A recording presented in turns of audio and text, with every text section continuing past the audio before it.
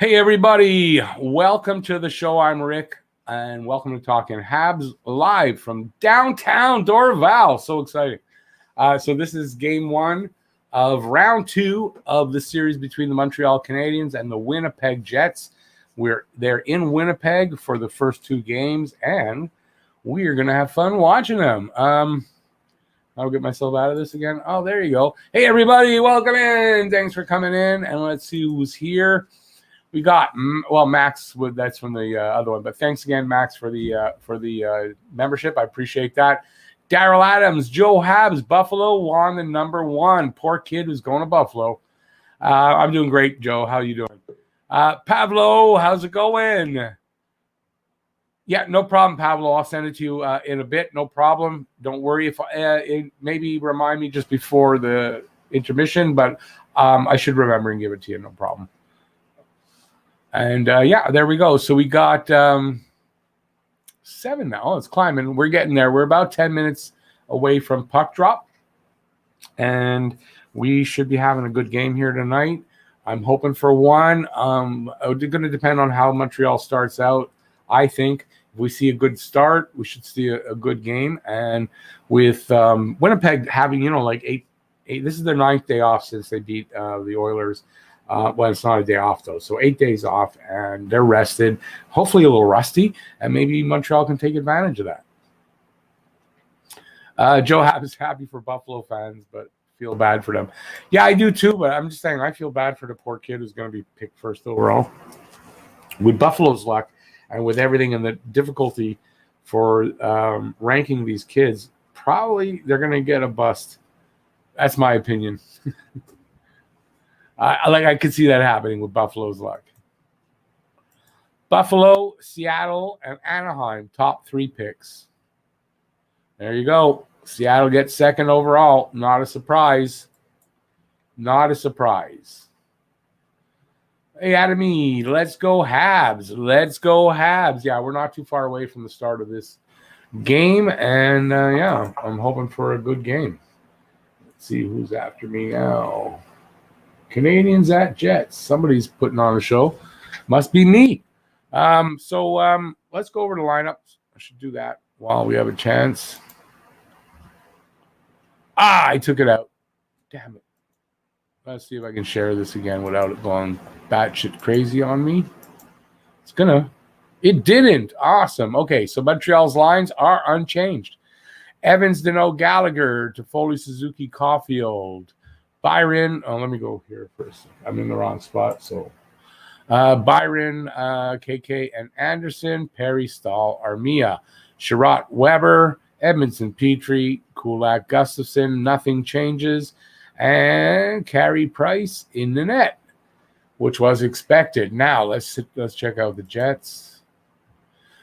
Connor, Scheifele, Wheeler, going to be a strong line. Dubois, Stastny, Ehlers. Stastny is in yellow there, so either he's a game-time decision or something else. I think it's a game-time decision. Kopp, Lowry, Appleton, Perreault, Thompson, Lewis. On the defense, Morrissey and DeMello, Forbert and Pionk, Stanley and Pullman. And, of course, in net, Brian Little. I went too far. Connor Hellebuck in net. So the lines are as we kind of thought they'd be. And, yeah, I mean, good luck, Montreal. Stastny is not playing, so then if that's the case, because there's an update there in the chat, Dubois should be in the center, and I'm not sure who will fill in on the wing, but we'll find out. So maybe that kind of weakens their down the middle strength a little bit. That could be good for Montreal. Jeff, don't start now. Wait, how do I get here? There I am. Jeff is saying Jake Allen should be starting tonight. No, Jeff doesn't actually think that way. Habs 25 says he thinks Dominic Toninato is going to start. I don't think second line. Do you really? I think it'll. Oh, on the wing. Yeah, that could be. That could be. Hey, Hines, how's it going? Probably. Yeah, you did. You just forgot an N. Second N. It's no problem. Good point there, Jeff. And I guess, it's too bad they're not playing Allen. I don't know what we're going to do with Price in the net. Oh, my God. It's going to be bad. Hey, Elio, how's it going? And by the way, if anybody's not sure what I was doing there, it is basically this. This sarcasm may be used in this broadcast, in any of my broadcasts. Hey, that's how she works. Jets, well, he must have been injured, I guess, so he's not ready yet. Doesn't mean they lose him. He'll be back, I'm sure, sometime in the series then. But it helps, so it makes maybe a little bit easier tonight for Montreal. You never know. Heinz, good question. Tatar is still scratched. And if you ask me, if they can get their way through this series without Tatar, well, it means I would think Tatar's not coming back. I think that's what that's going to signal. So I don't know, but he's still out. Hey, Luna, how's it going? Habs for 25. All the injuries are pretty much undisclosed in the playoffs.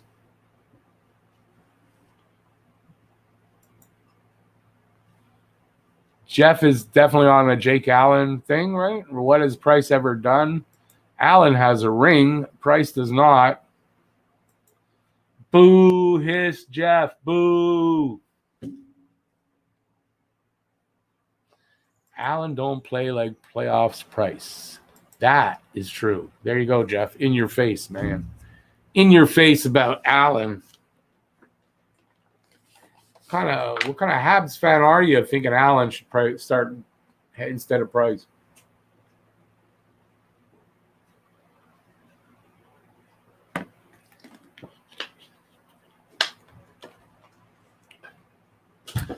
So we should be about a few minutes away. No, I would think no more than 5 minutes, but it is game one. Maybe they got some kind of ceremonial thing going on over there in Winnipeg. I don't know. Did we get that all out of our system now? I don't want to see any Allen BS tonight. See now, Jeff. See, Jeff, you're never alone when you're a schizophrenic. That's number one. And Jeff has changed his tune that quickly. So there you go. I'm sure Price does want a ring now, but he's got to wait to get to the end of the playoffs to get one. I know what you mean. I'm just bugging you. How long we got, you think? I wonder if we have time for what I'm thinking of. I don't know if we do. I'm going to take a chance here. This is going to get us to the start of the game. Enjoy this. Be right back.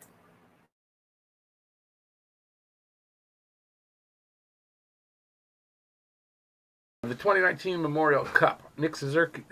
Yeah. Okay. Take one. Finished.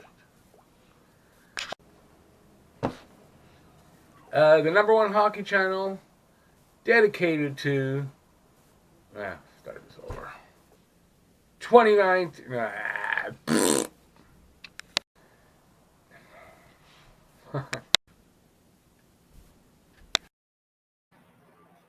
That's it. So thanks for watching that blooper reel. Hope you guys enjoyed that. And we are almost at puck drop. They got to be coming out now. And hopefully we're going to see a game starting soon. Buffalo wins the draft lottery. Yep.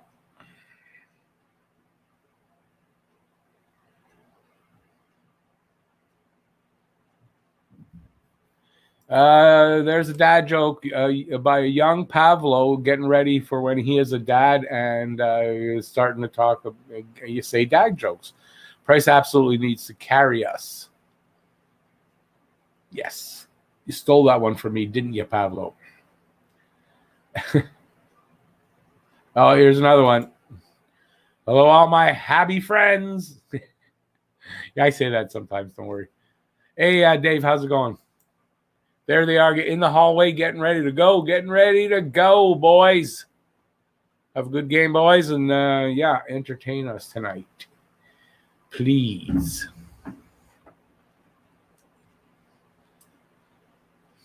They look like they look ready. Well, that's interesting what they do. All right.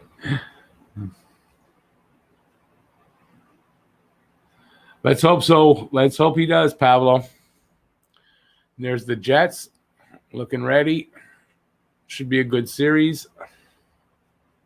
It's one game at a time. Let's hope they're rusty, and we just bang the rust off them through the game and win the game. I don't mean bang the rust off them like they'll get better, but you know what I mean. Hit them hard, bang the rust off them. All right, you're coming out on the ice. Game 1 is going to start soon. Come on, boys. Get out there and give them hell. It's the playoffs. Don't play like pussies. I believe that Winnipeg has 500 fans in the stands tonight. So it seems like that's something that everyone's going to do now. Well, I guess there's only Winnipeg and Montreal left in Canada to have fans this season. So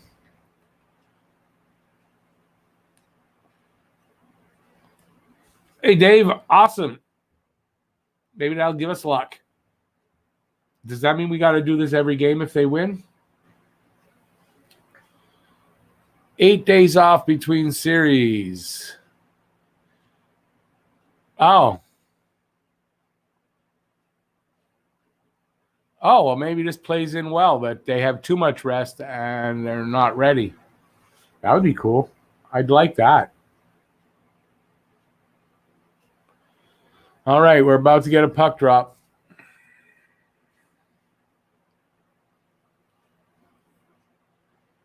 Come on, boys. Not these boys that they're showing. Our boys. In white. I wish I could have all this in white, but I only had it in red, so I'm not wearing it because I think they're going to lose. I'm wearing it because I'm supporting my team.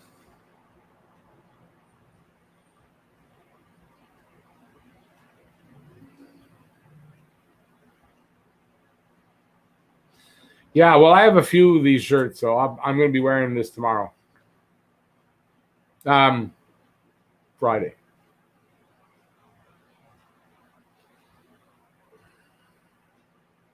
Hey, Izzy, I'm doing good.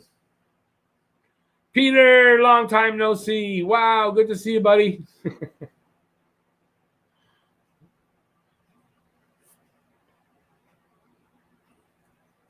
Oh, we got the well, they're doing the tributes for those 215 kids, the residential school thing. Sad thing that is. So that's worth waiting on. And imagine it's during the national anthem. I should shut up.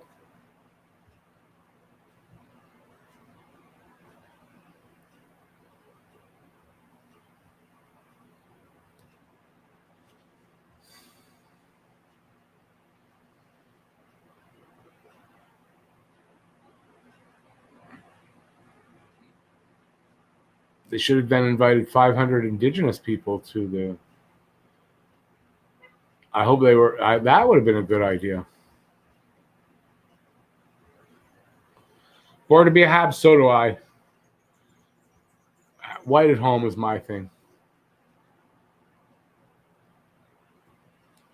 That's good on the team to do that.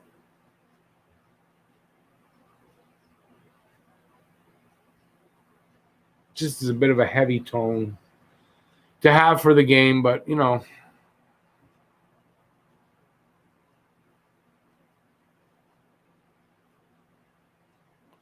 Without sound, I don't know. Is the national anthem over yet or what? What's going on here?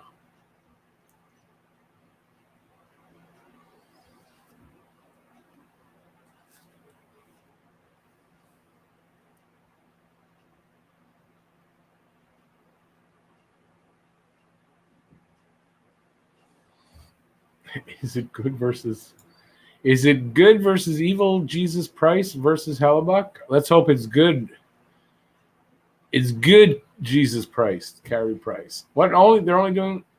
What are they doing now? A native song.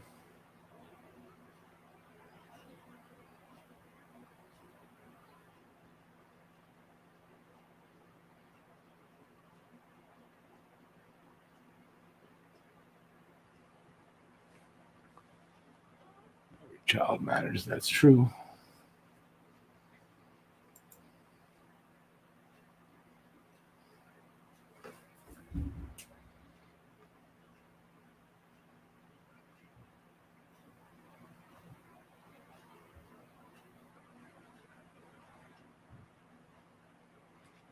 Stay warm, fellas. I don't know if I should talk through this or not. I know I have been, but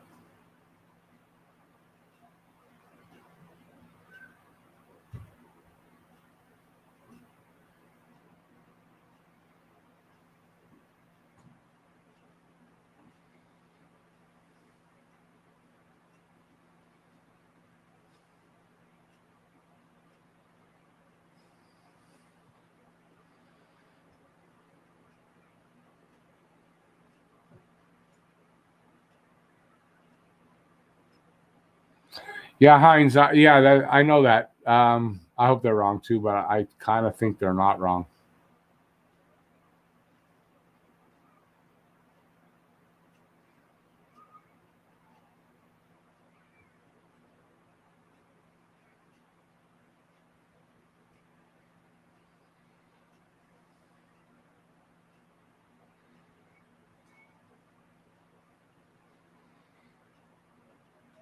Wow, it's a long ceremony.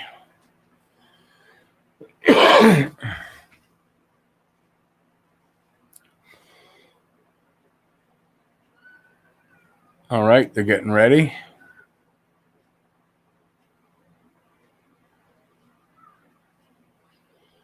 Price putting his mask on. Come on, playoff Price. We need you.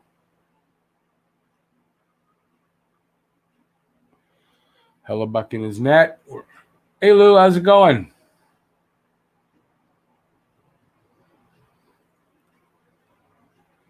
Oh, yeah, I know. Well, Steve Dangle's definitely not doing the game, so I don't know how you're going to watch it. All right, we got a face-off. Let's see how this goes.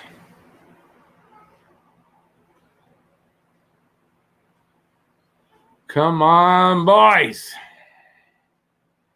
Let's see that momentum carry through.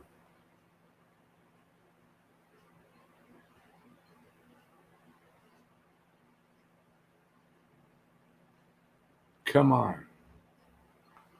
Get that damn puck.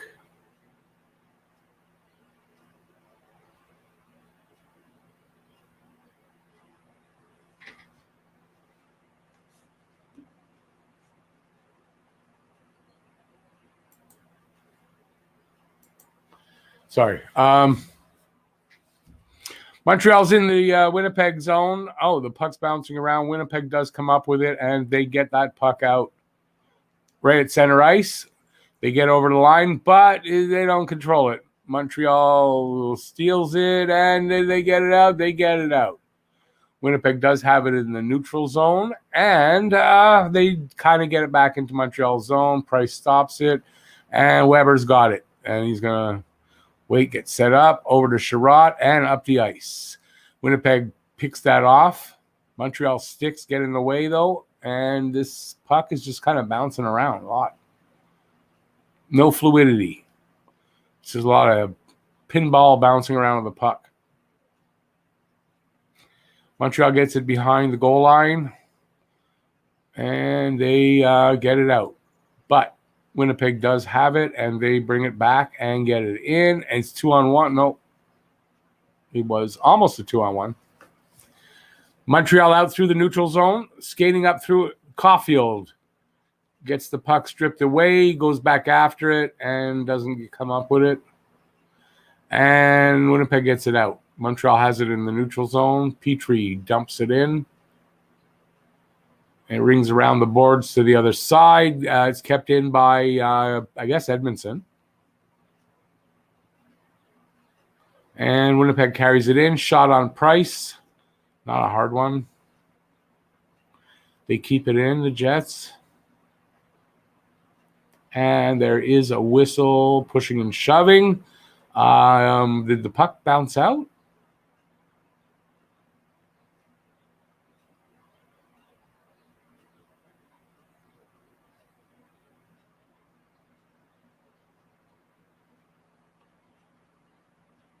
Yeah, okay. Save, blocker save, I think, there by Price.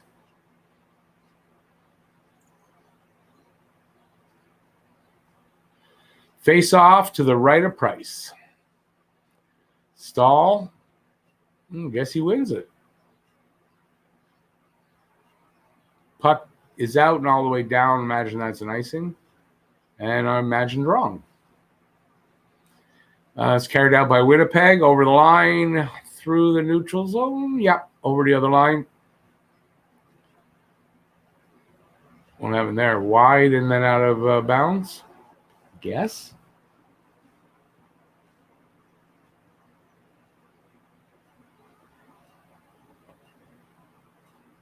Who do we want? Colorado or Vegas? I think either team is going to be hard. That's for sure. Jerwin, exactly what I expected you to be doing.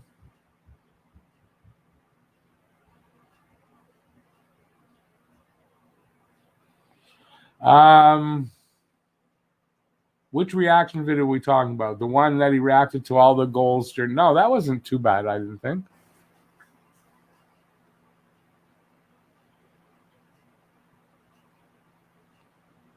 Okay, Montreal with the puck in their zone. They get it out, but to a Winnipeg player, and, well, they get it through the neutral zone now.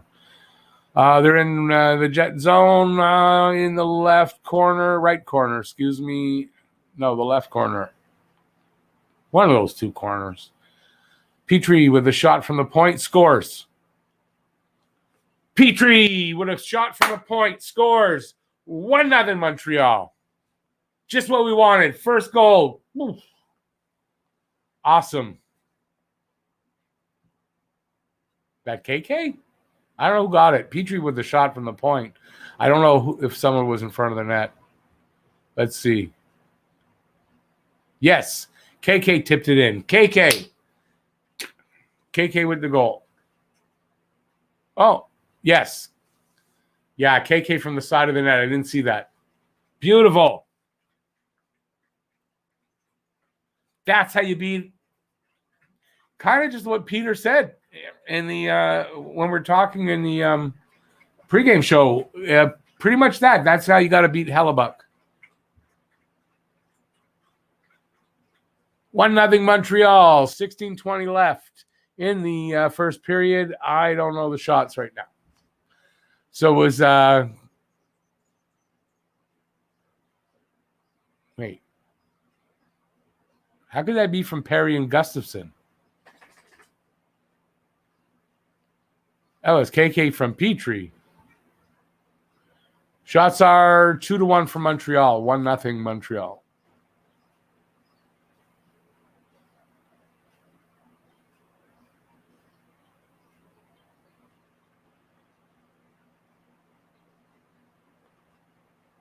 Face off to the left of Hellebuck. Won by Winnipeg.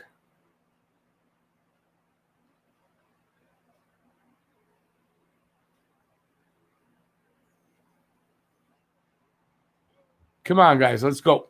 Let's get another one. Keep them in their zone. No.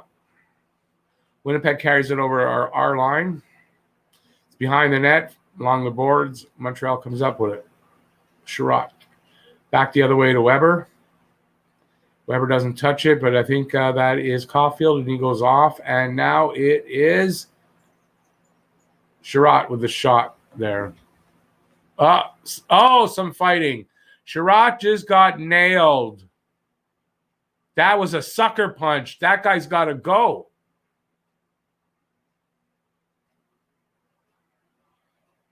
What?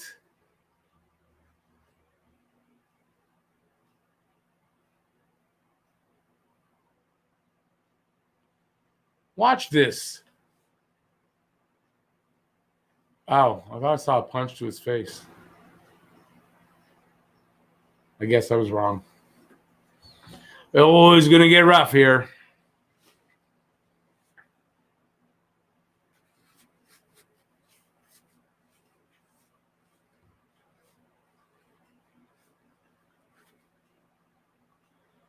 Montreal got the puck in their zone, and something just happened. There was a shot, and where did it go?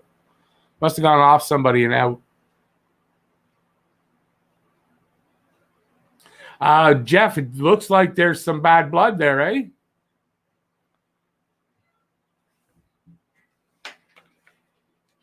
I wonder what that's all about.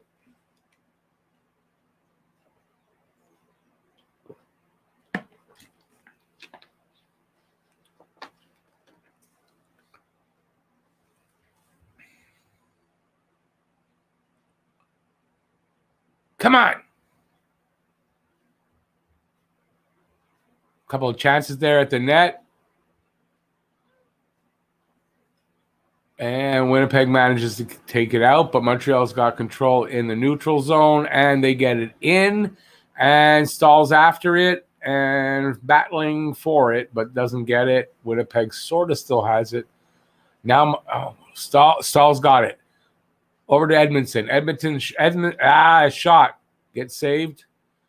Now Perry with a, oh my God, he got a big hit as they scored. Second goal.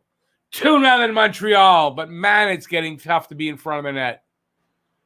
I think Winnipeg said, if you're going to get in front of the net, you're going to pay. And that's what's happening. But they scored. I don't know who scored. Beautiful. Stahl?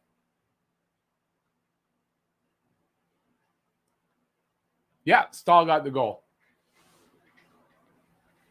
Stahl got the goal, had Hellebuck looking the other way at the action. Puck came to him, open net. Beautiful. Peter, you were right. That's what they got to do.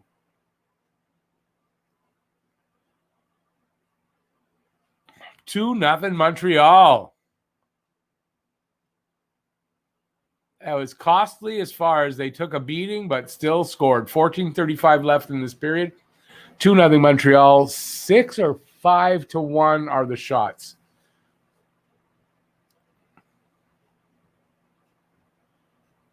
Come on, boys. You look destined tonight. Let's go.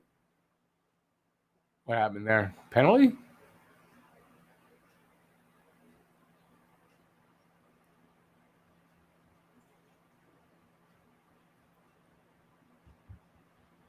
$14:20 left. Power play to Winnipeg. Evans for something. I don't know what he did. Elbowing. Let me see. Yeah, I guess so, eh? All right, we got to weather the storm. Montreal has the first-ranked power play penalty kill, in the playoffs right now. 87%.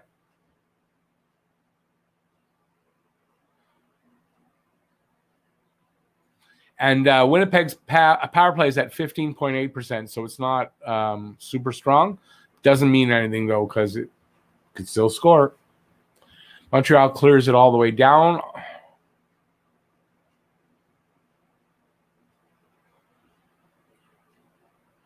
$30 seconds gone in the power play.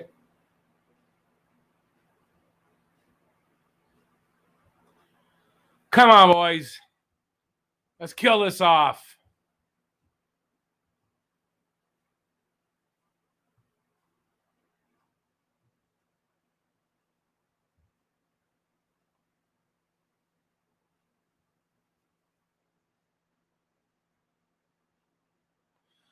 Habs get it down. Well, Habs get it through the defenseman at the end. All the way, clears it all the way down. There is under a minute left in this power play. 13:12 left in this period. 2-0 Montreal.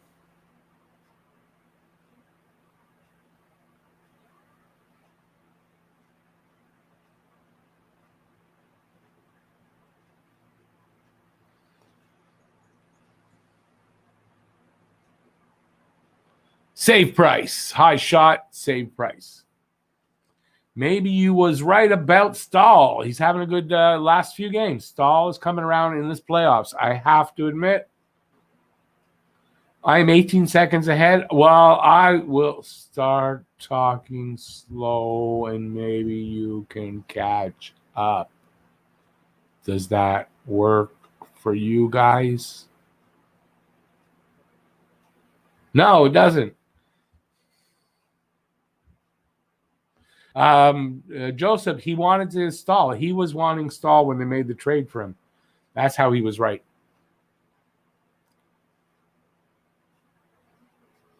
32 seconds left in the power play. Face off to the right of Price. Won by Montreal. And cleared.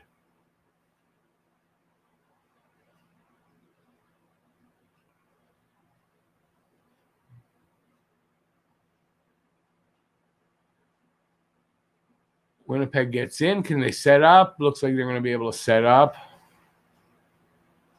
10 seconds left in the power play.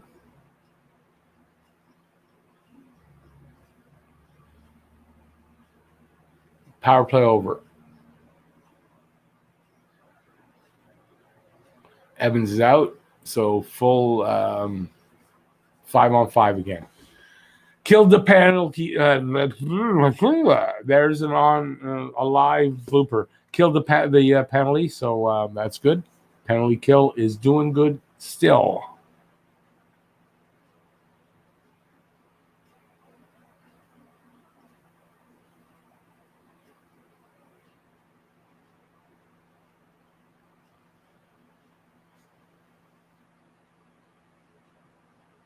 Come on, boys. They're in their own end. Going to break it out right here. They get it out with a stretch pass that doesn't get there. Winnipeg with it in their own end. And whoa! Oh, but Montreal. That was almost a mistake there. Montreal almost got a breakaway or a free chance anyway. Okay, Montreal behind their own net right now. Along the boards, big hit on Gallagher.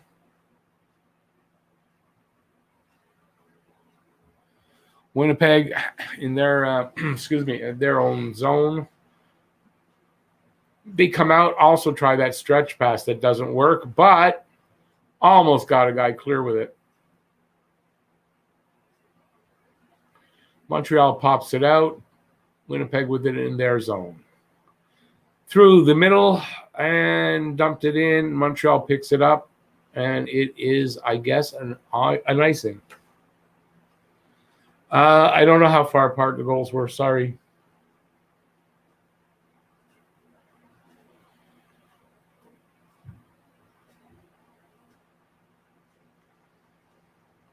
I think the 2-0 lead is the dangerous lead because everybody says it is. If we didn't worry about it so much, maybe it wouldn't be. They're up 2-0. That's how I look at it. That's what counts.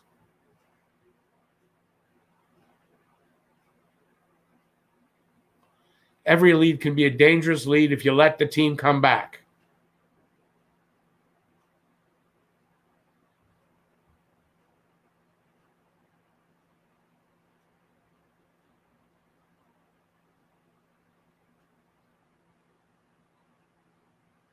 Yeah, I know. Hellebuck's so much better than Price.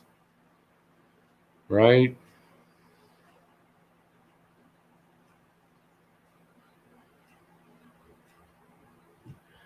Come on, get it out. I mean, race up the ice. It was Nick Suzuki had the puck. Winnipeg with it in their own zone, coming out. Over the line, dump it in. Price slows it down. Montreal gets it in the corner. And up through the center. Montreal now has it center ice. They came over the line. Where's one? Someone just got it in a high stick to the face. Come on. How's that not a penalty? No, high stick to the face is a penalty.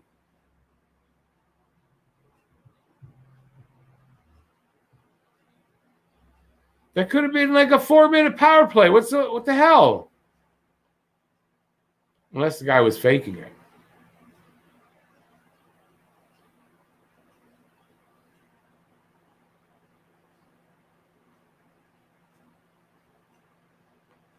Come on, another goal. Come on. Man. Winnipeg is getting away with goddamn murder. We got called.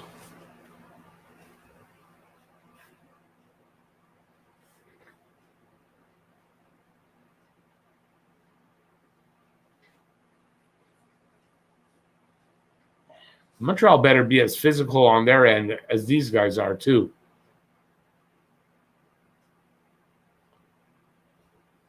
Crazy.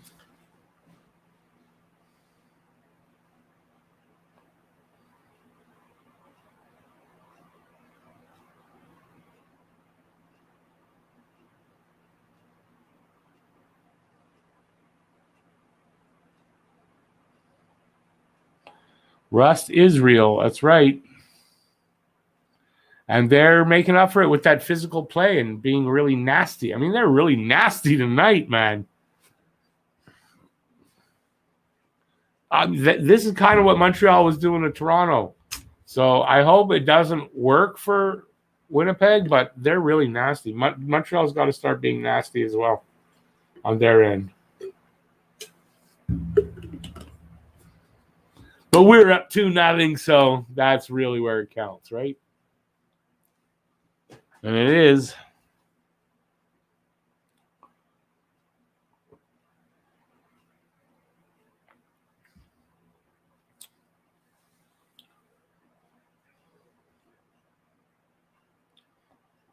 So Helly lets in 2 goals because 9 days off, and that's why he sucks, dude.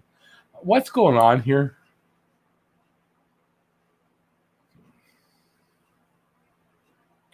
What are you guys arguing about?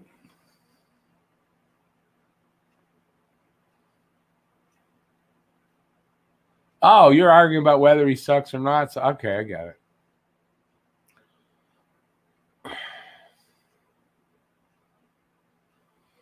Yeah, do as Delaney says, man. Oh, I gotta click it. What that guy says.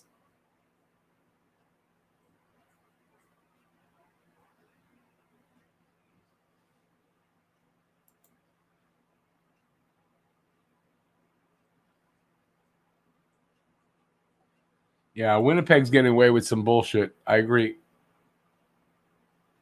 Yep.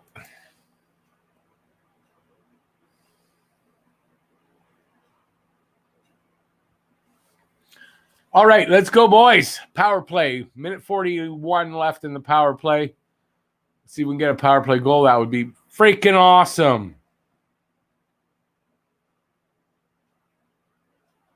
Come on, guys. Work it. Work it.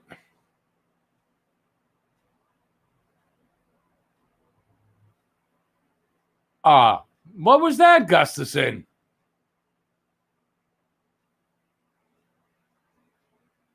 Uh-oh.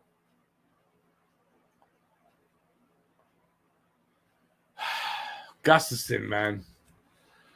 2-1.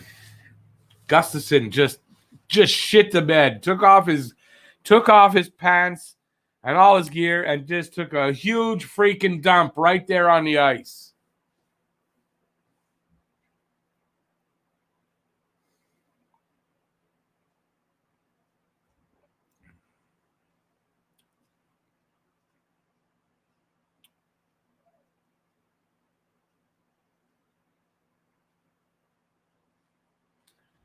Oh, man.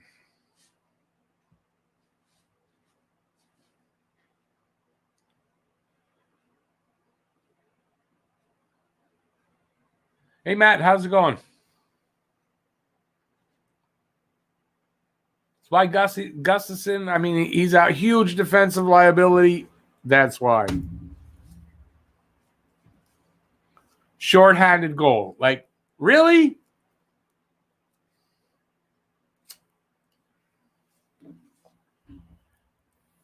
45 seconds left in the power play. So let's see if we can get one back. Come on, guys. Get one back. Stop bobbling the goddamn puck, maybe.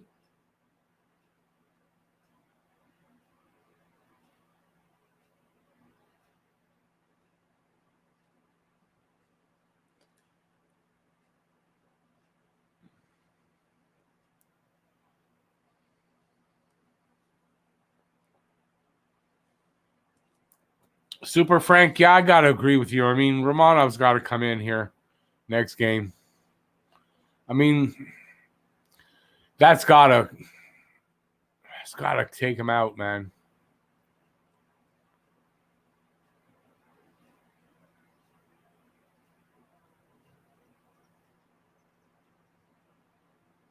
Come on, boys. Work it. Work it.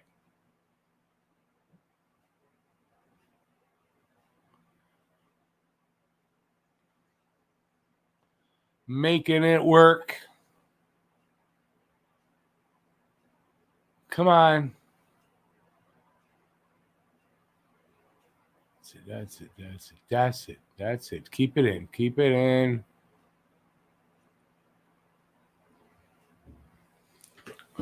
So we got 6 minutes and 12 seconds left in this period. 2-1 Montreal.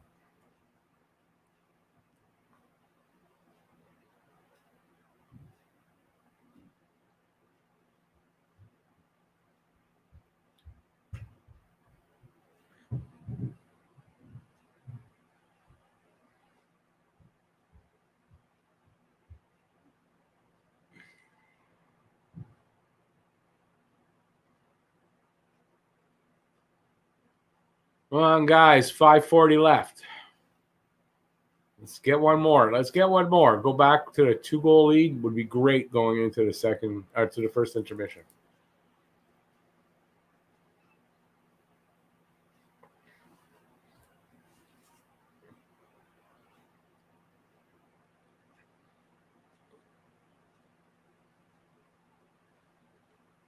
That's it.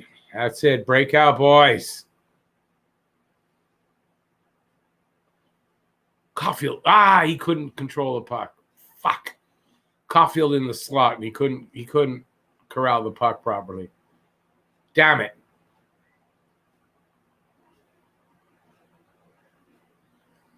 Not as much time and space out there as in college. That's obvious.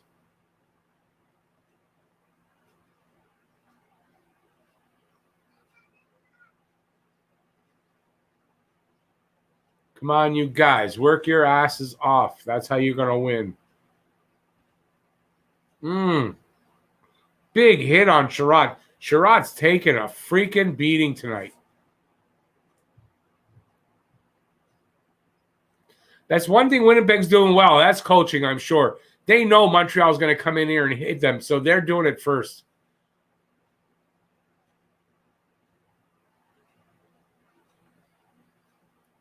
They're targeting those big guys that are making the big hits. Without a doubt. Well, Sherrod, for sure, they're targeting him.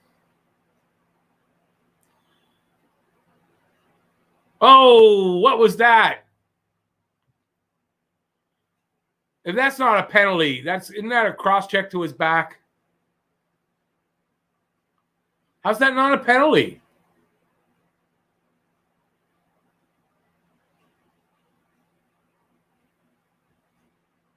Oh, it is. Good. Okay. I hope. TV timeout. Man, this is a physical game. Wow.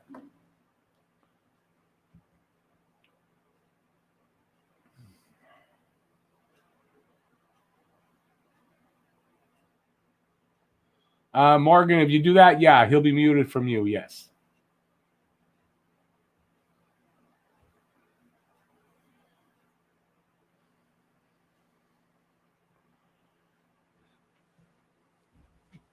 Well, that's so far a freaking exciting first period.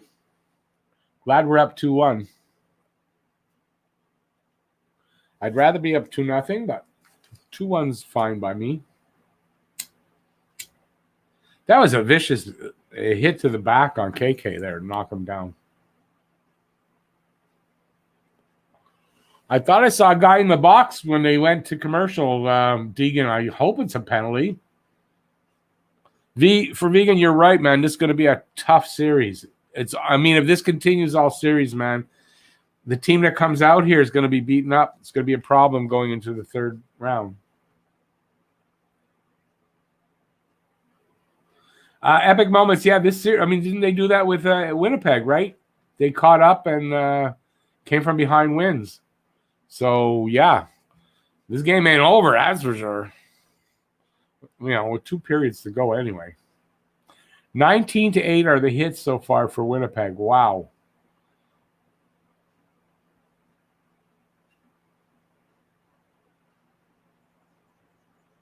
Well, look at Danault's numbers the last 3 games. Pretty damn good. Having pizza to celebrate the win. Looks like shitty pizza. All right. Montreal, Edmondson behind the net, up to Perry. Still in their zone. Edmondson has it again. And a long pass gets all the way. That's going to be icing, I think. No penalty. So there was no penalty to that. Lou, I can see you. Yep.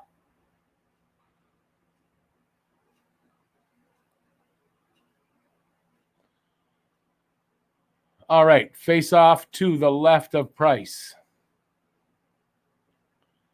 Stahl wins it. Montreal, a little big bloop, lifted it over into the Jets zone. Jets come out into the neutral zone and dump it in. Kulak sort of comes up with it. Damn it. Kulak's out there. Oh, he's out there with Edmondson. Definitely Gustafson got benched.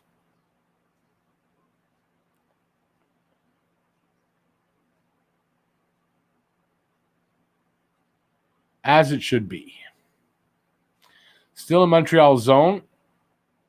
But they're keeping Edmonton, Winnipeg out to along the boards. That's a good thing. Keep them out to the perimeters. But they've got the puck. A stretch pass up to somebody. Suzuki doesn't get it. Goal! I didn't see it.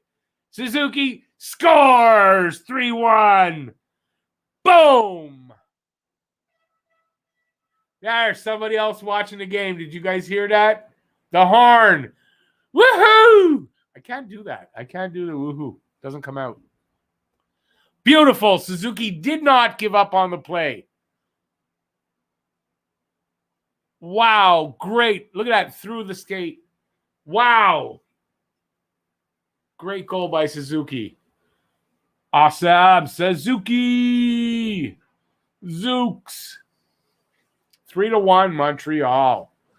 Right at 2:46 left in the period. What a great goal to get. Let's see if they can hold this.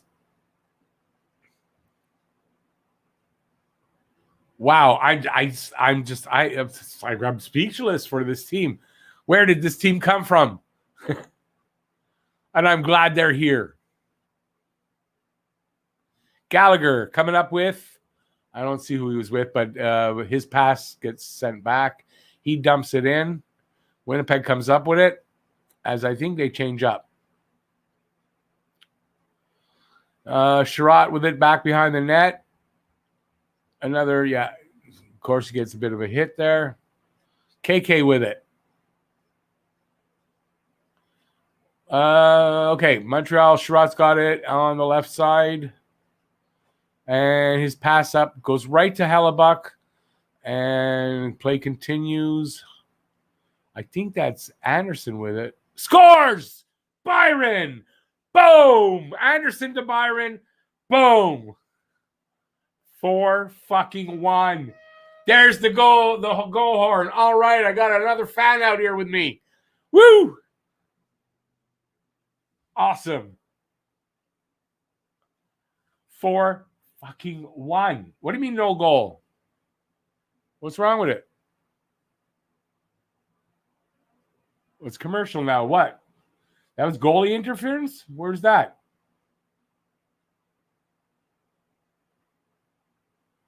What happened here? Someone clarify.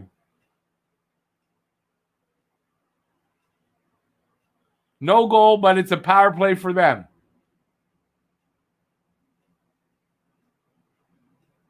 What the fuck? Well, it's on commercial. I have no idea what the hell's going on now. Can you take back the goal horn? No goal.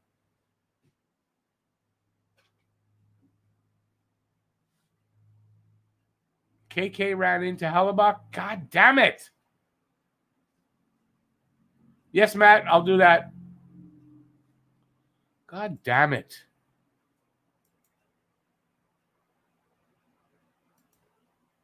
How does that happen? Man, we need all the goals we can get. We don't need to give them back.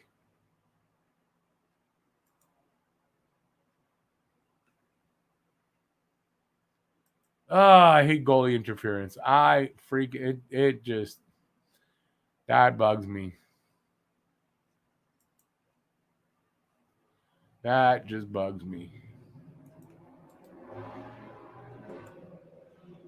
Hang on, I'm doing something here, guys. Give me a sec.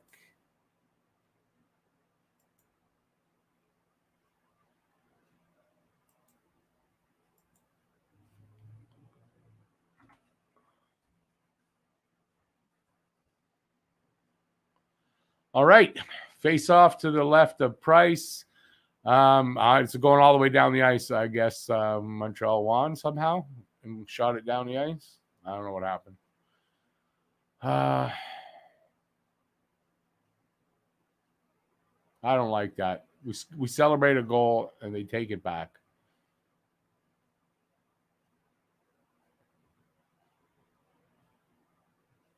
Some good action going on, though. Let's get back here.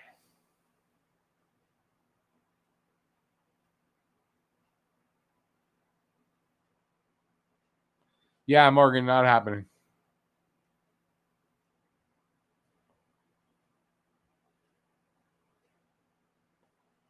.110 left in their power play. Only 52 seconds now left in the period, so they'll have a little bit of power play left when they come back in the second. Come on, PK unit, do your job.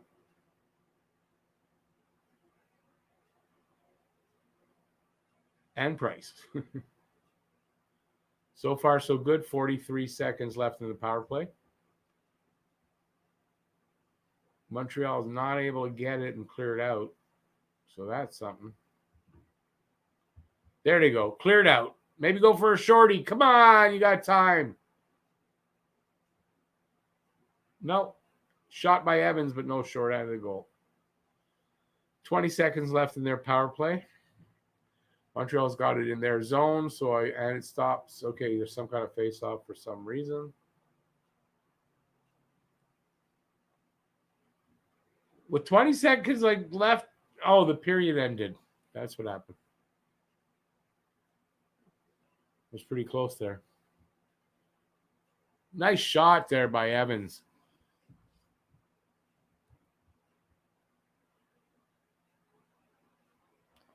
So the period's over.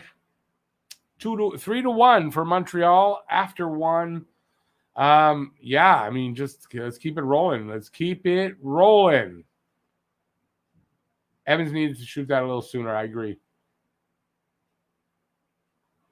Who still wants Allen and Nets? Nobody.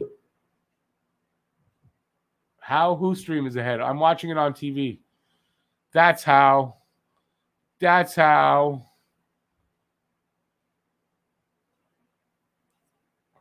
Yeah, Gustafson, I would hope that's it for him.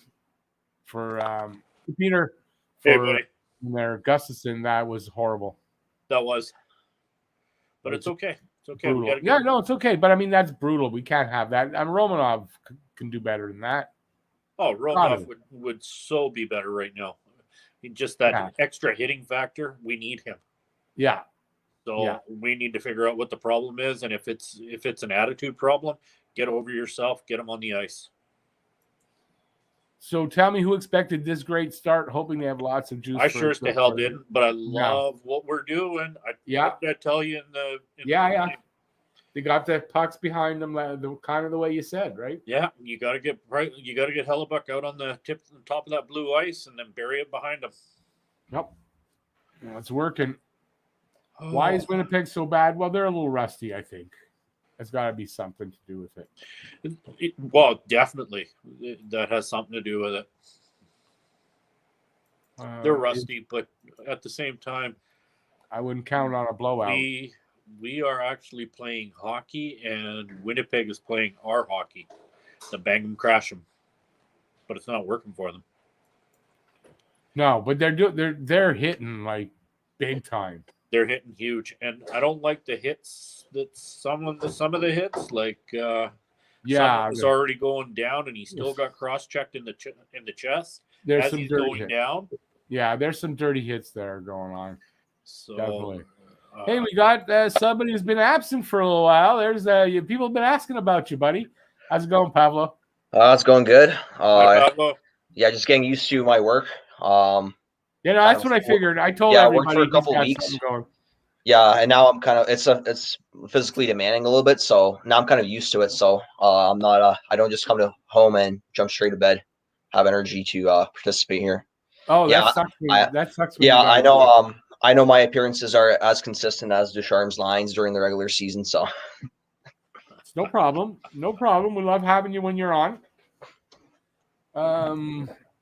You don't want Helly at the top of the blue paint. Need him in the net. Well, it depends on where your puck movement's going. No? Oh, it seemed to work. It seemed to work in the first. I don't know. Right? It worked in the first. Yeah. If he's on the top of his crease, he can't get to the rebounds.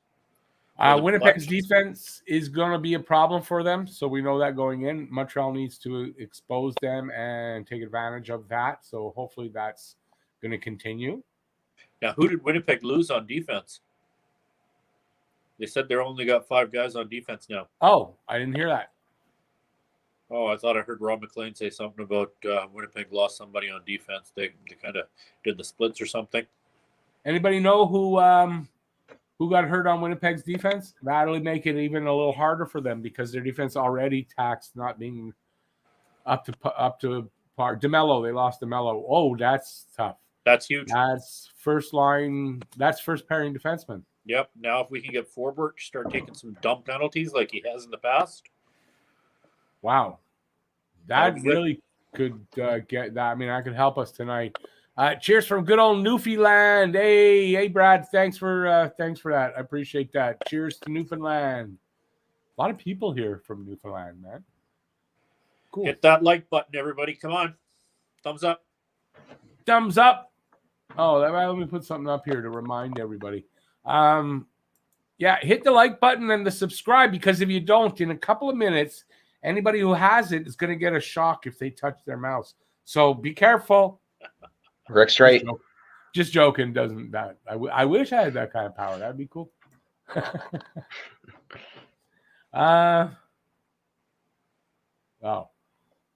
Do you think Habs can beat the Avalanche? Possibly. I think we could. Well, let's focus on this game for now, and then we'll see what happens. Let's not get too carried away and get too far ahead of ourselves. But let's stay focused on the task at hand. Let's just get through this game. I wouldn't necessarily. No injuries. I wouldn't necessarily like our chances. Hey, Shamir, how's it going, buddy? Shamir, buddy. What's going on? Hey, Delaney. I'm not going to play that. Hey, so Delaney, Bonnie and Delaney over here. You know that group? I've heard of them. I'm just saying. I know we have one called back, but we're looking okay. Yeah, we're looking okay out there, definitely. Touch wood, well, their defense is definitely taxed. Their defense is taxed. And, I mean, it was going to be a problem for them all playoffs. Their defense is their weak link. So if we can expose it, they got a chance. Well, it seems like when they get Hellebuyck moving, he gets exposed. He doesn't look 100%. No. You got to remember, they were off for 9 days, and 9 days of practicing with your own guys is different than 9 days of practicing. With a game, yeah, totally different. Yeah, I was wondering, like, if it's going to work to our advantage or not, and because I thought, like, we could possibly be tired, or we possibly come informed, and they could possibly come arrested or out of form. So, I guess we're in form, and they're a bit resty. I guess that's the combination that worked. Yeah, it's working right now, at least. Yep, that's what I was hoping for. At least the game. That's a good comment there. You brought up from Shamir. The last thing we need right now is to go into the second and try to, hold on to this and play prevent defense. Well, they shouldn't be doing that in the second anyway. I mean, you don't do that in the second. I think prevent defense shouldn't be maybe for the last 10 minutes, but even that's right. Never do prevent defense. It's the worst. I think we're going to keep getting in Hellebuck's face. I don't care that KK erased that goal. It would have been nice to keep it, but we're in Hellebuck's grill. We're totally rattling him. Just keep doing what we're doing. Stay on top of him. Here's a comment that's interesting. I think Romanov did or said something that's keeping him out of the lineup. Seems like he's in the doghouse for some reason. Can't simply be because he's young, can it? Yeah, I mean, it's a good question. I'm wondering kind of the same thing, too, is that maybe there's something more to this than meets the eye. I have a feeling we'll find out Friday, because considering what Gustafsson did in the first, it's time to bring Romanov in and give him a shot there. Right, but you know what? They'll probably bring Merrill instead of Romanov. Merrill's been hurt, so I don't know if Merrill's not hurt anymore. That's why Gustafsson's in there. So I don't know. They might not be able to do that. I personally think Romanov's going to get game time. I mean, the schedule, it's pretty rough. Like, we're playing every 2 days, so I'm pretty sure everyone's going to get game time. Yeah, and especially if Eric Gustafsson does that on defense. Well, we know what we get from him. Yeah, I mean, like, it's not like we're shocked, but no, it's not good that happens. I expect him in one of the games for the back-to-backs to give somebody a break. And if Merrill sort of just makes sense for him to come in for Gustafsson, there you go. The Swedish guy. I was saying earlier, we need Romanov in there to play the body. We need a defense that's going to play body. Jeff says it's because Romanov is young and they have enough young guys up front to worry about. What does that guy know? Yeah, but I mean, look what Gustafsson is doing. Maybe. That was a stupid back pass that he tried to do. It hit the skate. Dubois took. Yeah. Was it Dubois that took off with it? Don't know. Lowry. Lowry. Yeah. Okay. Still top 9. And who ended up getting the goal though? I can't remember who actually got Winnipeg's shorthanded goal that time. It was Lowry. I think he just intercepted. Lowry went. Yeah, he went to. Oh, never mind. I think they just showed it. But I'm liking what I'm seeing. Well, wrong one. Need vets to make up for Caulfield's mistakes. That wasn't Gus's. What? That wasn't position-wise, but like. That wasn't Gustafsson's mistake? It has to be his, like. Gustafsson. Okay, how much did Gustafsson pay you to say that, Jeff? Rick, he had to. You got to take that statement with a grain of salt when you see who made that statement about Caulfield. Well, maybe. Hater. But I thought he knew hockey better than that. What has Caulfield done to Jeff? I think Jeff must have his glasses on backwards or upside down or something. Yeah, listen, Gus. How did I get the wrong one on that? Oh no, that's the right one. Romanov's better defensively than Gustafsson and can do the same things that Gustafsson does up front, and maybe won't make those mistakes and gets experience to go along with it.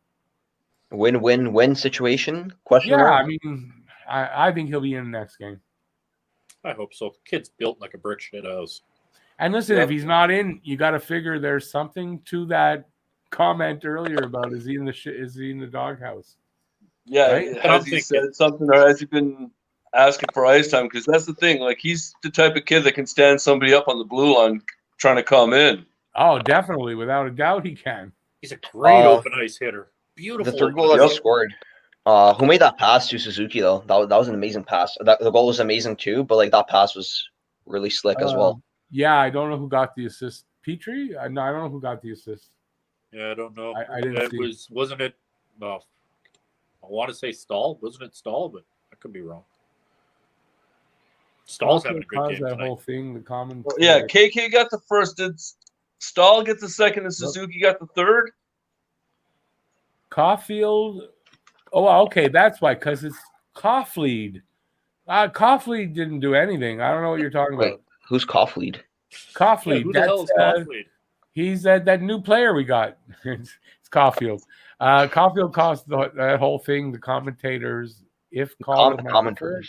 I don't know. You got to get your spelling down better. Use Grammarly, Jeff. Yes, Grammarly, very helpful. It sounds like somebody might have a concussion from crushing cans. I think he's had one too many. Jeff probably tried to body Caulfield and got a concussion. Okay, I didn't see that. I saw that Gustafsson just bobbled the puck and then made a stupid backward pass. Yeah, he was trying to be too fancy. So I don't know. I didn't see Caulfield near him doing that. So in the end, it was Gustafsson's fault. To me, it was definitely Gustafsson's fault. Unless like Caulfield was like in a bad position, but then you just have to play it along the boards. Then like just play it in front. Don't expose like the line like that. Here's a cool name for Zarbamba. I like that. Yeah. Well, listen. I think we'll find out. Kofafi. I think we'll find out if we. I like that. Kofafi. Everyone knows what Kofafi is? No? Not this brown guy. Eh? Not this brown guy. It's something that Trump tweeted out in his first year as chief rapist in chief, whatever. I think GGR is a shit disturber. Oh, you think so, Roger? I think you is right. Pretty hot take. Yeah, pretty hot take. Jeff likes to stir it up. That's a hot take. Nobody figured that one out yet.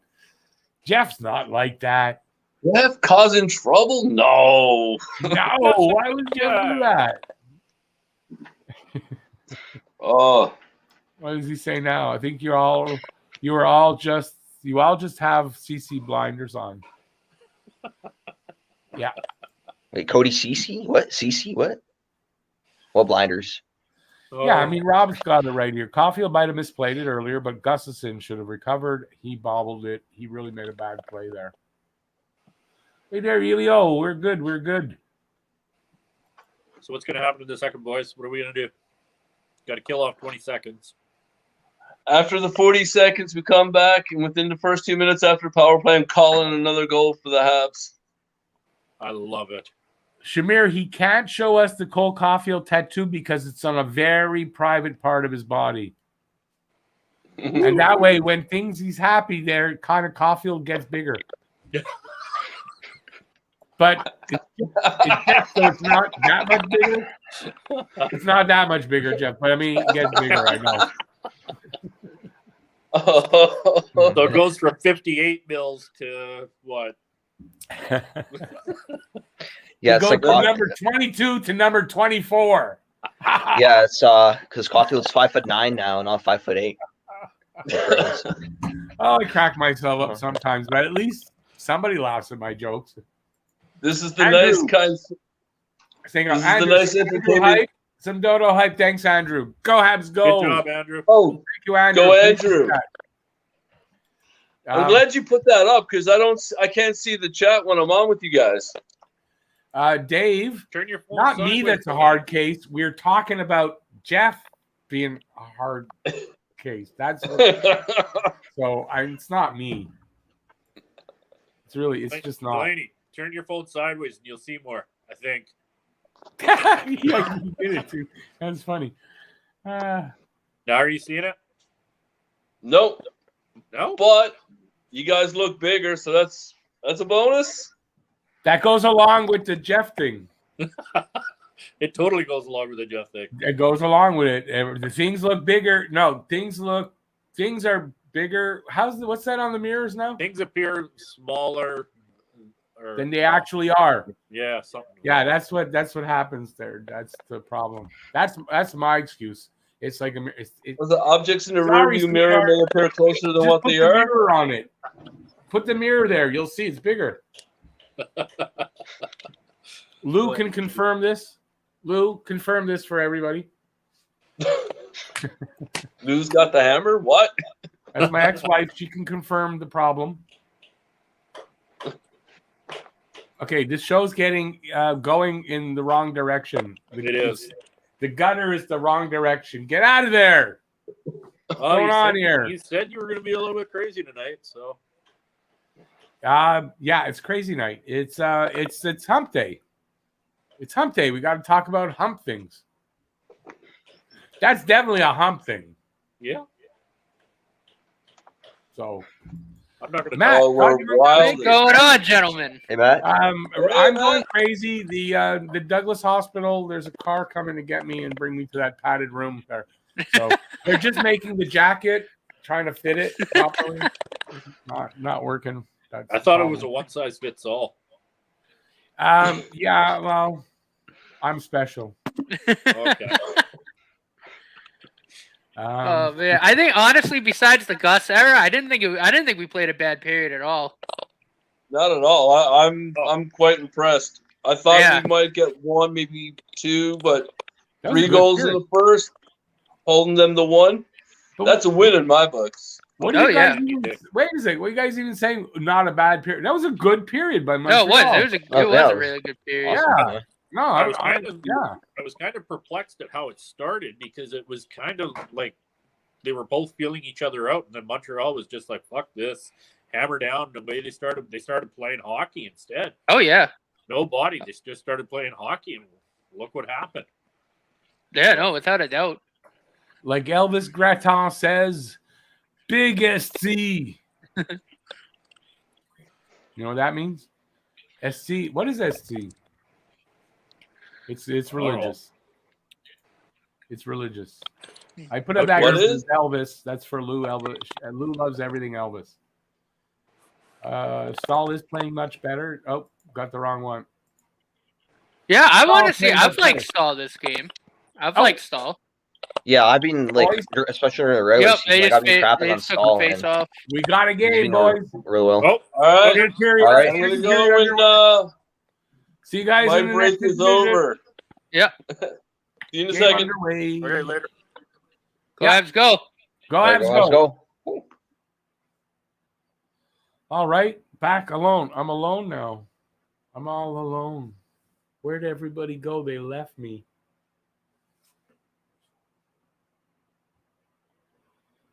The body of Christ. That's what it is. SC. Did everybody see the last game, game 7? See, Jesus made a guess. 3-1. Jesus Christ. It was in my comments. I didn't make that up.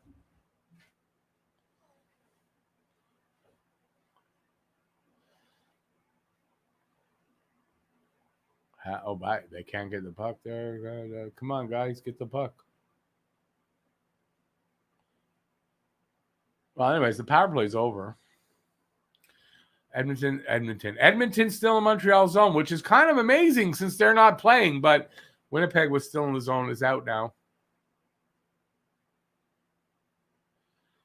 Price from behind the net, passes it out. Deneau, dump and chase. Goes to the bench for a change. Knock, knock, knock. All right.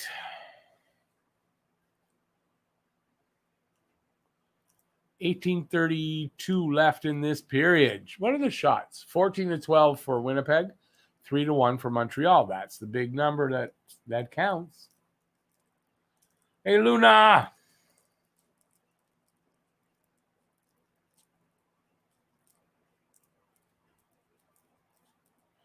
Eight games for Stahl, 5 points. Well, that's a lot better than he did all season. I hope he keeps that up.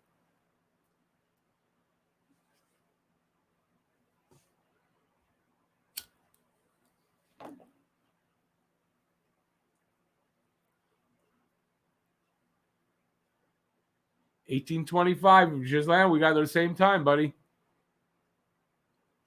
Good old CBC. Montreal got the puck in their zone. They're kind of circling behind the net, coming out on the side in the corner. He dumps it the other way. Kind of cycling it, I guess. Definitely not a clean cycle. Keep it in there.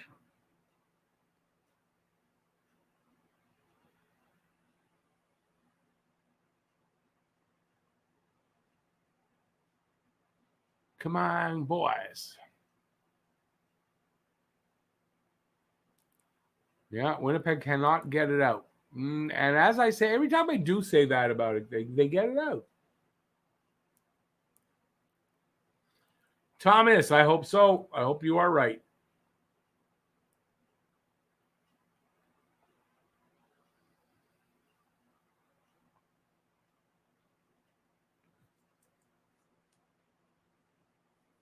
Patience land, by the way.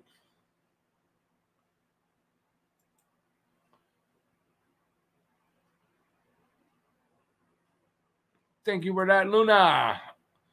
That was a what do they call those commercials? A community. Oh, he's out there, Gustafson again. Gustafson on the ice.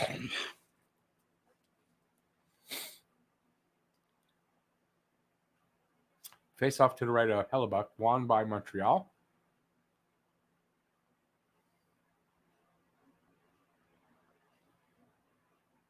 Shot. Save. Someone's hurt. Forbert is down and hurt. Wow, if that happens, that's 4 defensemen left on their end. PSA, Shamir, you got it. Public service announcement by Luna.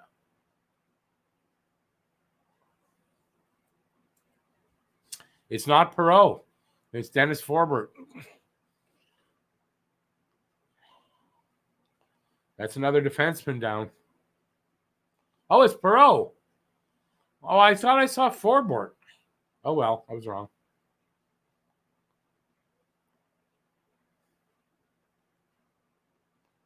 He's hurt, though. That's bad. He's got to be helped like that.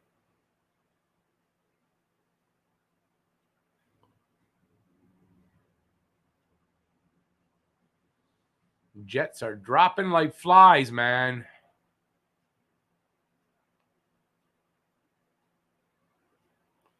That's it.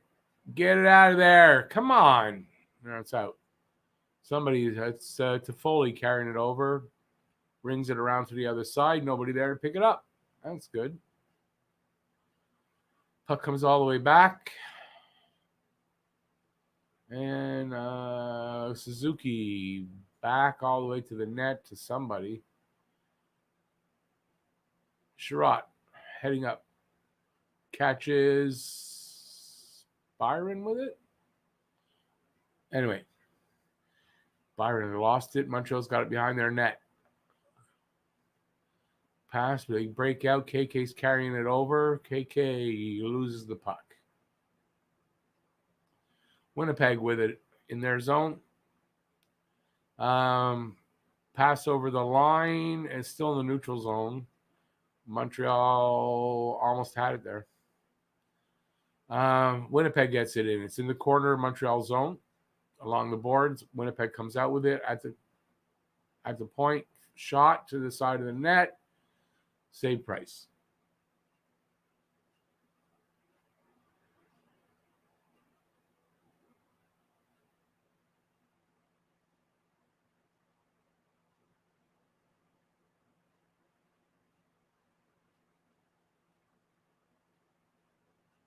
Habs are thugs. Yeah, they're just horrible. I mean, I think it's Winnipeg's fault. I mean, why did that guy get his knee in front of the shot? He did that on purpose, and look at the price he paid.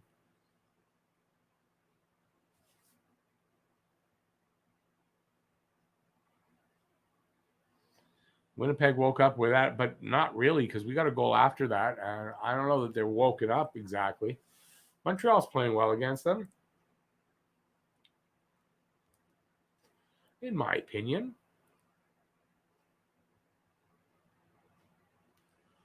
That's it. Come on, get it out. They don't. They do now. It's in the neutral zone. Winnipeg's got it and dumps it in, but Montreal picks it off. Edmondson. No, it was Deneau. And now somebody else. I think Evans and Gallagher out there.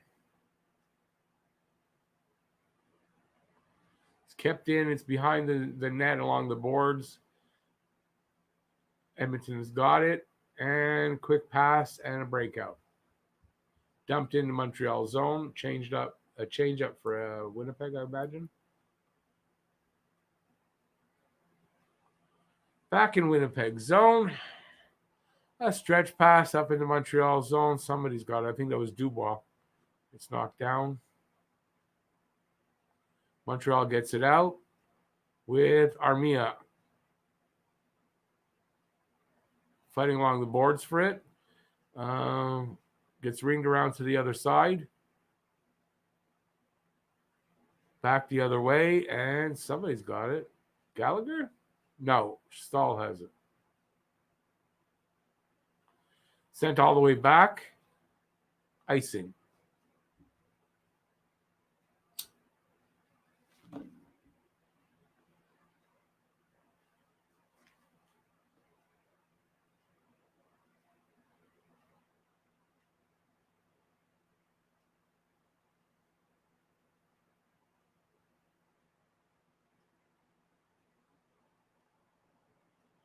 Face off to the left of Hellebuck, won by Winnipeg.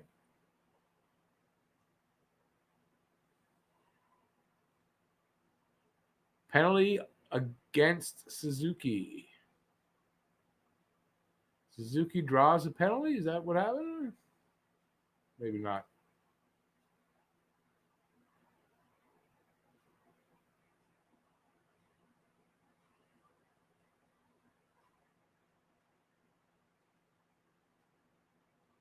Maybe not. Face off just over the line of Winnipeg's line.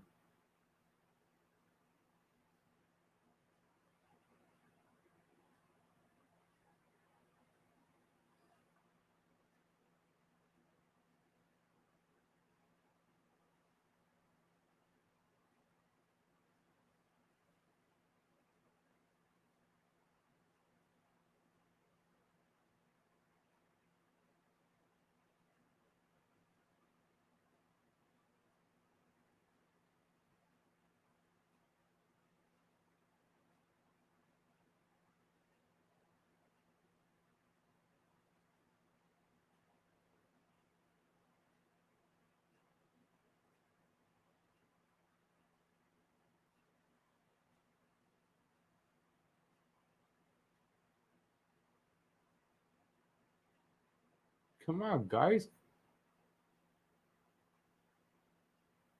Okay, I don't know. Oh, Perreault's back out.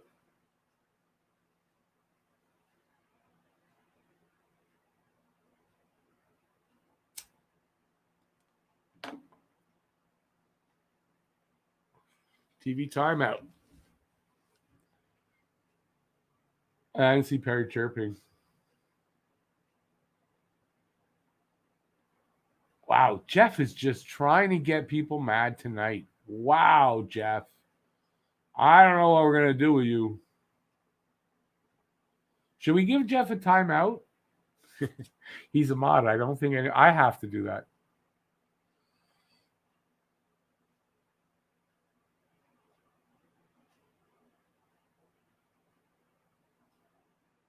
I'll let the mods handle it.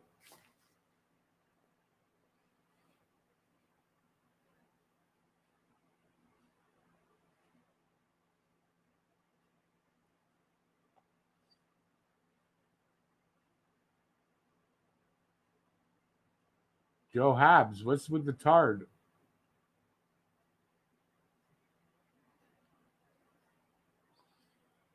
Anybody using Tard is suspicious, I have to say. Unless you're doing it on purpose, but...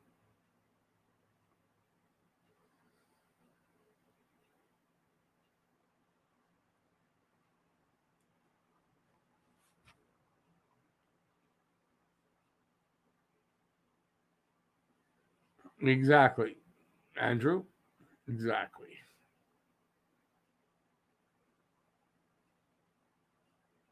We all adopted Tard now. That's what I want to know. Is that what's going on?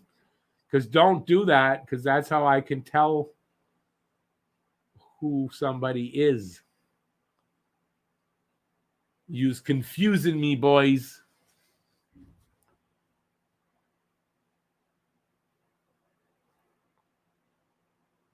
Well, that's not a good excuse there, Joe. If that's it, that's not an excuse.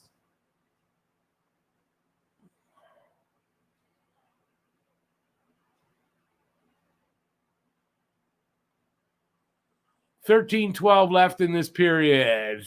3-1 Montreal. 14-13, I think, are the shots.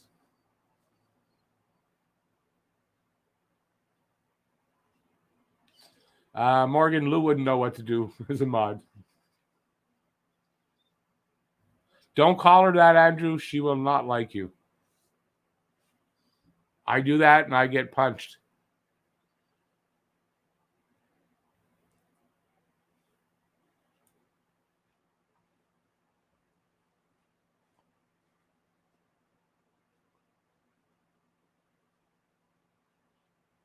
Okay, Montreal in their own zone. Spinning around. Good forecheck job there by Winnipeg. Come on, boys. Let's get it up there.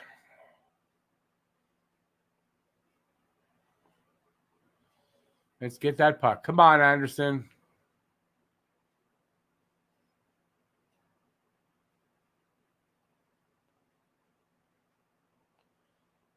Okay, KK with the puck over the line. Pass over to somebody. Probably Anderson.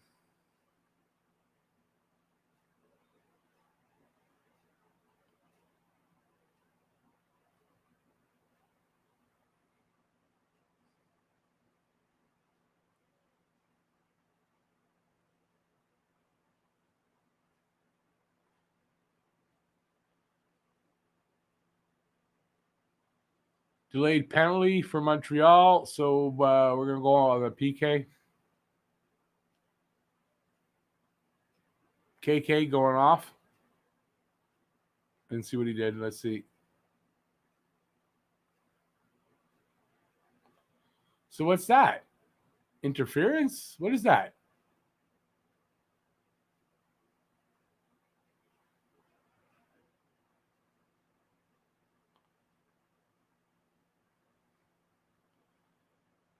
Roughing? Roughing. In this game, that was roughing?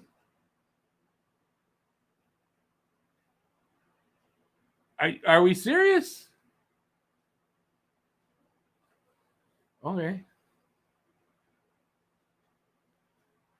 In this game, that was roughing. Okay. Yeah, that was roughing. Nothing else in this game's been roughing, but that was roughing.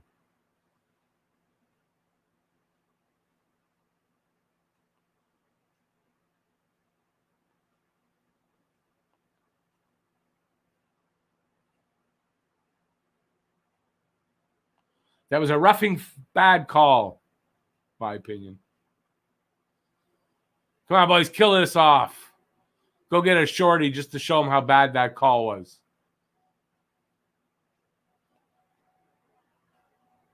One minute left in the power play.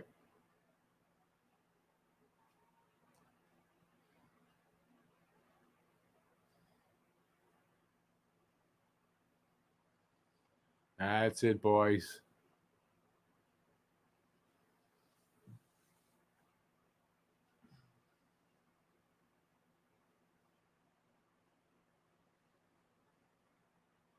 "35 seconds left in the power play."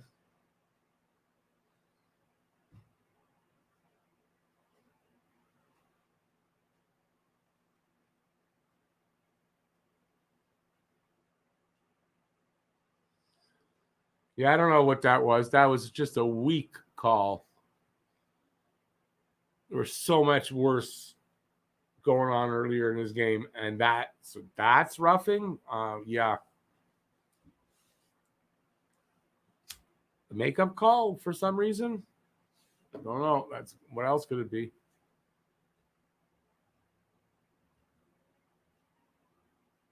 Come on, boys. 10 minutes left in this period. Halfway through the game. Montreal up 3-1. Shots on goal, 18-14 for Winnipeg now. Montreal hasn't had a shot for a little while. Of course, when you get a bullshit penalty, that has some factor in there.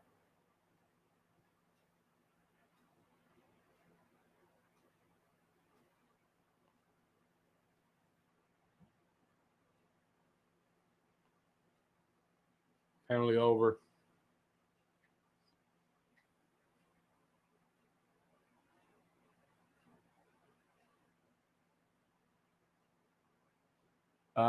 Peter, you're guessing wrong. I in general don't read Jack Todd.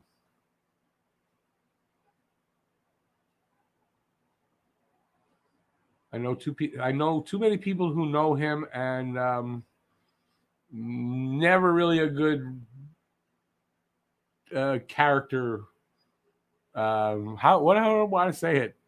I never hear anything good about him. Let's put it that way.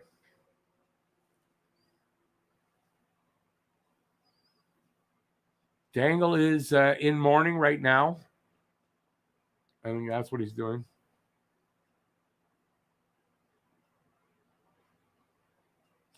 Franco, then I don't know what that call was. It was just bullshit. Yeah, this year's playoff mustaches, yeah.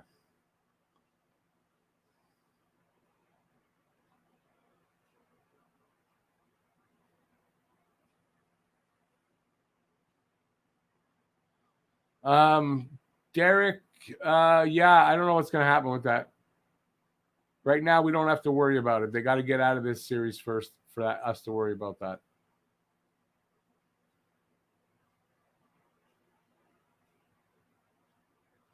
Yeah, I guess hitting is, I don't know. That doesn't make sense. That wasn't a dirty hit. I don't know what that call was. Who knows what the refs are thinking at times? I mean, I don't know. Who knows?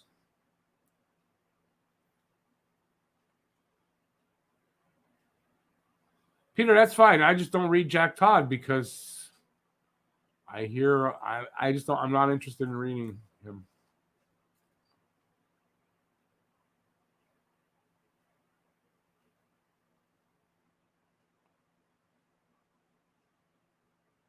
Yeah, but an equalizer penalty means that the team you're giving the equalizer to usually has less penalties. That's not the case here. So I guess that's not what it is. I don't understand. I guess nobody's joining me here in a second. That's okay.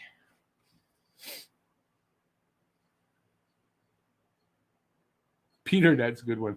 Peter hits people in Costco harder than that hit.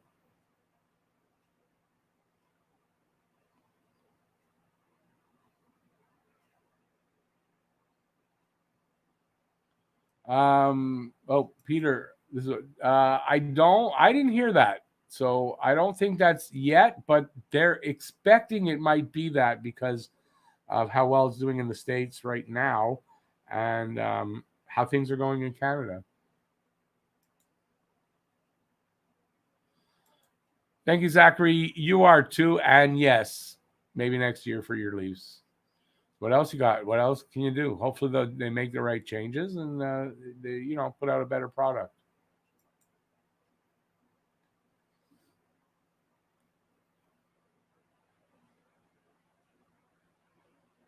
Oh, the game wasn't over. This period wasn't over? I thought the period was over. I really did. I thought the period was over. All right, so the period's not over. 8:20 left in the second period.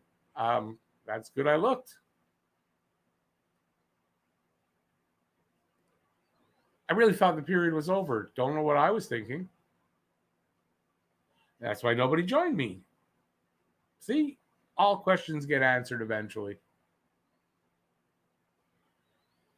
All right, Montreal trying to get it out of their zone, and they do. They dump it in. And what, icing? I thought the Jets player touched it.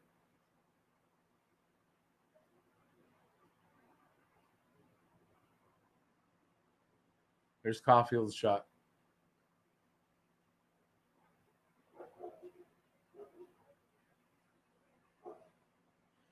One jumped over his stick.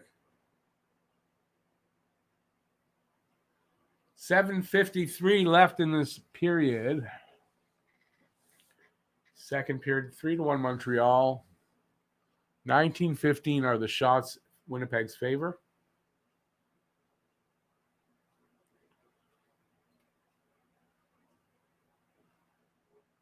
Zachary, that's fine. You know it's fine.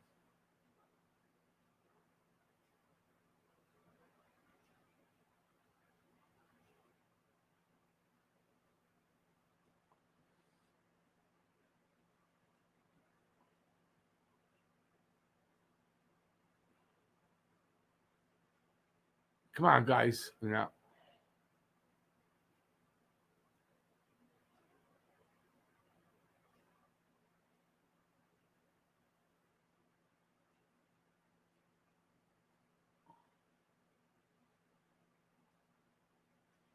Montreal in their own zone, trying to get out. Stretch pass up to, I don't see who that is. Evans. Evans dumps it in. Anderson with it. Gets hit along the boards. Winnipeg comes out with it. They come up through the middle, through the neutral zone, I mean. Dumped in, Scheifele after it. It comes out and goes most of the way down.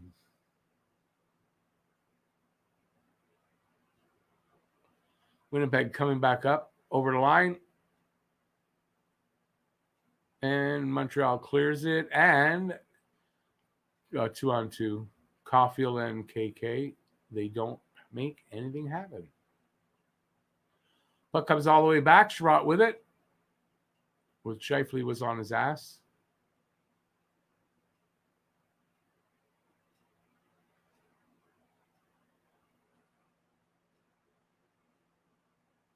Come on, guys. I can't see where it's going. Bouncing around, but Montreal has it. Sherratt from the line. Fake shot comes in. Falls.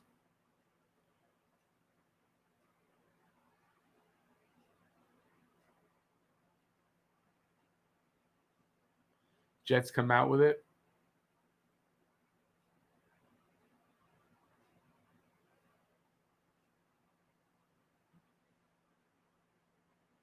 All right, Jets have it again, coming across the line. Can't keep the puck. Goes into the corner. And Montreal comes out with it.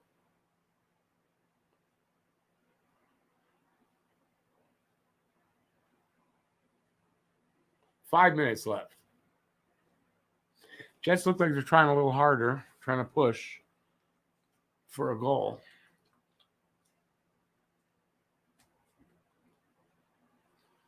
Whistle. Big offside.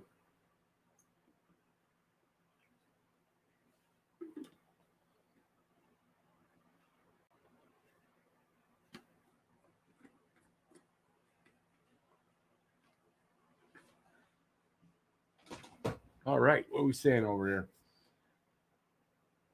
Habs winning 3-1, Troy.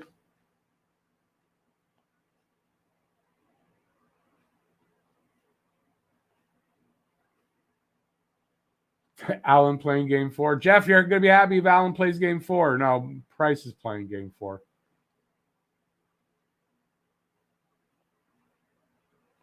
Drouin's not coming back, just like not for the playoffs.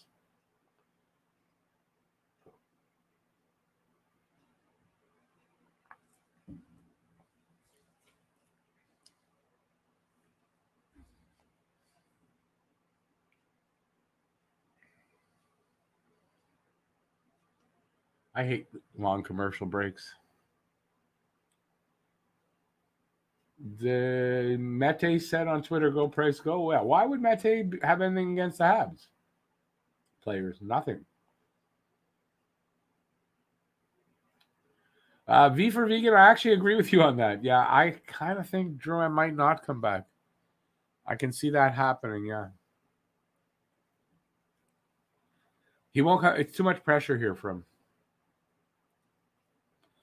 Allen's going to replace Caulfield in the lineup. Awesome. That's going to be very interesting to see. I'm very curious to see how they do that one.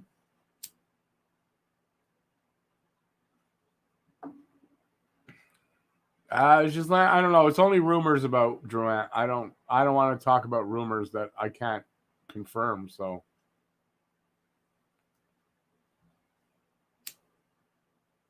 and it's pretty serious, like allegations that aren't confirmed. So definitely not really going to talk about it. Goalies are the best skaters. Is he going to play the wing with all his equipment? Okay, we got 4:40 left in this period. In Winnipeg zone, Winnipeg has the puck. And they break it out. Cross the line, it's Scheifele, I believe. Montreal gets it and comes out with it. Come on, boys, let's get it. Get in front of the net. Somebody in front of the net. Well, you got to get the puck first, so that helps.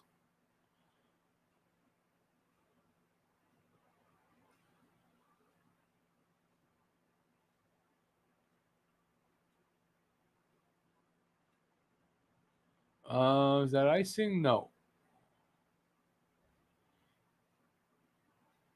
Okay. Oh, shot by Edmondson from... Oh, saved by Hellebucks. It doesn't matter. Some more scuffling around. Nothing comes of that.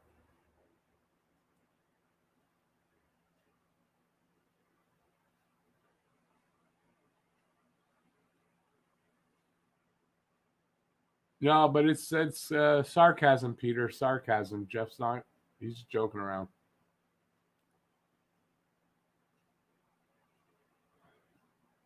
He's not a Leafs fan.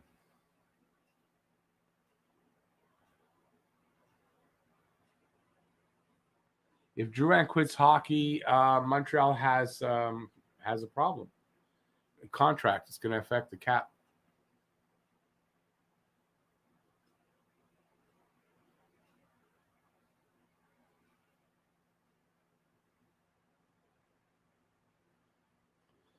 Peter, 2,500. That hasn't changed. Oh, nice. Oh, boy. Nice attempt there. I don't know who that was, but he got knocked down for it.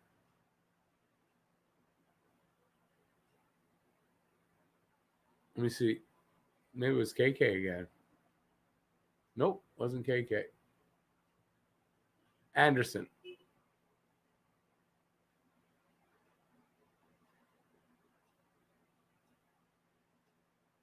.321 left.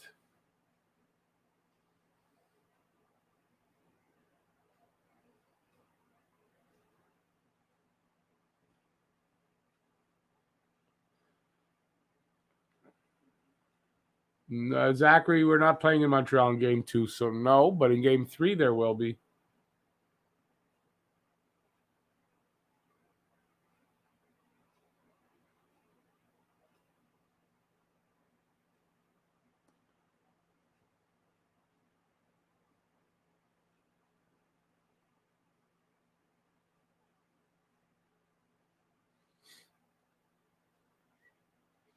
All right. 2:44 left. Winnipeg's coming out. Montreal stops him in the neutral zone. And they end up still getting it in there. Shot on Price, steers it to the corner.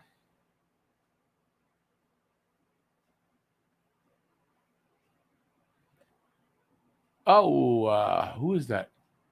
Armia breaks up. With a bit of a breakaway. Shot right at Hellebuck.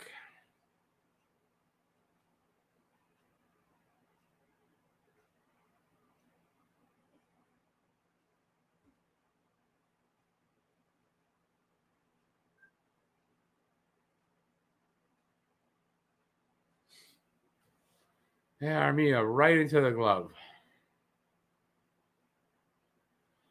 Face off to the left of Hellebuck.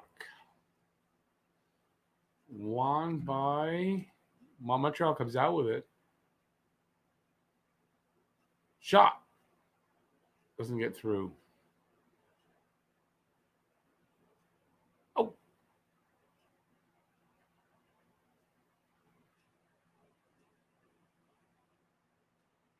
Come on.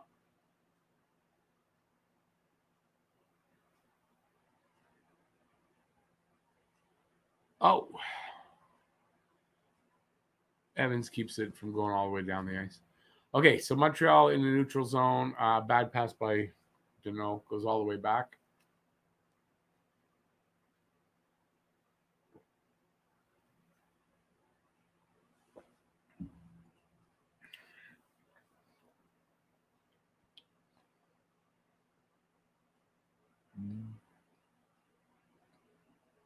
You know how much the tickets are, Derek? No way I'm going to the game.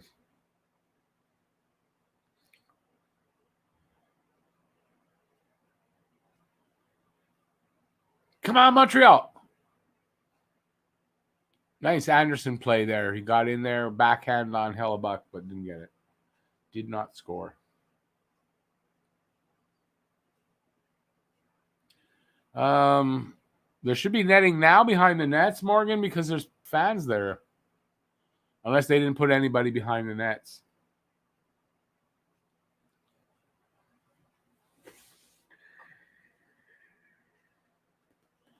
.104 left in the second. 3-1 Montreal. Face off to the left of Hellebuck. Won by Winnipeg. And they come out with it.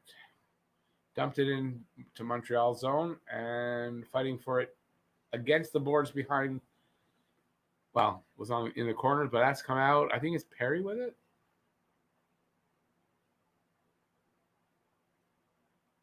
Fighting for it in the neutral zone. And Winnipeg comes up with it, but they don't hold on to it. Oh, they do hold on to it. Oops. Dumped in.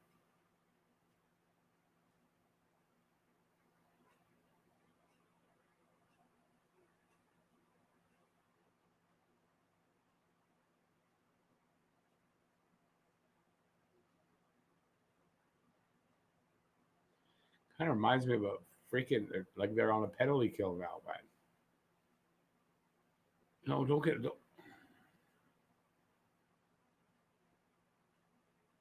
Over. Period over. Phew. Fight behind the net. Oh, yeah. Scheifele and Perry. Oh, and someone grabs Perry from behind and pulls him down. Jesus.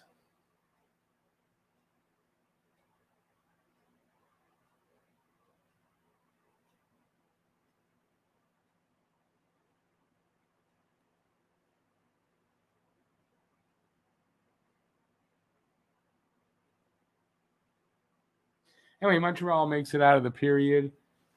Up 3-1. That's awesome. Can't believe that we are doing this so far. Toffoli been leading the team in points. Still, I don't know. With 3 goals, he was leading by a point. 2 goals, 3 assists. And 4 guys at 4 points. Hey there, Matt. Hello. What do you think of that? I didn't think it was a bad period. I thought we had pretty good ozone pressure. I thought we were able to sustain it better. Yeah, I thought they played a good period there. What do you think, Peter? That was a good period. A little slow, a little tentative. I don't know why. Very tense at the end there. Yeah. Yeah, okay, but they didn't want to give up a goal at the end. And Winnipeg pushed too. Yeah. Well, I also think the refs have gotten into our heads a little bit with that really, really soft call on KK there. Oh my That was God! a soft I call. didn't see the roughing there. That was just a regular hit to the boards. Yeah, that's what I thought. I thought it may have been boarding, just because the angle that it happened on TV, it looked like it might have been boarding because you really couldn't see how Ehlers went in the boards. But when they showed the replay from the other angle, I was like, he wasn't far enough away from the boards for that to be boarding. Yeah, I was like, that's fine. That's a legal hit. Why are we calling that a penalty? Why roughing? I have no idea. That's ridiculous. Like, hockey's a rough game. I mean, I don't know why. No, and there was so much more rough play earlier in the game. I know. That's roughing? Like, what was the other stuff then? Yeah. I don't get it. What was what was that just went on behind the net?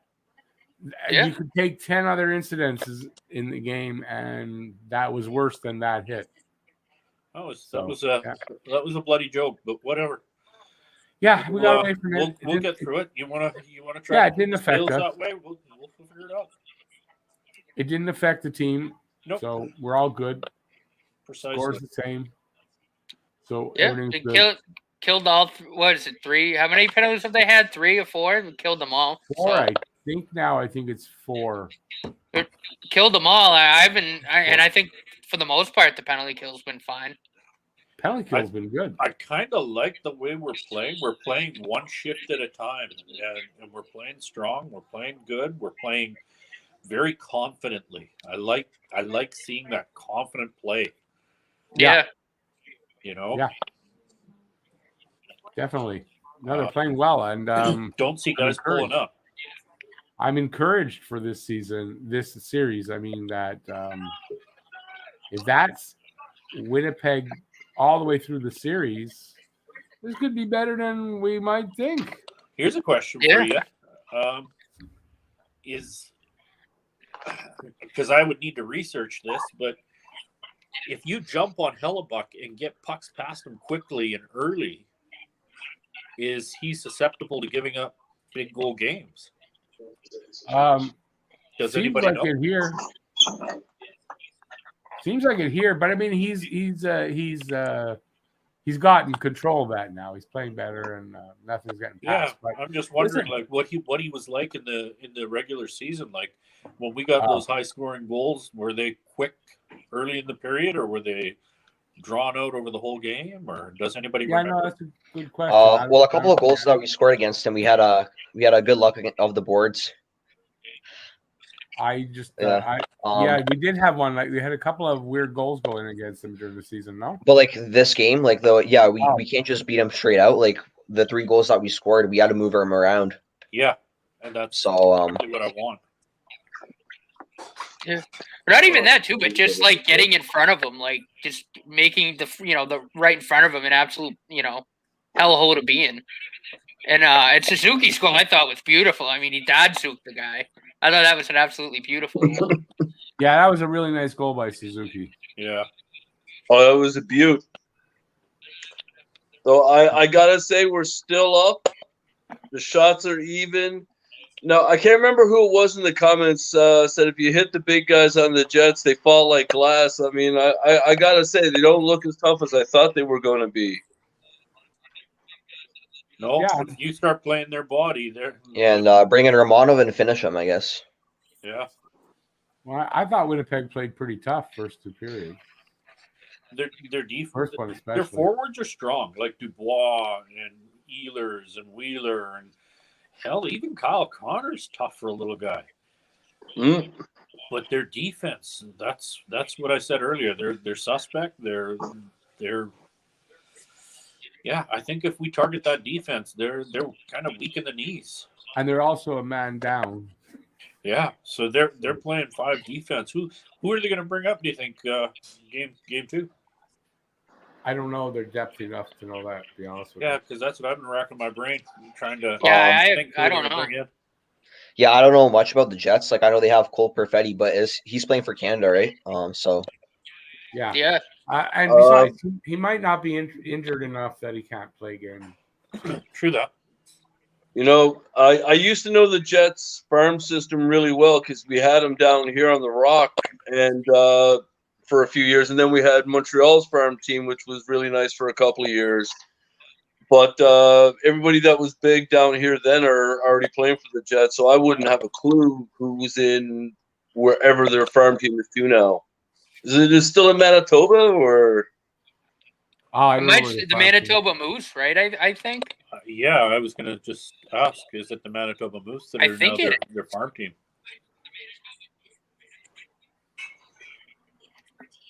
What are they showing here? Hang on. Carey Price is fucking sick too, by the way. Like oh my god, he's so good. I just love it. I'm watching these chances, and like normally my anxiety would be up here, but I'm like, nope. Price is just like, nope, don't worry about it. I got you. Yeah. Actually, yeah, he's a bust. We got to listen to Jeff. Yeah. I think Perreault was back. By the way, Andrew, Perreault came back in the second. Yeah, that looked bad because it was Weber's shot hit him like right inside the knee. Yeah, where there's no padding. Yeah, but he came back out. I saw him out on the ice. Yeah, he's still skating good. Perreault is. Yeah. It's probably because it was Weber's like snapshot, not a slap shot. If that was a slap shot, I think it's a different story. Yeah. Oh, of course. I think the puck for Carey Price is the size of a beach ball for him right now. He's just seeing everything, eh? Yeah. Oh, his play is definitely so far carried over from the Toronto series. He hasn't skipped a beat. Hasn't lost a beat. Exactly. He looks so cool and calm too in the net. And that just gives. But as every one of the guys on that team says, that's just Carey. That's the way he is. But like every team has a superstar. That's ours. Yeah. Oh yeah. That's what Gallagher was saying. Gallagher was saying he's so calm, cool, and relaxed back there. We feed off of it, and we know at the end of the day we got him back there. If we screw up, we got him back there. He'll save us. Mm-hmm. Yes. That's a really, really good confidence booster for sure. Yeah, for sure. Right. You don't have to grip your stick as tight because you can make a mistake and he'll be there. So precisely, it makes it a lot easier on them. I don't think that worked for Gustafsson, but no. That got me so mad too because I honestly up until then I didn't think Gustafsson had been playing bad for us. He's not. I mean, he's made up for it since. Yeah, I mean that was bad. Yeah. He tried to get instead of just playing hockey. Yeah, we know what we get from him. Like, he's vulnerable to that. Like, it's not a surprise. Like, we've heard it from Philly fans, and he's very suspect on defense. Very. Yeah. Which begs the question: will Romanov take his place in Game 2 on? Is it Saturday? I think Friday. So. By the way, it's Friday, and then it's Friday, and then Sunday, Monday's the back to back. Oh, okay. Yep. But just hang on a second. Devin, Buffalo got the first pick. And Kraken. Kraken got second. I don't know who got third. So it's Buffalo, Seattle, and Anaheim. 1, 2, 3. Okay. Yeah, I think Seattle was guaranteed top 5 or something like that, right? I think that's how they do it with the expansion. I don't know. I think they did something similar in Vegas. You might be right. I think they might have been even guaranteed third. I think I'm not sure. It might have been, yeah. Yeah. I think they did something similar like that when Vegas first came in. Yeah, it's either 2 or 3. I might be wrong completely. Yeah. Now you know what? With no season and stuff, I wonder who Buffalo is going to take. Is there a kid that's standing out this year in the draft? Idea.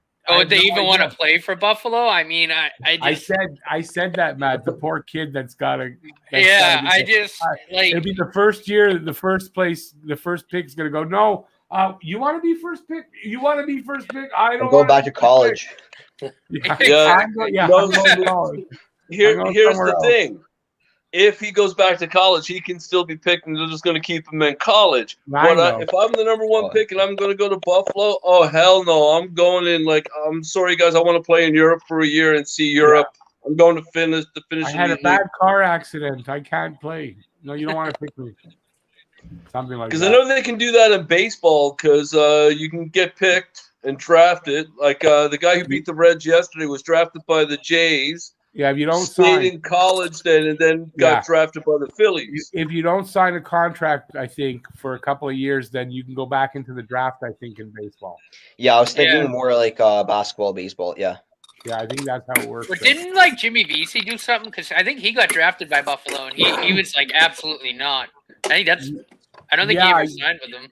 I think. Yeah, well, you don't sign your ELC. Right. Yeah. If you don't sign that for a couple of years, then you become a free agent. Yeah. Yeah, because that's what VC did. Yeah, I think that's what VC did. So he knew what was going to happen there. I don't want part of this shit. Yeah. And it's honestly for the Sabres, it's their owners. I just think they're way too hands-on with the team because they own the Bills too, and they just brought in football people to run the Bills. And yeah, I was about to mention that. Like, it's weird, right? Like, they just and the Bills are fine. And I think if the Sabres want to succeed, the owners have to do that, or someone has to tell them, like, listen, you need hockey people. Like, keep your hands off the team. Yeah, that's what has to happen. Well, they had a hockey person in Botterill there, though. But the owners have a lot of say in what goes on. Or something, and I read it was like the owner's wife or whatever. Kim Pegula runs it. Yeah, runs the show. She has way too much say into what goes on with the Sabres, and I think that's the problem.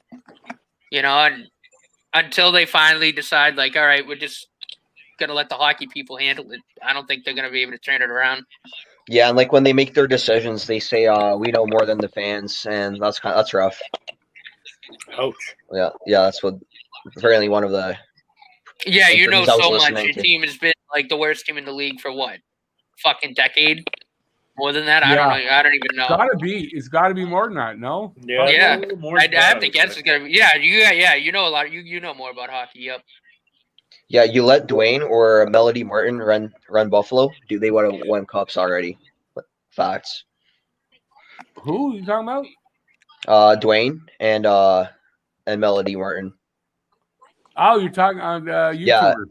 Yeah. If they ran the Sabres, if they ran their team, they might have won cups by now. Yeah, but realistically, they haven't really done much since they lost to Dallas back in the 90s.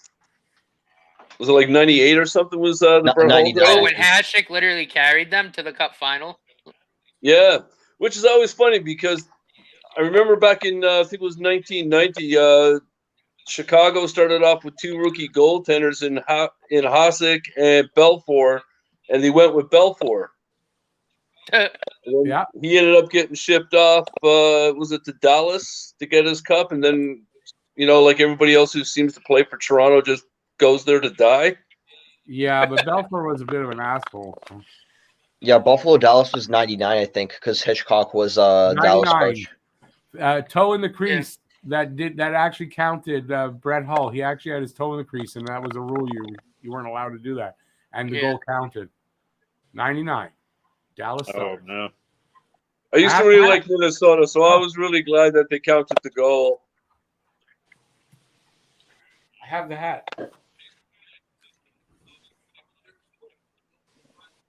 1999. Yep. Nicely done. Nice.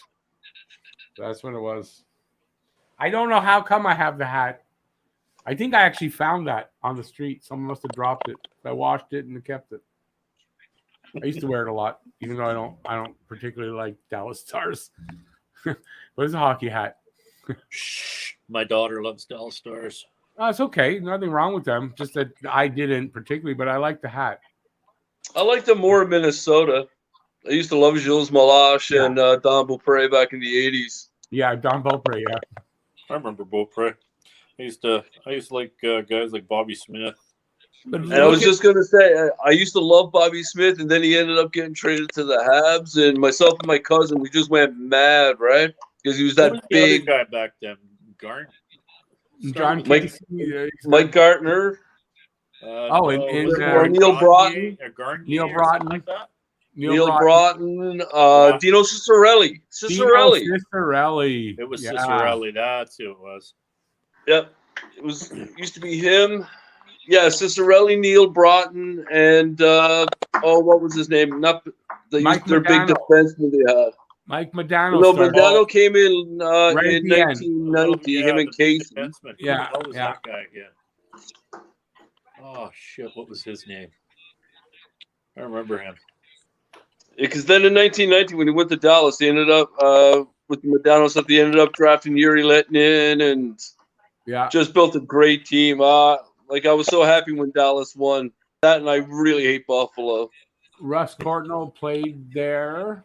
Russ Courtnall was there with Modano in 90 when they lost to Pittsburgh. Yeah.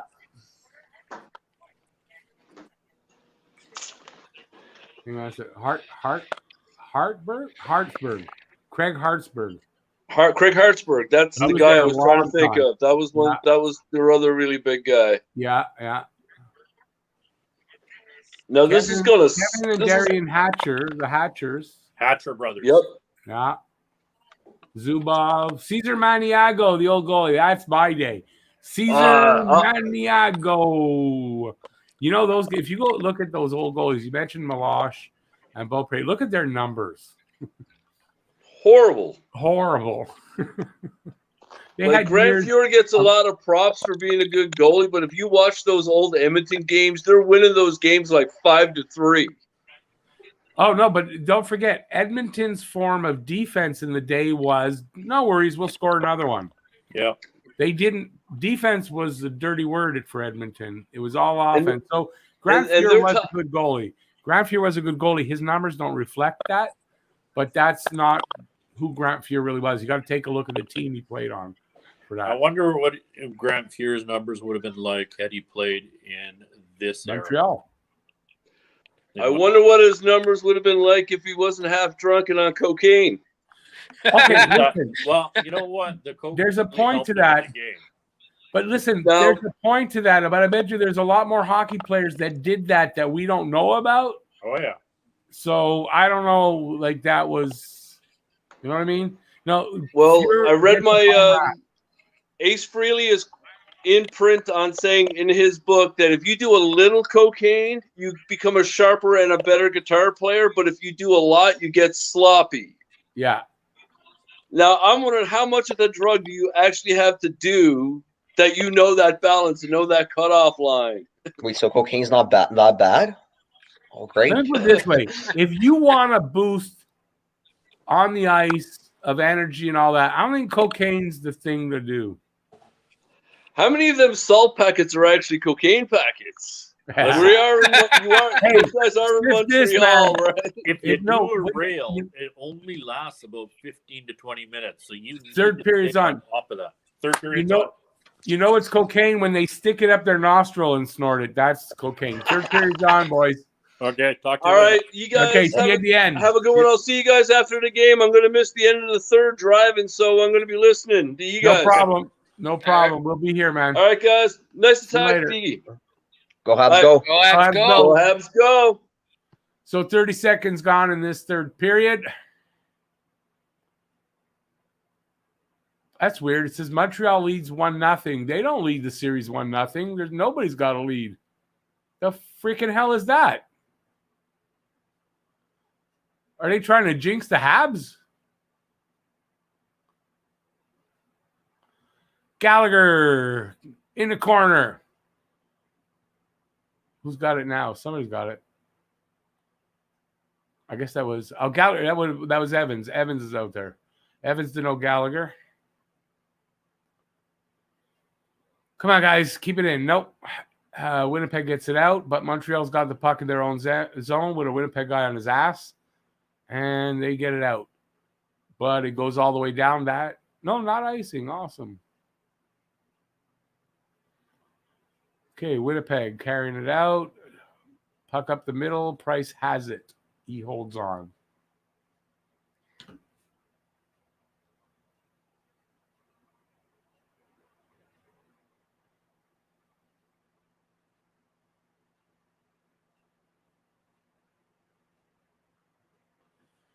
Peter, they got to have other people coming up if they need a player. They got to have.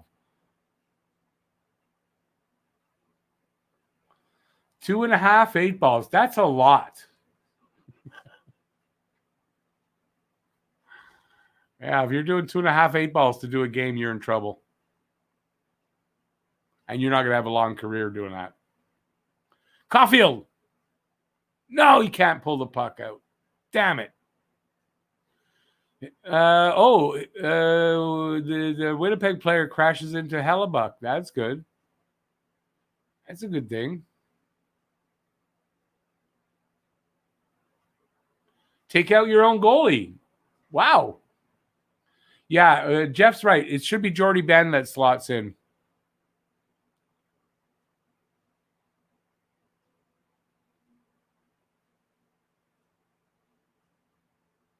Joe Habs, that's what I said. How are they up one already? I don't get it. They took that away now, though, so they should hopefully keep that away because nobody's up one.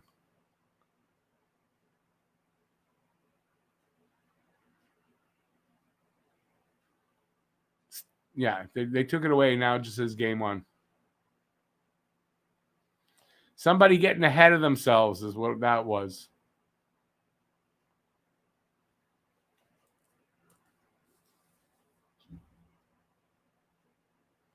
Peter, we know the score. That's not what we're talking about.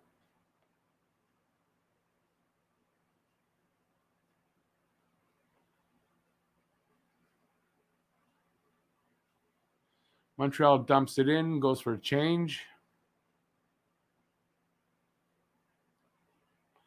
17:27 right now left in the third period. Shots are 23-22 for Winnipeg. So Montreal came back to get it close, and the score is 3-1 Montreal. So that's the main thing.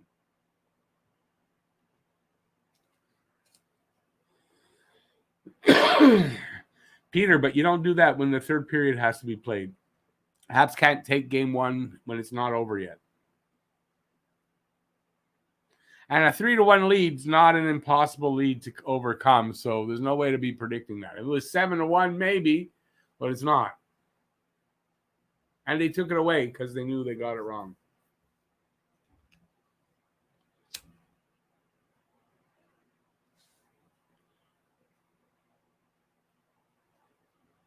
Damn it! If I'm superstitious, if Habs win this game, I gotta wear the red and the shorts every night till they lose. The shorts are winning this game. You see, I bought these shorts. I'm wearing the whole outfit, and we're winning the game because I bought these shorts to match the shirt. That's why. And it's not because the Habs are playing well. It's because I bought the shorts.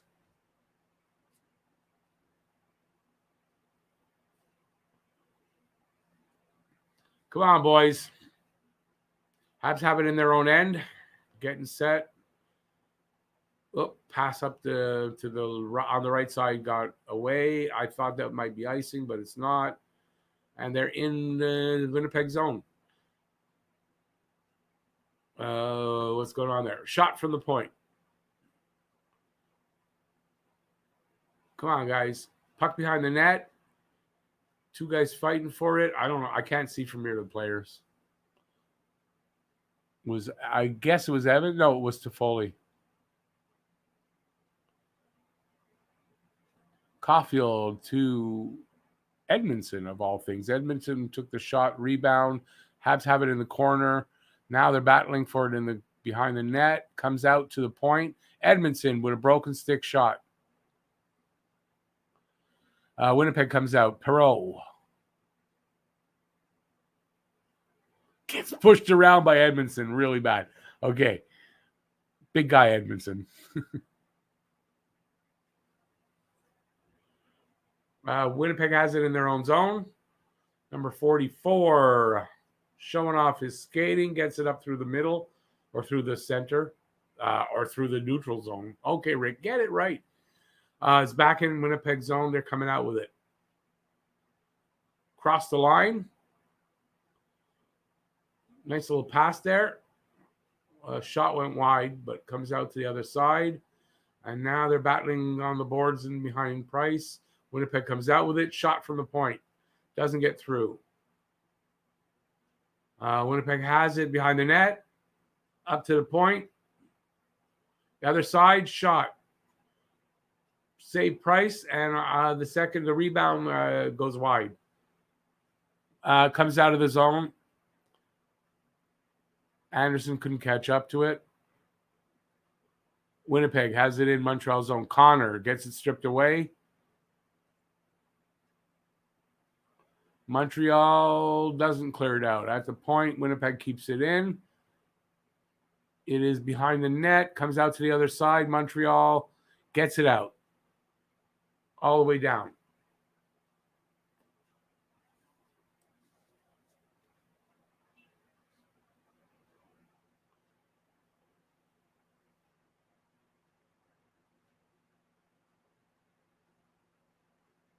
Okay, Montreal try to get out of their zone. Bad pass behind the net. And they can't get it out. They're battling for it along the boards. And they do get control to no. Pass gets kind of not intercepted. Anyway, it's back in with Winnipeg. And Montreal strips the puck. Evans. Far shot on Hellebuck that is saved, and they go to a commercial break, I believe. Some nice saves there by Price. Just got his glove on, the one they're showing on the replay. Lucas, I'm not looking that far ahead. Let's get this game done. One game at a time. If they win the first two games, I guess the sweep is possible. It's going to be tough to win the back-to-backs, though.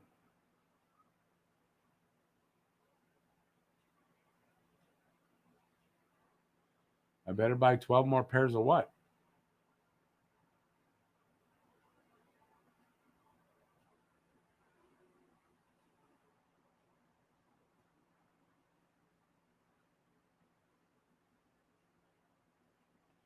Pat Lafayette with Buffalo. Who'd they trade? Didn't they trade LaFontaine to the Islanders in exchange for... Oh, God, I don't remember who he got traded for. Islanders? No, he was with the Islanders and went to Buffalo in exchange for Howardchuk? No. I don't remember now. Who did the Islanders trade? Who did the Islanders get for LaFontaine?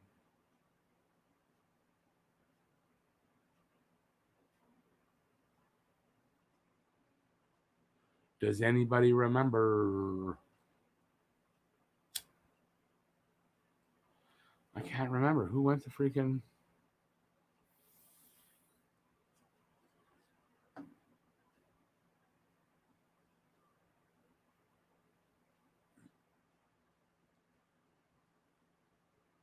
Nobody remembers?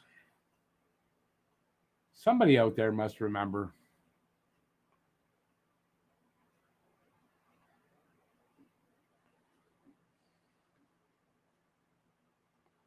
Who went from Buffalo? Turgeon? No, that wasn't when Turgeon. Now it's bugging me. Somebody help me here. It was Turgeon? So I got it.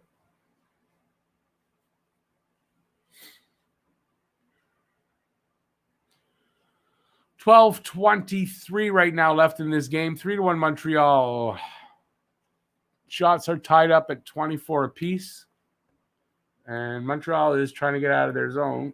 Winnipeg's keeping it in. And, oh, did it come out? No, that didn't come out. Come on, guys, get that puck out of there. A little loft pass or clearing, whatever.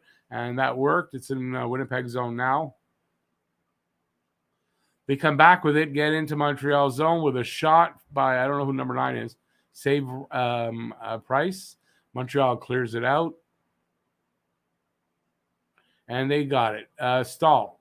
Oh, bad little pass there by Stahl.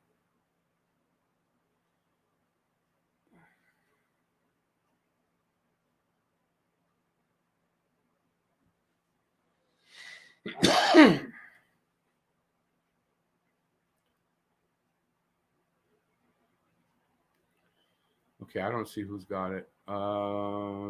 Anderson. KK's got it now, chasing it. Back of the net against the boards. Anderson in there as well. Winnipeg comes out with it, though. Dubois. Carrying it up all the way into Montreal zone. And then he loses the puck. But Winnipeg still has it.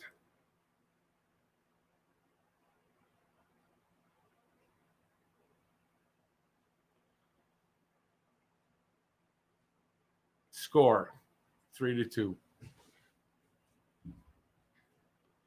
I think Forbert. 10:38 left, 3-2 for Montreal. Well, I hope it stays this way because that's the score I had.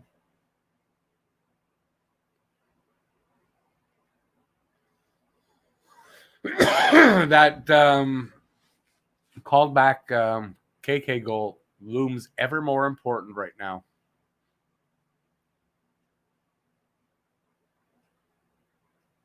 Damn it.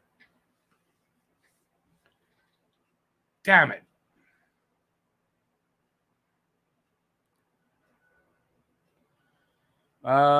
Stephen Cog, I had it 3-2 Montreal, so that's where we're at right now. So I don't know. I hope that we can keep it right where it is right now.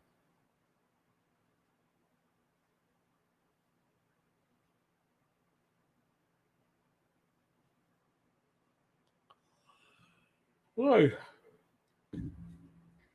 Come on, boys. Don't play prevent defense. That's number one. Do not do that. You got this. Face-off at center ice won by Winnipeg in their zone right now, up through center ice. Neutral zone. God damn it, Rick, get that. And in Montreal zone, Montreal gets it out. Carrying it. Shot by Caulfield. Then he crashes into the boards. He's fine. Penalty. He drew a penalty, I think.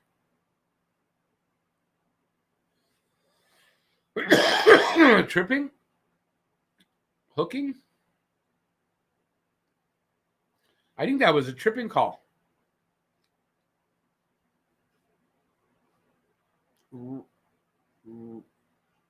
No. Caulfield just went down. What delay of game? Oh, he put the puck over the glass. Morrissey. Awesome. Reminiscent of the Marner one. Let's see. Maybe we get a goal here. 10-11. Habs on the power play. Come on, boys. Habs got it. Petrie at the blue line. Dumps it in over. Oh, it was a pass to Foley. Gets a chance in front of the net, but doesn't score. Montreal keep it in. Foley with it. In the slot. High slot, but he took a shot.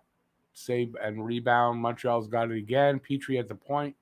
Slides it over the other way. I don't see who has. It's a back of the point. Over to Suzuki. Come on, Rick. Mouth work. Suzuki still has it along the boards. Behind the net with Perry. Over to Caulfield at the side. Nothing. He tried, but he was too close to the net. It's cleared all the way down. And Petrie comes back to get it behind the net, and he's coming out with it. Come on, boys. Let's go. Get in there and set it up. No. Winnipeg sends it back down to Price. Under a minute to go in this power play. Oh, come on. Who was that? Scored! Weber gets it, and he missed. He's saved by Hellebuck, and I don't know. The puck drops. It's loose. Gallagher scores. Yeah! Power play goal. 8:56, 4-2. Yeah! The guy with the horn outside, he's gone. He gave up already. No horn this time. I don't know what happened. He saves it. Oh, and Gallagher gets in there because he doesn't know where the puck is, Hellebuck. It came out. Awesome. Way to go, Gallagher, not giving up, man. Wow. Awesome.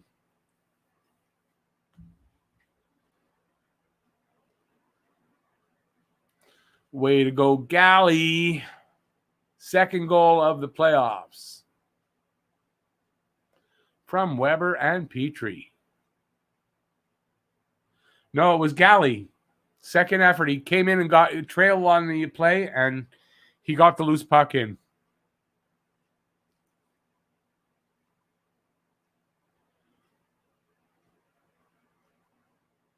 Yeah. Love that. This good omen for the rest of this game. Let's hope. There's only like a little over 8 minutes left, so they got to hold them off, and they got another 2-goal cushion to do that.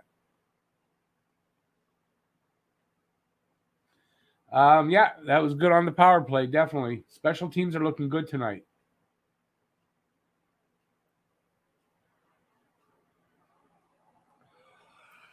Oh.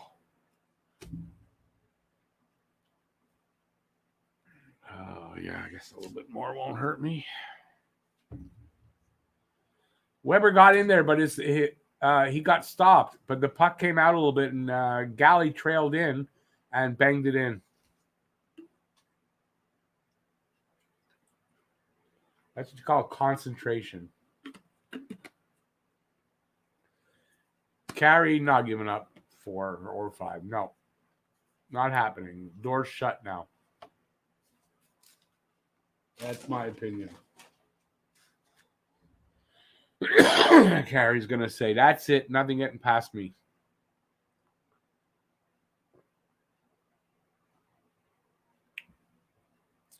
So it's just a matter of holding them off, but don't go into prevent defense. That's never good.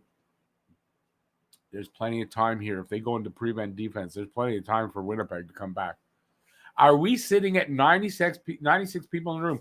Give a thumbs up if you're having a good time, enjoying this game. And if you're new to the channel, subscribe and ring that notifications bell.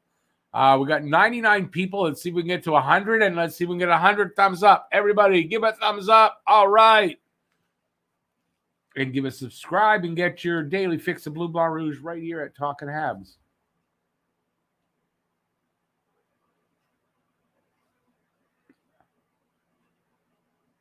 I'm like 2 minutes behind. I don't know how to refresh my TV. I don't know how to do that.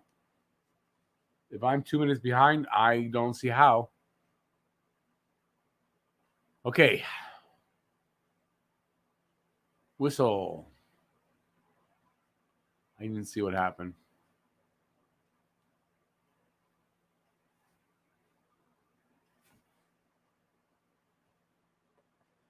Besides, I'm not behind because I've been getting everything before everybody else.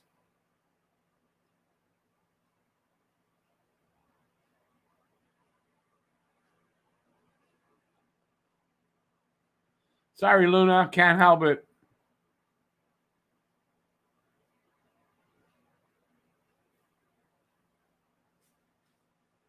Everybody, listen to what Matt says.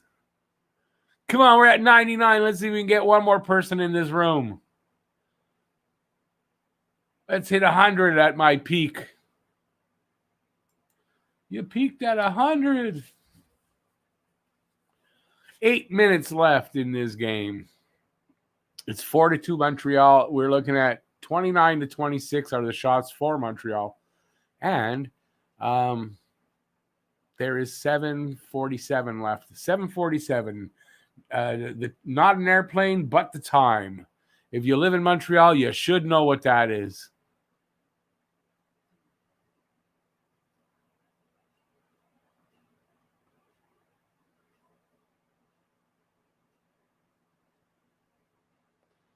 Okay, Montreal. Oh, Evans couldn't get a handle on it.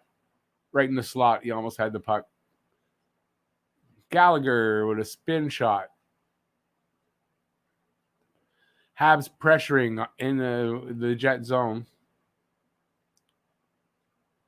Keep doing that. Wasting the time, baby. Waste time. Yes, interception in the offensive zone. They don't get a real shot, chance at it, but still. Winnipeg in Montreal zone now. Oh, wraparound attempt. Save Price. Oh, wow. Sherratt getting pulled. He's pulling Scheifele. Everyone's fighting. Oh, my God. I haven't seen this kind of stuff ever.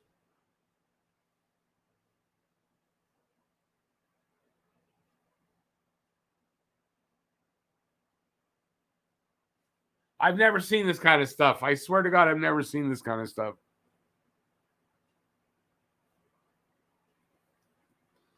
They do not like Ben Sherratt in Winnipeg on that team. He ain't going back to Winnipeg. If anyone thought he was going to go back, he's not going back there. It's clear they don't like him.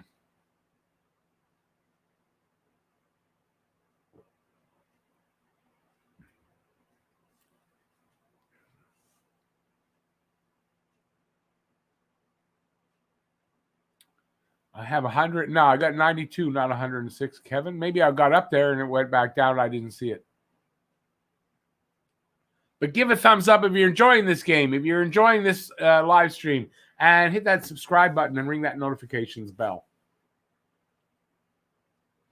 Yeah, Franco, a lot of hair pulling and just pulling guys roughly like that by the collars. I haven't seen that in a long time, I guess. I don't know. Habs on the power play. Come on, boys. Put the nail in the coffin with one more goal.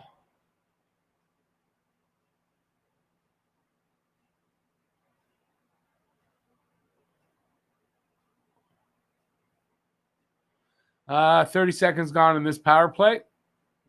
Montreal starting back from behind their net. Edmondson. He starts to come out. See what he passes. A short pass over to Caulfield. Caulfield sort of taken down. Winnipeg has the puck. And a missed pass, and it's in Montreal's zone. They ring it around over to Petrie on the right side. He goes back the other way with it. And Petrie comes out with the puck.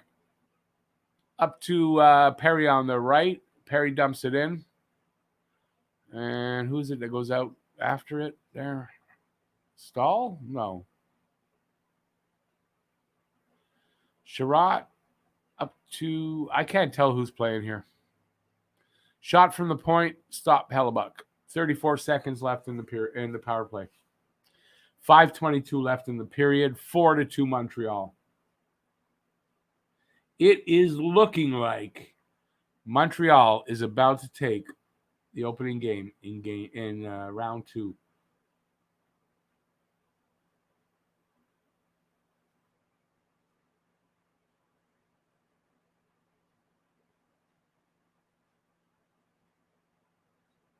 Franco, I guess. I don't know.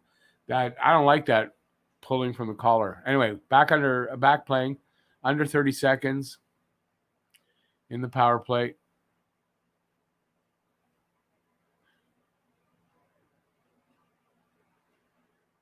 Habs just moving it around the perimeter.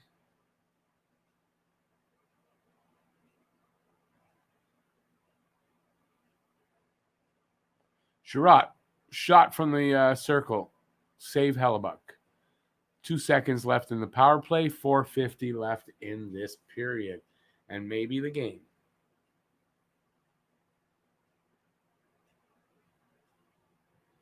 Best way to ice a game on the power play. Get a point. But they didn't.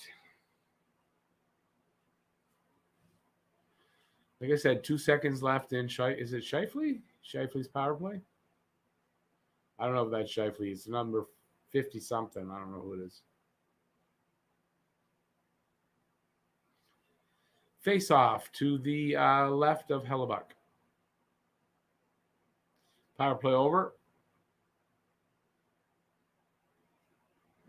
Winnipeg with it behind their net. They're coming out up into the neutral zone, dumped in.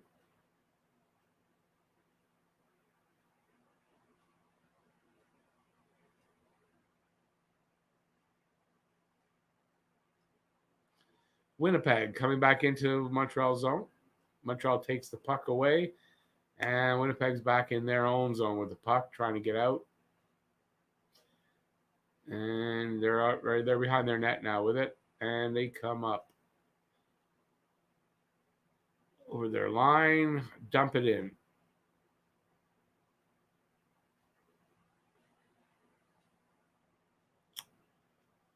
Get set up for like a power play.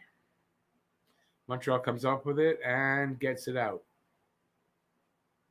Over their line to Foley.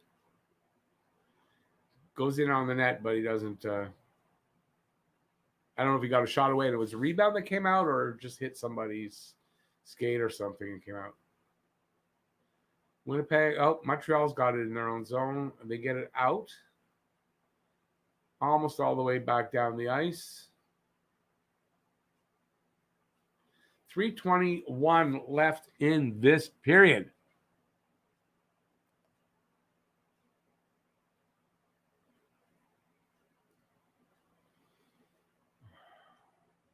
Come on, boys. Winnipeg in their own zone.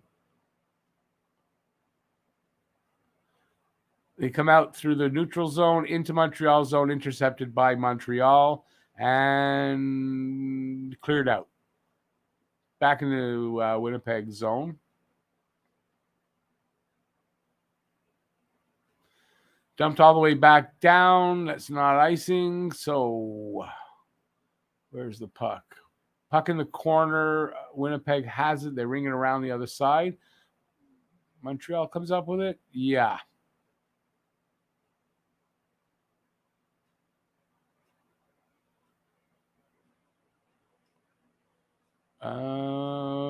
Puck comes out, I guess. TV timeout.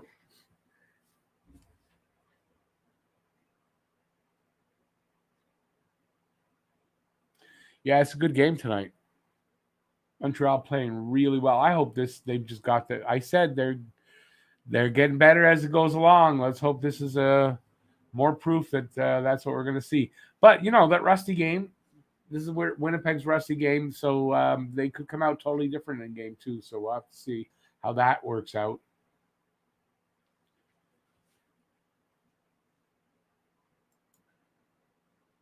The more I watch Deneau play defense, the more I'm impressed by him. He might not be our best offensive producer, but I think he's a big part of this team, and I really hope we can re-sign him. Yep, good point there, game winner.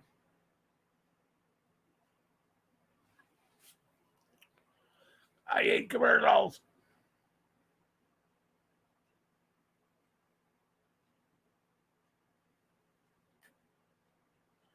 So, minutes left, and this game will be ours.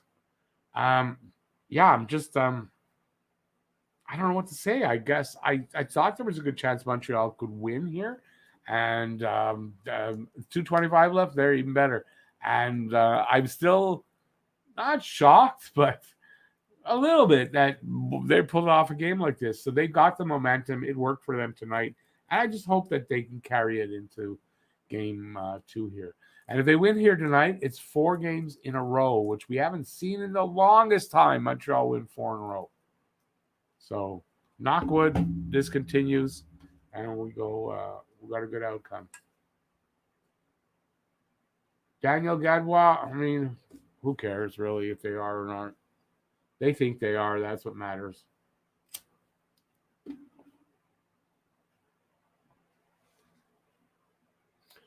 Okay, empty net now.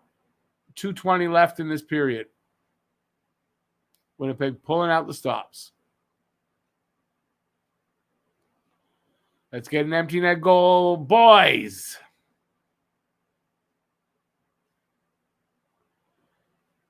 Get possession of the puck.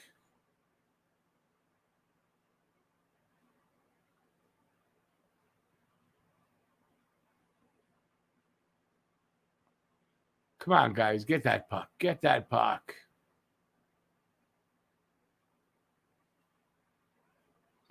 Get in the laneways. 4-3. Oh, boy. Glad we got that 4th goal.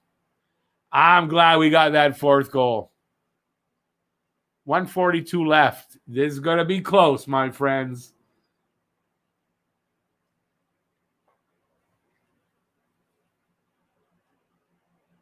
Who got it?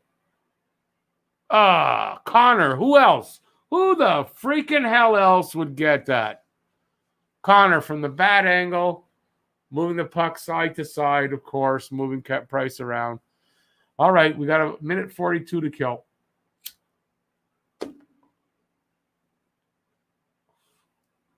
Thomas, I don't know. I can't remember, and we're not done yet.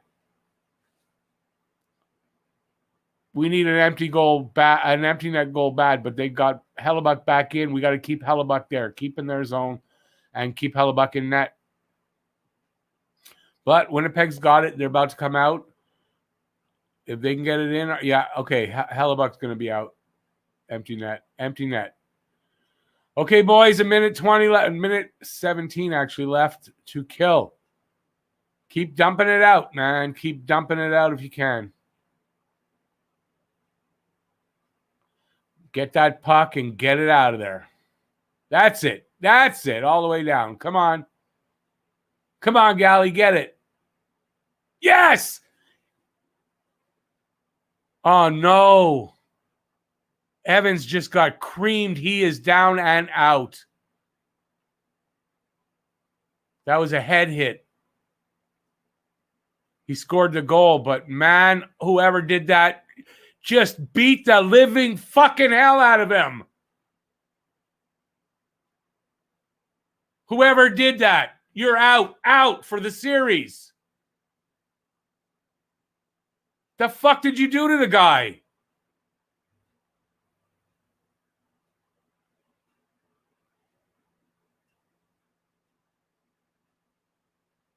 He's conscious now.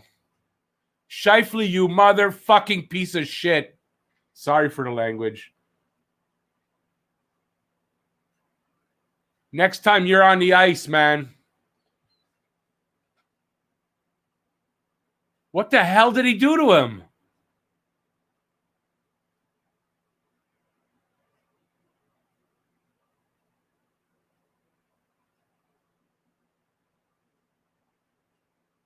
Motherfucking beasts that they are, man. Kid's still out on the ice. He ain't coming back.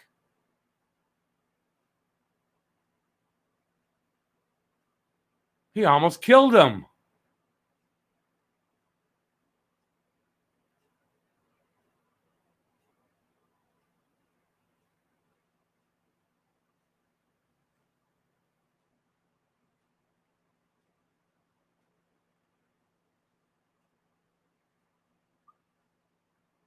Five-minute power play. Does it matter? Just drop. You know what? Drop the puck and just drop your gloves and beat the freaking hell out of him. He hit him with an elbow right in the chin. Evans was out. Look at that. He's out right there. He's out.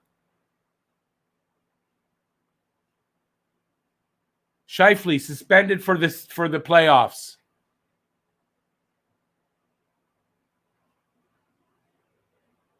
My God. That's not hockey.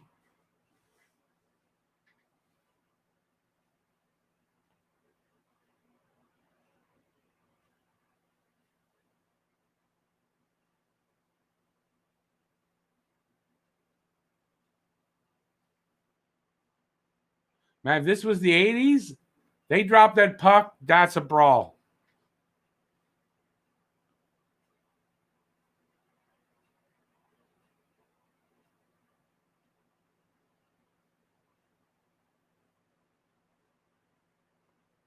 Fuck, man, I hate this shit.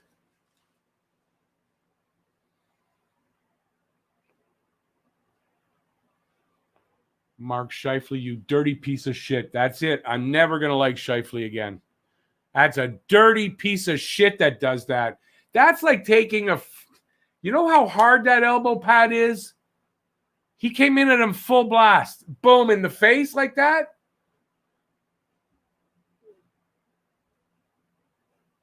You don't deserve to play hockey if you hit somebody like that.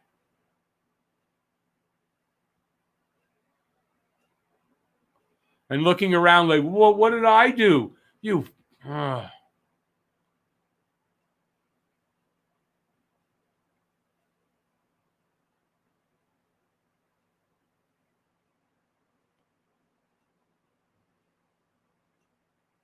Everybody big out on the ice to take the draw.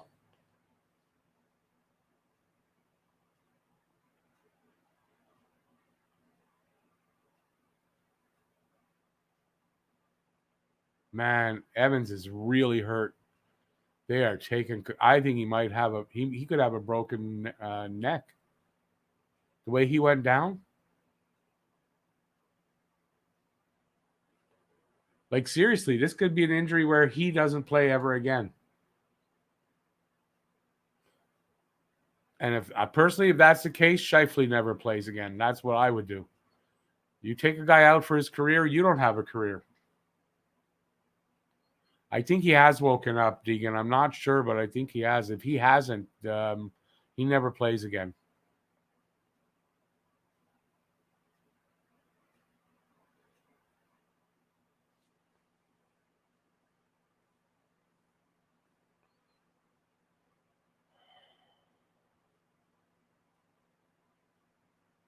That's sickening.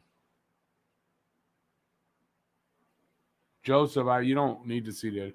He hit him full speed with his elbow in the chin. Took his head off. He tried to take his fucking head off. And that should, no. If he doesn't get a 10-game suspension for that, Scheifele, that's Super Frank at the same time. If he doesn't get a 10-game suspension for that,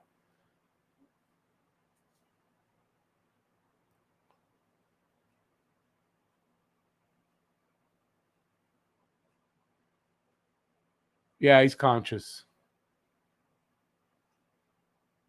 He actually looks pretty good for what just happened. And I don't care. I don't care. That's definitely concussion. He's out. He's gone for the playoffs. You got to think with a shot like that.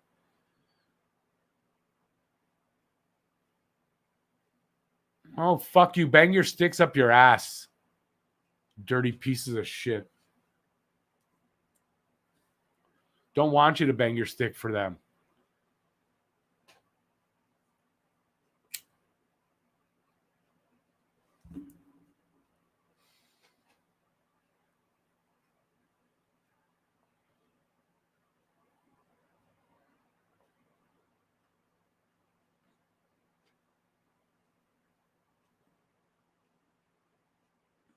Series better be on now. Look at that. He was out instantly. Instantly. As soon as he got hit, he was out. And that's sickening. Fellow fucking hockey player. That's what you do to him? It should not be allowed. I don't care who it is. You should not be allowed to do that. That should be a year off.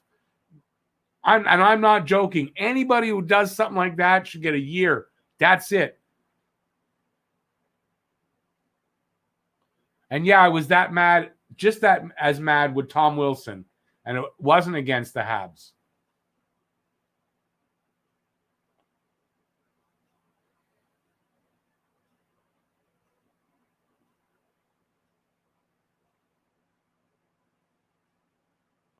Get an opportunity to go into the corner or the boards with one of them. Take them in fucking hard.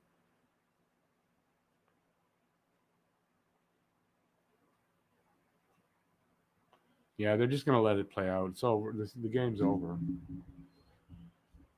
Ah, man, that's sick. Way to ruin it for everybody.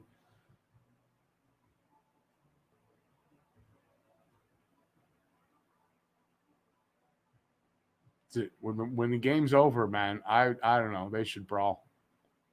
I'm sorry, but that's what should happen. Fuck you, NHL. Fuck you, NHL, for allowing that shit to happen.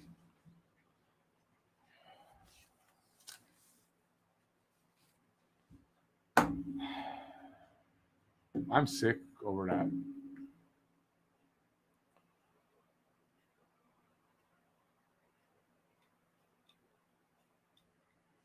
Crazy. And wait, we're going to get even worse mad because he's going to get 2 games for that. Watch and see. When it should be 8 as a minimum, that should be 8 games. Didn't someone just get an 8-gamer in one of the series? And I don't think he did as bad as that. So that better be 8 fucking games.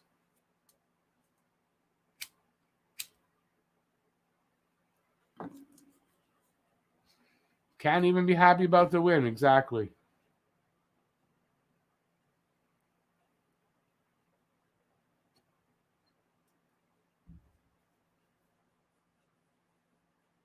I'm just glad Evans was up and looked like he was moving around okay.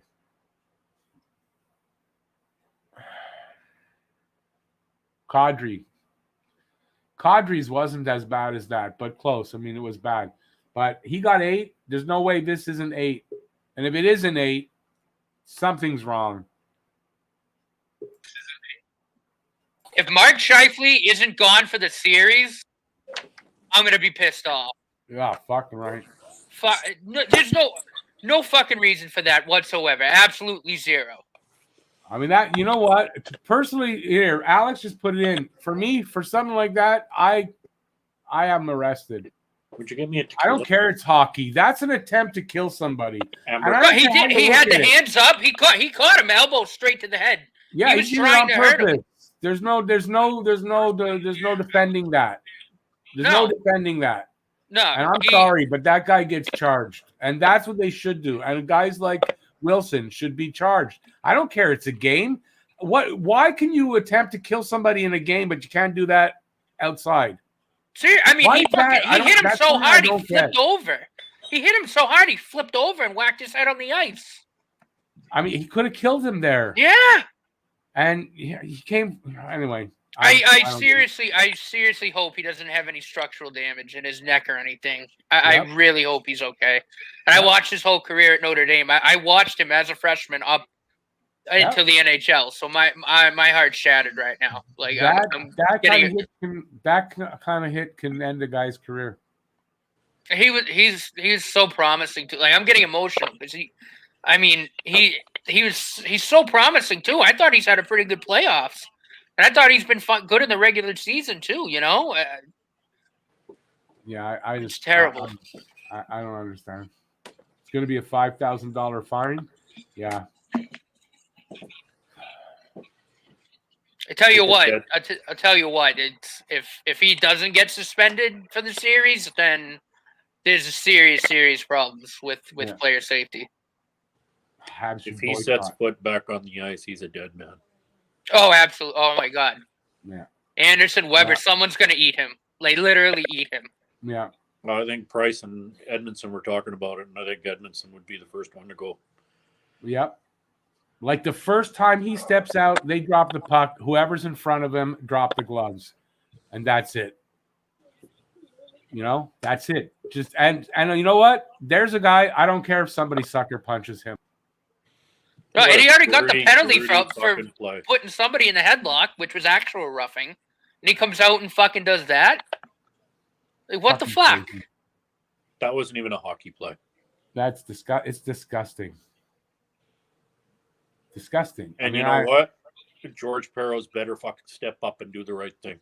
Yep. Because if he doesn't suspend him at all, this league is an absolute fucking joke. Absolute joke. Absolute fucking joke. I just hope his career's not over. Like, I hope he hasn't got a neck, like a broken neck or something. No, me too. Like I said, I watched him since he was a freshman at Notre Dame. I've literally watched his whole career. He could have broke his neck there. There's no doubt. And he didn't even have the ability to protect his fall. No, he flipped over. I mean, he got hit literally with such force that he flipped. On contact. He was out on contact. He shot. He was out on contact. What makes it worse is he was going the opposite direction as well. So he could have broken his neck. Scheifele made a beeline for him. I mean, it just there was no attempt to play the puck or do anything. Scheifele was trying to kill him. He was. That's all he was doing. He was going there to take his head off. And the guy just scored. How are you allowed to do that? Did that happened once before in the NHL, right? Someone scored like an empty netter, and then he got blown up after the play. It was a long time ago, I think. Yeah, I don't remember. All I But know it wasn't in this compared case, to what Scheifele did. I mean, he case, tried to this fucking was kill not- the guy. In this case, this was far from Montreal trying to rub it in their face. It was just Montreal guaranteeing themselves a fucking win. Yeah. This was not a it's- rub in your face. Nope. It's, they have their set play with Kyle Connor, and I hope that Montreal doesn't go in that direction of, okay, you took out our guy, we're coming out, we're taking your smallest guy, we're taking Connor out. I hope we don't resort to that. Right. No, I hope won't. not. And I don't think we It will. never I does. don't think we're too never classy to does. do that. In my experience, it never does. This won't even cause a fight next game, if you ask me, because Scheifele won't be there. Scheifele won't be there. Somebody's But gotta this step could up and pay cause for some it. very physical. Oh yeah, play. there's going to be a fight. Somebody has to fight for that. It'll probably be Nate tell ya, Thompson taking somebody on. I've seen many of these incidences, and they very rarely lead to anything like that. It's actually more of a calm game usually the next game. It's unfortunate in this case.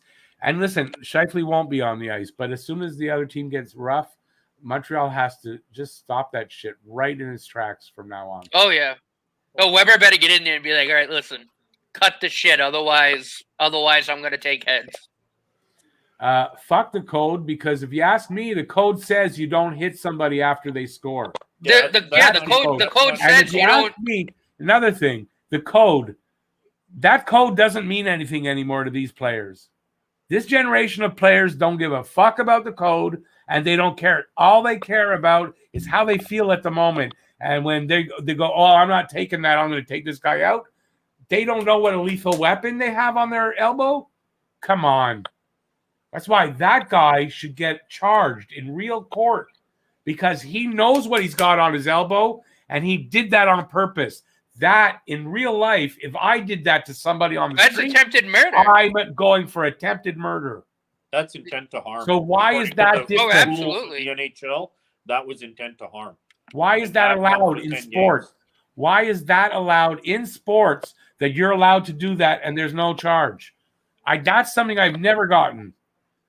Oh, I know. No, I think I agree with you. I mean, we just stayed at full speed at him to try to kill him. I mean, you charge the first guy, and it gets a serious, and then that's going to stop, because who's going to want to take a chance to go to jail for doing that? The reason they do it is because they know that nothing's going to happen to them. A suspension, big deal. Really, in the end, what's a fucking suspension? It's nothing to the guy. Meanwhile, Evan's career could be over. Could have been dead. I mean, if twice he's had somebody take him out. Yeah, and that flip scared me, because if he landed directly on his head, that could have been it. That's crazy. I just don't understand it. Code means nothing. How do these guys? I mean, here's a guy in this. He's doing the same thing for a living, and you do that to somebody else. Why? Then that can be done to you. How do you want that to be something where you do that, and now someone's going to do it to you, and then where does it end? It doesn't. You don't do that. You don't try to kill people in the name of hockey. No, you don't. And you're absolutely right with the elbow pad thing. I play pickup hockey on the weekend, and that elbow pad, I mean, if I skated full force at somebody and hit him with that, you're right. I mean, it's a weapon. It's a weapon. That's exactly what it is, and it has to be used properly, and that's not how you use it. So since they can't charge them in court, he needs to have a suspension that takes him out of the playoffs and into next season. I can agree with that. I can agree with that 100%. I think that needs to be a little bit more. There needs to be something more to that. A season suspension is not enough. There needs to be a hearing on that one, because, like you guys both said, that was blatant intent to harm. Yep. He was absolutely. He was trying to kill him. And damn near succeeded. It should go along with the the injuries that, I mean, the kid's tough. So hopefully nothing's hurt. I'm so fucking angry I can't talk. Well, okay, I was driving home, so I had TSN radio on, and Mamessa was like, after it's like, he couldn't believe it. He was just like, it's like, I got to see the review. And once he see the review, he was, it's got to be a suspension. So I like pulled over, threw on Sportsnet on the app, and I watched the hit, and I was like, holy fuck! Like his arms and elbows were literally up to his face. Yep. Yeah, like, no, he went full speed at him. He went full speed at Jake Evans with the elbows up, trying to fucking take his head off. And I believe it was you, Matt, that just said, I watched a lot of Jake Evans. I do watch a little college hockey. Well, I only watch Notre Dame. So I watched Evans play, and when I knew he was going to be good, that broke my heart. Because not only is he a Hab, that's a Fighting Irish guy. Yeah, that's my team. It's my father's team, too. We're both, me and him are huge Notre Dame guys. So I've watched his career literally from his freshman year at Notre Dame all the way up. And I'm emotional because I don't know if he's ever going to play again. I really hope he does. He plays like a champion. No, he does. And he's been good for the Canadiens. Like, I've really, really loved his play. Rick, you were the first person. Rick, you were the first person I thought of when I seen it. Because, I mean, you've been touting this kid. This was your guy. There's no more Cinderella story for Jake Evans this series. He's out. I don't see him coming back for the playoffs at all.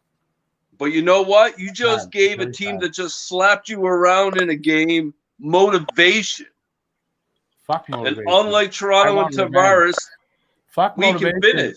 Fuck motivation. I want revenge right now. That's all I can. I want revenge right now. That's it. Right now, you see something like that.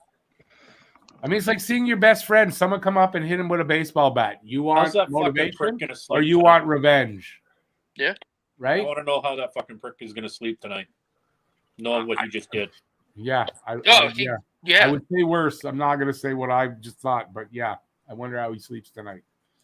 How does a guy like that look at himself in the mirror and say, he's probably lucky that the game was in Winnipeg. He didn't fucking do anything. How's he going to look at his teammates? Because he's at least gone for the minimum a game. Yeah, he might have just. And that's being generous. Oh, he should be gone for the rest of the playoffs. Like, no doubt. Like, minimum. Absolutely. And I think he's lucky in Winnipeg, because if that happens in Montreal, I don't think he gets out of the arena.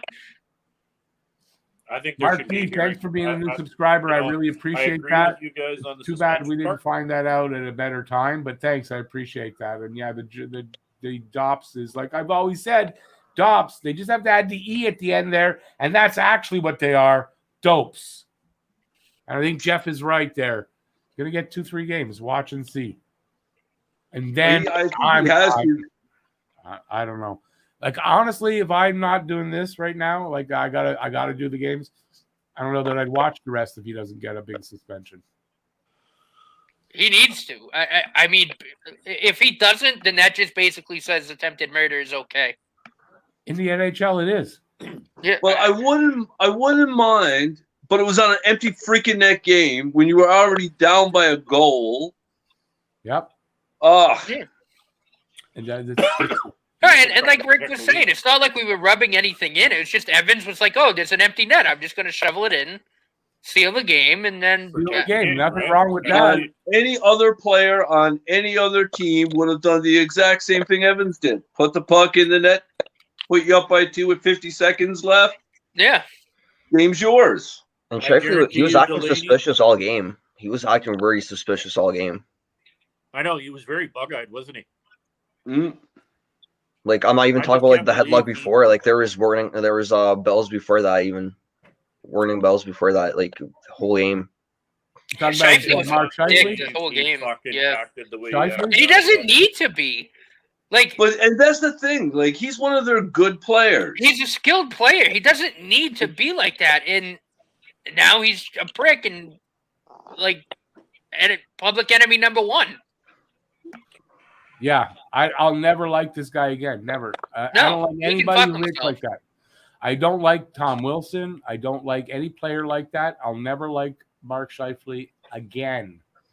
And I just hope Jake's okay. I just hope Jake's okay. I'm never going to say another fucking good word on this guy again. When I do my reviews, if I got to mention his name, I think I'll always mention that I think he's a piece of shit. Shouldn't be in the league. No, like, and it just surprised me because he's such a decent hockey player. Like, he's nice. He doesn't have to be at that.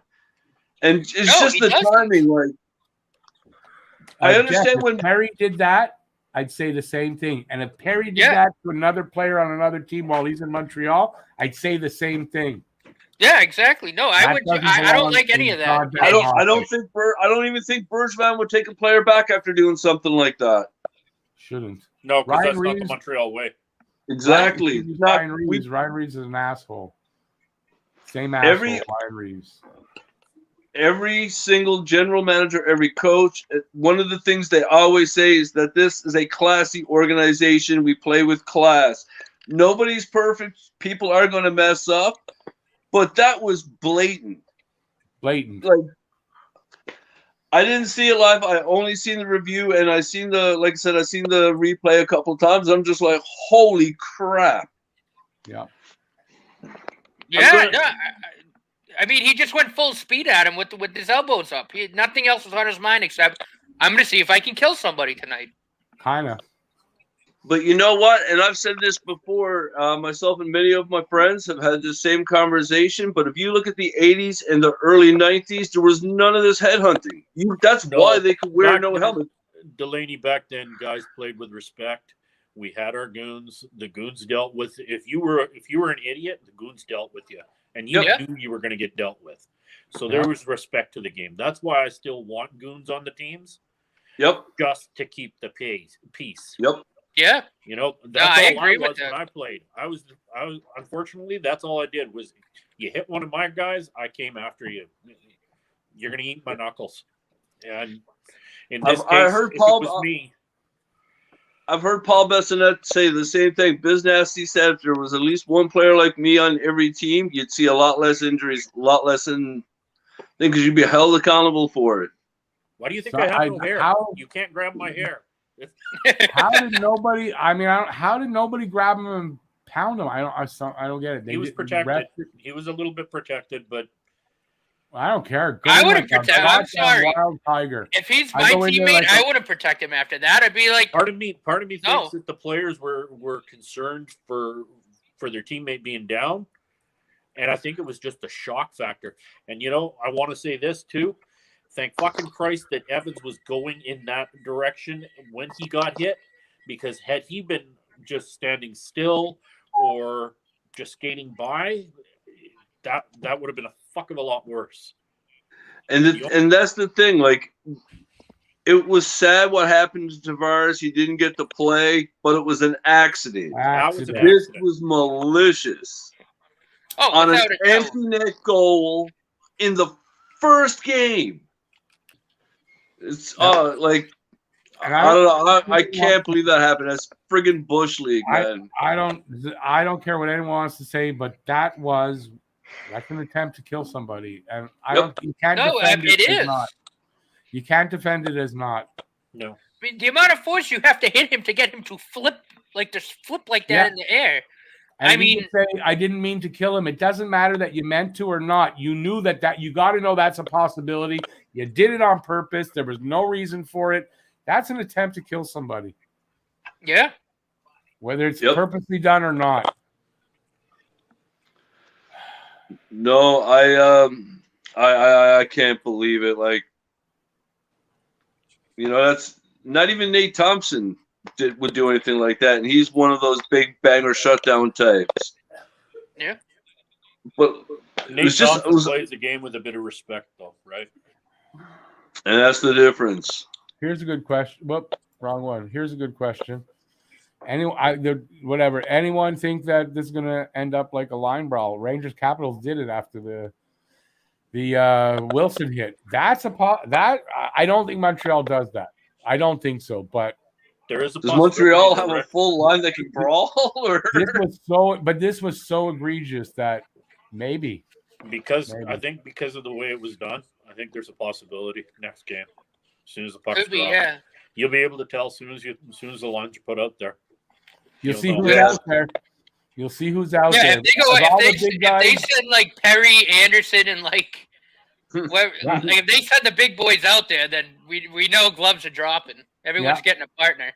Yep. So the only thing is, I'm guessing when Lehkonen gets back, he's going to take his position. Would that be the obvious choice? Going to have to come back in. Probably Lehkonen. Yeah, Lehkonen looks like he's ready. So. Yeah, because ready. Yeah. I was listening to Knuckles Nyland today, and he said that Tatar goes back in. I would say I said that. Yeah, I was thinking I would take Lecky over Tatar. I'd probably take Lecky over Tatar. Considering maybe the lineup how it is, they might have to put Tatar over Lecky there. Yeah. I mean, you don't want Lehkonen on the first line. I mean, who would take the first line spot on the left side then? That's the thing. So, I mean, they might be able to. I don't know, but it's Lehkonen or you can always shuffle guys around. But it's going to be Tatar or Lehkonen, one of the two. That's who's going to come in. Well, Lehkonen, he's more of a similar player to Jake. Man, I just hope Jake's okay. I really do. Like I said, like how can like Delaney myself. I mean, we watched his whole career literally starting at Notre Dame, so it's going to be rough for me until we hear something because I love him as a player. I mean, he's one of my favorite players on the Canadiens. Go on and just look up and see how he's doing for me. They haven't put anything out yet. Okay. He's probably straight to the hospital. I mean, he's got to be in an ED somewhere. But I will say, too, I went on Twitter, and Ehlers and a couple other Jets were protecting Evans when he was down, making sure the scrub didn't get over there. So, I mean, at least some Jets have a little class. Wow, we're not accusing the whole Jets team of being like that. Right. No, I know. Yeah. I'm just saying, though, I think you're still like good on them for saying, like, all right, we got to get the guys away. Edmondson, Weber, Anderson. Weber looked like he was ready to eat somebody. Weber was pissed. He looked like he was ready to chomp someone's head off. Honestly, I don't know why they held back. At that point, I don't care. I don't care about the refs. You go after the guy.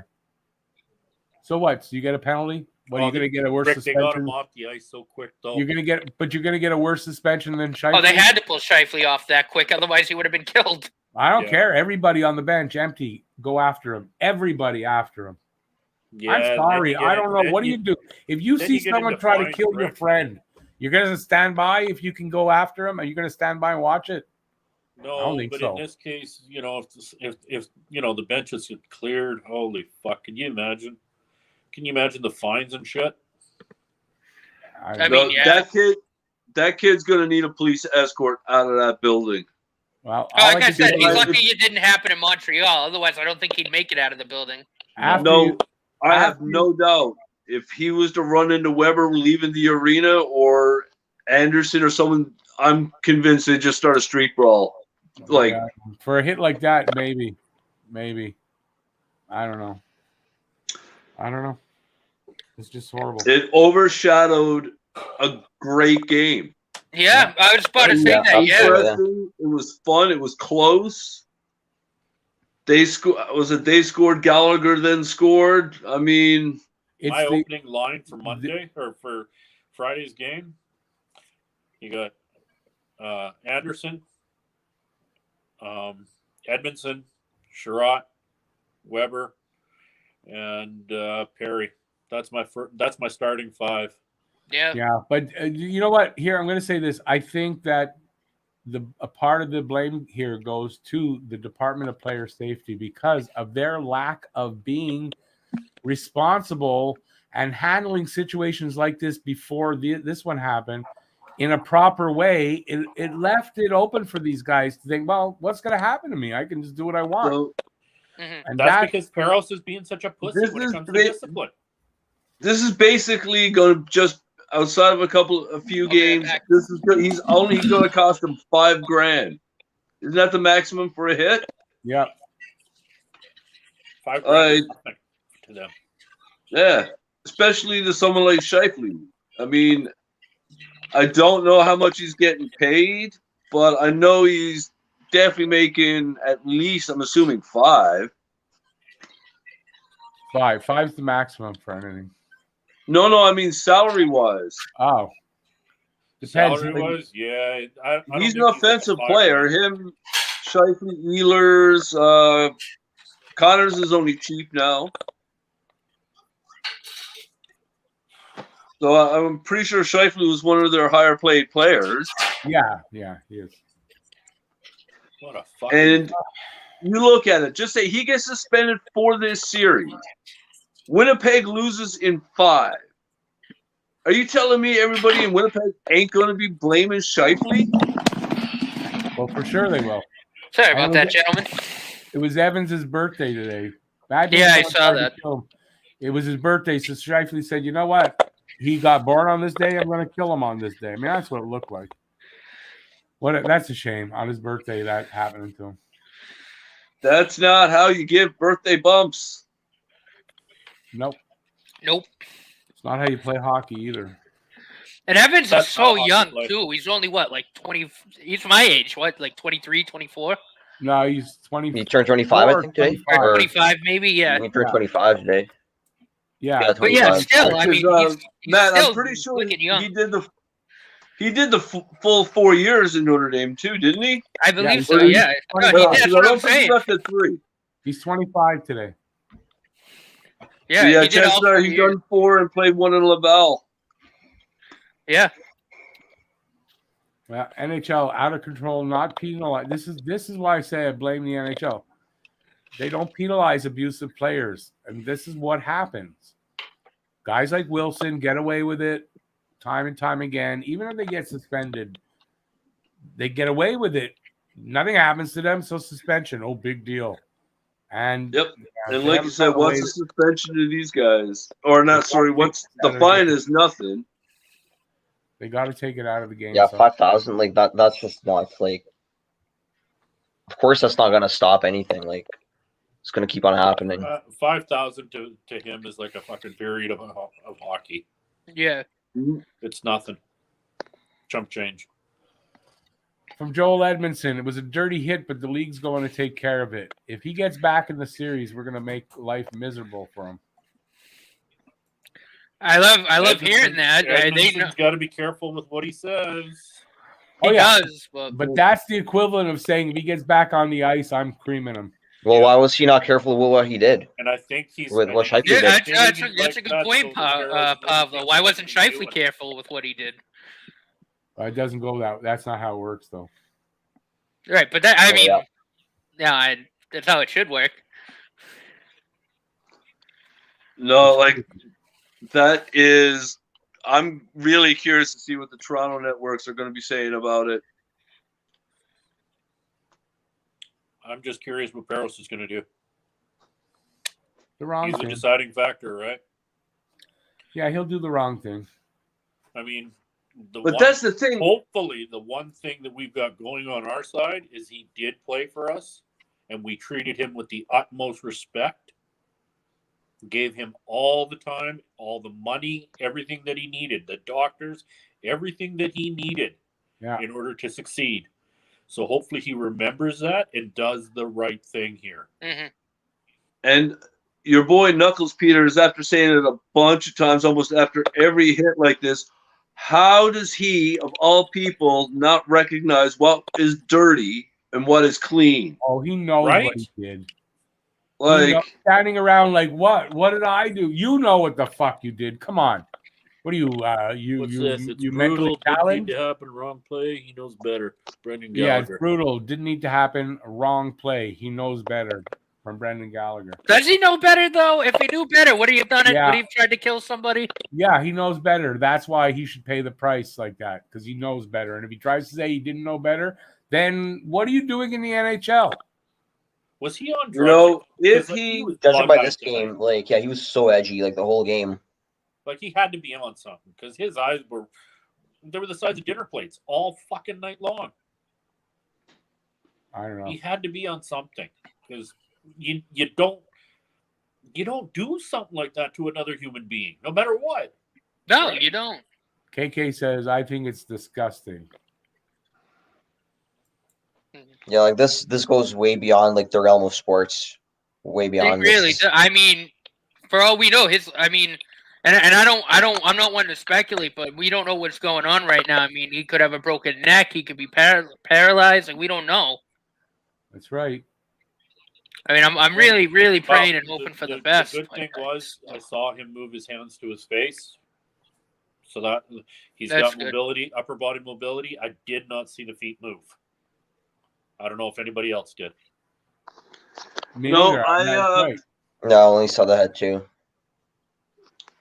No, I watched the highlights a couple of times, threw it back on my mess when I came home. I didn't get to see him get carted off. But I didn't need to. Like, once I seen the hands and the elbows up to his head, why? Like, he could have, like, turned backwards and put his ass into him and laid him into the boards or whatever, but he could have just skated away. He could have just stopped after the goal. He saw the goal scored. At least put your hands down. Put your elbows down. And put your elbows down, then it looks like a check. If you get a penalty, that's all you were going to get. But the thing is, it was already a goal, so why did he have to go for the check? It was. Why do you have the rush the quarterback? Why does the quarterback get hit for when he's got the ball out of his hands? People are just like, fuck it, we're just gonna take him out.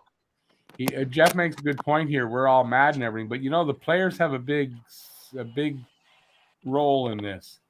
They're the ones that the NHLPA, they're kind of the ones setting getting it that they only pay $5,000 or the penalties are low. So the NHL players need to decide that they want this to stop and do something about it, because that's ridiculous. And maybe a hit like that will make. I mean, that's about the scariest hit I've ever seen. The shitty part is, guys, is the wording. When it comes down, you got too many fucking lawyers involved. The wording is what screws it all up, right? Yeah. I'm sure the NHLPA does not want to see shit like this, but the way it's worded in their contract, there's little skate clauses and little bullshit clauses that can just get misconstrued, let's say. From Marty Biron, that's the former goalie Marty Biron. I watched the hit on Evans from all angles and all speeds. Such a dangerous hit with only purpose to hurt a player. Yeah, I'd spot on. I mean, why else do you skate full speed at a guy who scored an empty netter with your elbows literally up like this? Like, correct me if I'm wrong, but did he not also leave the ice as he was making? He did. He jumped up. Yeah, he jumped right at his head. Isn't that 3 games right off the bat? That's what I'm thinking. He left the ice. He left. Okay, now this sounds like Luca knows what he's talking about here. It's technical. Cervical roots in the neck give way to the brachial plexus, which supply the shoulder and upper limb. That's where the damage would be. If it was a spinal cord injury, then paralysis in legs is possible. So he could have. And maybe that's why the legs were not moving, or at least we didn't see. Well, one foot was up, the other foot was kind of angled. Okay. So, but he was strapped down pretty good. But I did not see the feet move. One of my girls said, I think I saw his leg move, but I didn't. And then once he was on the stretcher and they were just starting to cart him away, I saw him bring his hand up to his nose and kind of wipe his nose, go like that and bring his hand back down. But I'm sure that's because his ears are probably still fucking ringing. So Ducharme said Evans getting a little better and is currently undergoing tests. So that's good news. Yep. So, yeah, that basically means they got him in the CT, they got him MRI, they're probably doing all the imaging tests. Yeah. And Lucas says he's a med student. That's why he knows these things. Yeah. All right. Awesome, you, Lucas. Lucas. That's pretty good. I was going to say, Rick, remember that? Remember him when we need some medical advice about a player. There you go. What a fucking shitty way to end this game. Such a great game. What a shitty I know. Yeah. I know. It's a shitty way to end it. Like I said, it overshadowed the whole freaking game. And that was a 60-minute game, literally a 60-minute game that we played. Yep. Yeah, I had a few players of note too that I thought Armia had a pretty good game. I like Stahl. I thought Stahl had a good Stahl game. had a great game, yeah. I thought Deneau was fantastic defensively again. I mean, and the Price was great. I mean, a lot of guys had pretty good games, but then Scheifele decided, no, I'm going to be the story after the game. Yeah, Sherrod had a good game as well. I like his Sherrod did have a. We kept what's his face off the score sheet until they got that 6-on-5. Connor. Yeah. Montreal has got to figure this shit out. He drifts off to the side for that one-timer. So have somebody on that little fucker. Yeah. You know? Have eyes on him. Because that's a play they always set up, and he always. And in the second half, we let him go by as well because Price had to make that save with the edge of his. Oh, that's right. Yeah. So we let Connor by as well. So. Yeah. I might do it. No, Peter, thank you for bringing that up because that was one of the things I noticed too. But I just, like I said, half of what I thought of the game, I was trying to pay attention a little bit more, so I could talk about a few of the plays in particular. But like I said, once I seen that, I was just like, that's all I wanted to know about was how everybody was doing. So Lucas says hyperextension in the neck results in trauma to the cervical vertebra. Mm-hmm. So most likely fracture there and concussion at least. If he couldn't move his arm, we could be thinking nerve damage. Well, if he's got a fracture up there, he ain't playing again this year. Right. And that would have been when he got hit and his head went like this. That hyperextension there, because that would have crushed all of his C-spine. Or like that pressure in the C-spine would have caused a fracture of the vertebrae. Doesn't take much to get a neck injury. What happened there? C5 and C6 done. How'd you do that? Steel fabricator. Oh, crane hook to the head. Oh, that sounds fun. Glad you're still with us, Peter. Yeah, well, it's an injury that changed my life. That's for sure. I imagine, eh? Yeah, I can't be a fabricator anymore. Well, I guess, yeah. No, that's the whole point, right? An injury like this to Evans could change his career. That's exactly what I mean, right? And fuck. Give me 20 seconds in a fucking room with that Scheifele, and I'll have him screaming for mommy. Oh, he'd be fucked. I think we all want to be in there with you, so he doesn't. I still haven't calmed down. I'm still trembling like a fucking leaf. I'm just so raged. I'm mad. I'm really mad. Well, I know I wouldn't be able to do anything against him. I'm a small guy, so I'll leave it up to Peter. Oh, don't worry. Peter's our muscle, right? Well, I don't think I could do it that way, but you know what? He used the weapon. That's what I would do. Yeah, I'll go throw my hockey pads on. Stand him on the ice, and I'll just fly at him. Oh, no, I'm thinking more of some kind of a wooden, pretty big wooden device up the rectum and out the mouth. Oh, Jesus Christ, Peter. Sorry. Yeah. A little too far. Sorry. Let me retract that. Yeah. Oh, yeah. Get me a Louis Slugger, man. Yeah. I used to have a nice Ken Griffey-like swing. Yeah. I'll take him right off. Wow. No. Give me two police. Priced it all right, though. Billy bags there. Those police ones, give me two of them. That way, whatever direction he goes, I just swing one hand. He's going to get hit somewhere. Yeah, Delaney Pricey played well. That was a beach ball for him tonight. Game winner Evans has to be gone for the playoffs. Sorry, game winner Evans has to be gone for the playoffs. Don't expect him coming back. No, it's same thing with the Tavares thing. If anything, he's going to have a major concussion. Yeah. So he's done. C Mac, thank you. Thanks for subscribing. I appreciate that.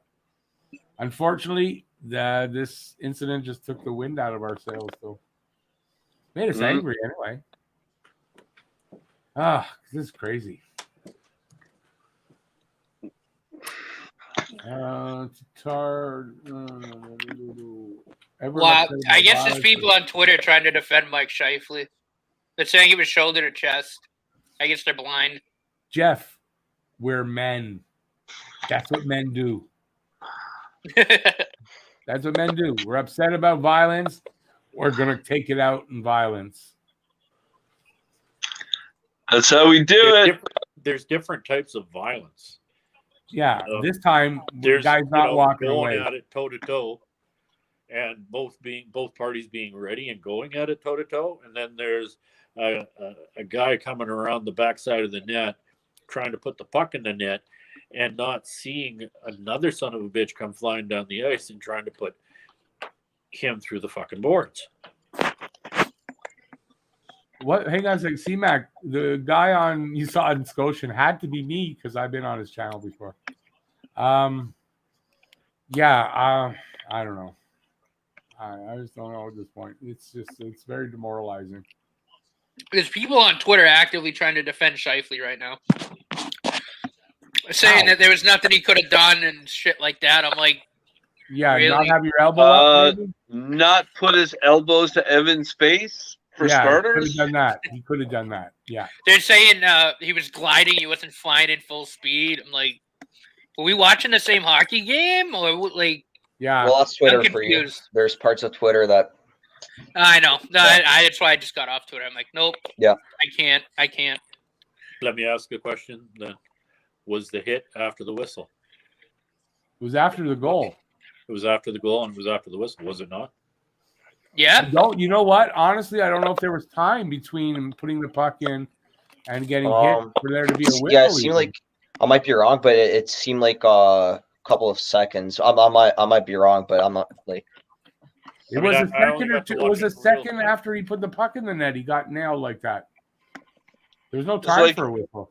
Okay. Let's put it this way: he got 5 minutes and a game. Technically, he couldn't play the rest of the game. I mean, if that was a football game and that a late hit on a quarterback, it's half the distance to the goal on an automatic first down, and dude's automatically out of the game, and chances are pretty much the next game. Yeah, that's not enough. NFL's a lot more strict than the NHL, though, Delaney. Right? The NHL, the NFL they've got a real high level of discipline there. Absolutely, Peter. But here's the thing: now, hockey and football. Name another tough sport like that's played at such a level worldwide. And don't say lacrosse. I was going to say lacrosse, but I don't think it's played worldwide. Rugby? Okay. Got a weird Ogana has a clever username which I've never seen before, but how do you not understand that there's something wrong with that hit? I mean, how? It would be like, if you're at a baseball game, right? You're watching a baseball game and the batter's up, and instead of trying to hit the ball, he hits the catcher in the head with the bat. Easy to understand what's wrong with that. This is the same thing, so sorry. Or he just charges the pitcher and, takes the pitcher's head off with the bat. Or whatever, watch the play over on someone's head. Maybe break it down frame by frame. Like he takes a swing, hits the guy in the head, and then you're wondering, well, why is he hurt? I don't understand why he would be hurt from that. How? Sorry, I know you're not trying to make a joke and whatever, but go watch it and see what happened. You'll know what's wrong with it. And if you don't, well, I don't know, get glasses or something. I don't know. Oh. Coming up. Yeah, someone else explain it to him, please. Rewatch the play. What was it? What was the name again? A good username or something like that.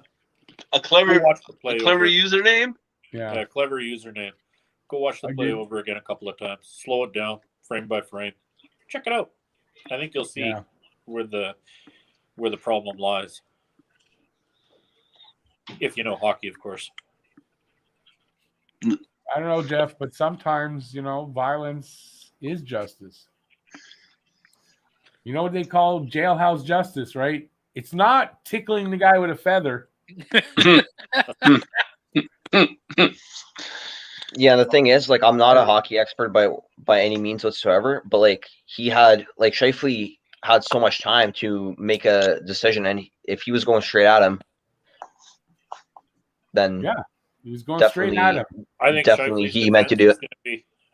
I was trying to stop the puck from going in the net. I think that's going to be his defense. What's that? I didn't hear what you said. He's what? Oh, I said I think Scheifele is going to go in with the defense of I was trying to stop him from putting the puck in the net. Problem was, trying to stop him from breathing. Too far away. With your elbows up at his head. I'm just saying. I think that's what his defense is going to be to Peros, and Peros is going to do the big. Oh, okay. Little wrist slap, $5,000. Fall on the ground to make sure that your elbow touches the puck in some sort of way. I don't know. Looks kind of suspect. Oh yeah, no, it was completely sus, man. Like that was. If he didn't want to hurt him, he was trying to take him out. After, wouldn't you have your hands and your stick down around your chest area and go into his body and not his effing head? Yeah. You wouldn't be leaving the ground either, right? Or the ice, sorry. He tried to put his whole body with that velocity into Evan's body. He left the ice. He turned himself into a projectile. That was a fucking bullet. No, he did.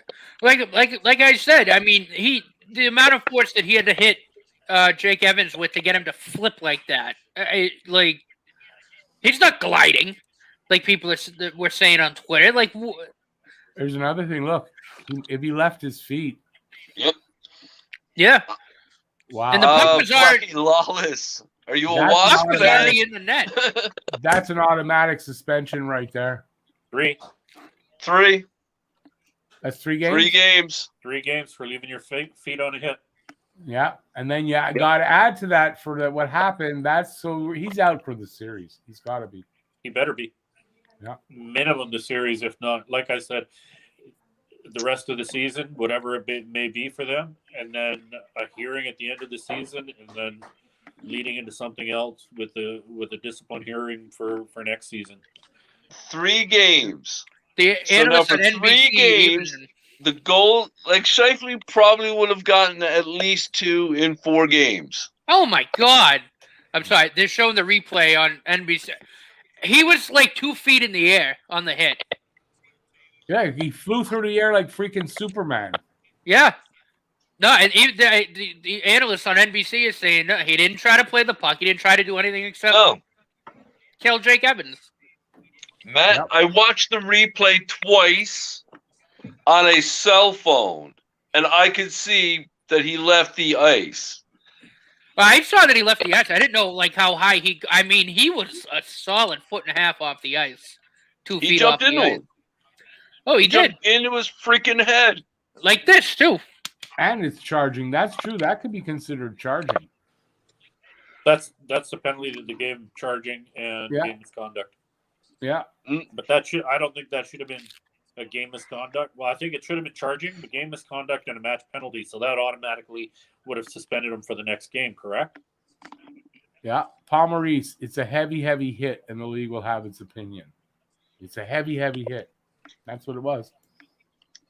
It's a heavy, heavy And hit. how long? Okay, given the league, how long do you think it's going to take before a decision finally comes down? Obviously, it's going to be done by Friday. Friday. Here's how it works. Oh, it has to be. If you hear that they are going to, they want a hearing. If he's getting a hearing, he's suspended. Mm-hmm. So there's a hearing set for him. He's suspended. It's just how many days is it going to be? But here's the thing, I guarantee you he's getting to 3. They may give him 5. I think they're going to look at it and go, well, you're not known for being a too dirty hit. Like, he's not a dirty player by any means from what I've seen. Yeah. He, like everybody, he's going to hit. He's going to take the body, but he's not known for being dirty. Okay, so I've never killed anybody. So the first person I kill... I've never done it before. So, and if you did, this is probably not the place to admit it. You should at least wait till we're offline. Well, no, I never killed anybody, but I'm saying, so I could kill some. Well, I never did it before. So, can't you be easy on me on that? Oh, you never killed anybody live in before. Canada, bro. Why am I going to jail? Your first offense like that, you got a pretty decent record. You're only getting 10, maybe wrong. 12. Well, now I know it was wrong. I didn't know it was wrong before. Right. You know, the shitty part to all of this is the guy's a fucking talented hockey player. And he just really, really put a huge cross through his name. Yep. That was so dirty and so cheap. And Yep. And here's the sad thing. I agree. He, like I said, he left his feet. He's gone for 3. If he doesn't get 3, I'm going to be rotted. I'm not going to be. I don't know if I will be able to watch it. I'll just follow it here on the stream and listen to what you guys got to say. But Marty Biron says thinks an in-person hearing, so guarantee 5+. should be That's more than still that. not a though. guarantee. It should be, I agree with you, Peter. What you said earlier, I think it should go in the next season. yep. It all depends on how Jake Evans is as well. Well, yeah. Jake Evans is out for the rest of his career. He let his emotions get a hold of him. That's an excuse. Hey, there's an idea. If Jake Evans is severely injured from this, there's a civil suit. Yeah. Yep. Oh, there will be. I mean, if his career's over, yeah, he's definitely got a suit there. See, now this is actually something my dad said. If you hit somebody like that maliciously, just say worst case scenario. If he never plays a fucking game again, and you're the cause of that on a blatant, dirty intent to hit, your hockey career should be over. Yeah, I said that. My Banned from the sentiments NHL. exactly. I said that though. If Jake Evans' career is done, so should Mark Scheifele's. Yeah. Kelly Rudy feels big suspension. I think anybody with, a working brain in between the ears should feel a big suspension. Here's want one I to know agree what with. is considered a big suspension to some of these people, though. Like to some people, 5 games is a big suspension. To me, that's not a 5-game suspension. That's like we've no, that's like this comment Ultimate here. Habs Yeah. got it right. Gone Playoffs for the and 10 to 15. 10 to 15 I like into that. next season. That's what I would give him. Yeah, that's kind of what I'm kind of hovering on. And I'd give that. I wanted to give that to. I said that. I think something like that about Wilson. I wasn't happy with what they. I was mad about what they did. I did a rant. But that's the thing, though. Wilson's known for this type of bullshit. I know, but I'm saying I did a rant about it, so it's not like I'm saying because it happened against Montreal. Oh yeah, no. I mean, you're fair across the board that way. That's not what I meant. Well, it could look like that. This has nothing to do with woe is me, Montreal. We always do. This has to do with that was an intent to injure somebody, and the guy deserves to have the fucking book thrown at him. I'm Nubs got a good point here. Remember the Dale Hunter hit on Turgeon? He got 21 games for that. Is that the one that really screwed up Turgeon in when he was in the Islanders? Yeah, it was when he was with the Islanders in the playoffs. And he did up in the air or whatever. Yeah, it took him out for 2 series, I think. The rest of that series, another one. Then he played in the third one, I think, and then they got beat there. Well, I don't know. Like I keep saying, I would wait. I would like to wait and see just where Jake Evans' career goes from here. I mean, I'm good with the 10, 15, 20-game suspension into next season. But like I said, if Evans' career is over, then I think it should be something a lot worse. Yeah. Yeah, no, 100%. I think you'd be an idiot to disagree with what you said, man. Because that was just that. Wow, I've played a lot of rough sports. I mean, we used to have an East Indian lacrosse league here and on the island, and I've never seen hits like that. We used to use our lacrosse sticks as weapons. Yeah, I know, Luca. I know. Luca, you're damn right. From Steve Dangle, I think that's Dangles. Enough is enough. What's it going to take? There aren't any laws when the net is empty, and early in a playoff series, the intention is clear. I don't have the second part of that, unfortunately, right now. That's from Steve Dangle. I wonder if he tweeted it. Let me see if I can find it on his Twitter. What's up with the North Division's game ones, though? Like, obviously the Tavares was like unintentional. Part of that. To enter an opponent heading into the next game, this is direct to the head and shouldn't see another second in this series. Enough. That's not even enough. No, he's saying it's enough for that kind of hit. But definitely Scheifele should not see another second in this series. Yep. And part of it is to protect him. Because if I was a player there and he comes out on the ice again, no, he's going down. Yep. I'm sorry. Jeff's point about, violence, and you want to do violence against somebody to make up for it. You know what? There's times when, yes, you have to. When someone does something that egregious, there is no accepting that. None. No, there isn't. None. It's on his Twitter. He tweeted it out. And he tweeted something else out where someone was like, he had a chance to play the puck. That wasn't his intention. His intention was to hit him in the head with an elbow. Yeah. Yeah. I mean, and you could clearly see it. He had the chance to play the puck, and he didn't. He was like, fuck this. I'm just going to kill a guy. Yep. Yeah, why stop? I'll kill him, so what? Like that, why is that? That's the equivalent. Whatever you're going to say you did, I'm sorry. To me, it looked like you didn't give a shit. You might kill him. I don't care. You can defend it all you want. Whatever, bad decision, whatever, it doesn't matter. You did it. If you can't do the time, don't do the crime. That's the thing. Yeah. The time, don't do the crime. He did the crime. Now it's time to pay for it. Exactly. It's why that's why I keep myself out of jail. Exactly. I might be a tall guy, but I'm only like 190 pounds. And with this hair and stuff, I'm going to look too nice in prison. So I don't do the crime. Exactly. You don't want to go to jail. You don't want to be suspended. You don't want to lose your career. Don't do what you just did. And you did it, and there's no excuse for it. And if he does get games in the next season, he's got to forfeit salary every game he's out. Or I think every day, I think it's every day he's out. So he's going to lose a lot of money. Yeah. He loses his salary. Yeah. What is his salary from this year? I'm curious. 6.1. Someone put it up earlier. 6.1. 6.1. Yeah. Still, it'll be a slap on the wrist financially. Yep. Oh, yeah. Well, for sure.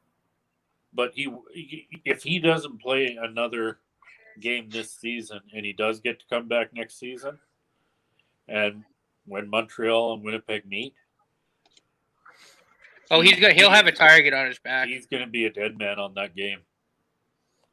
Well, he's lucky. He's only going to have to play him twice next year.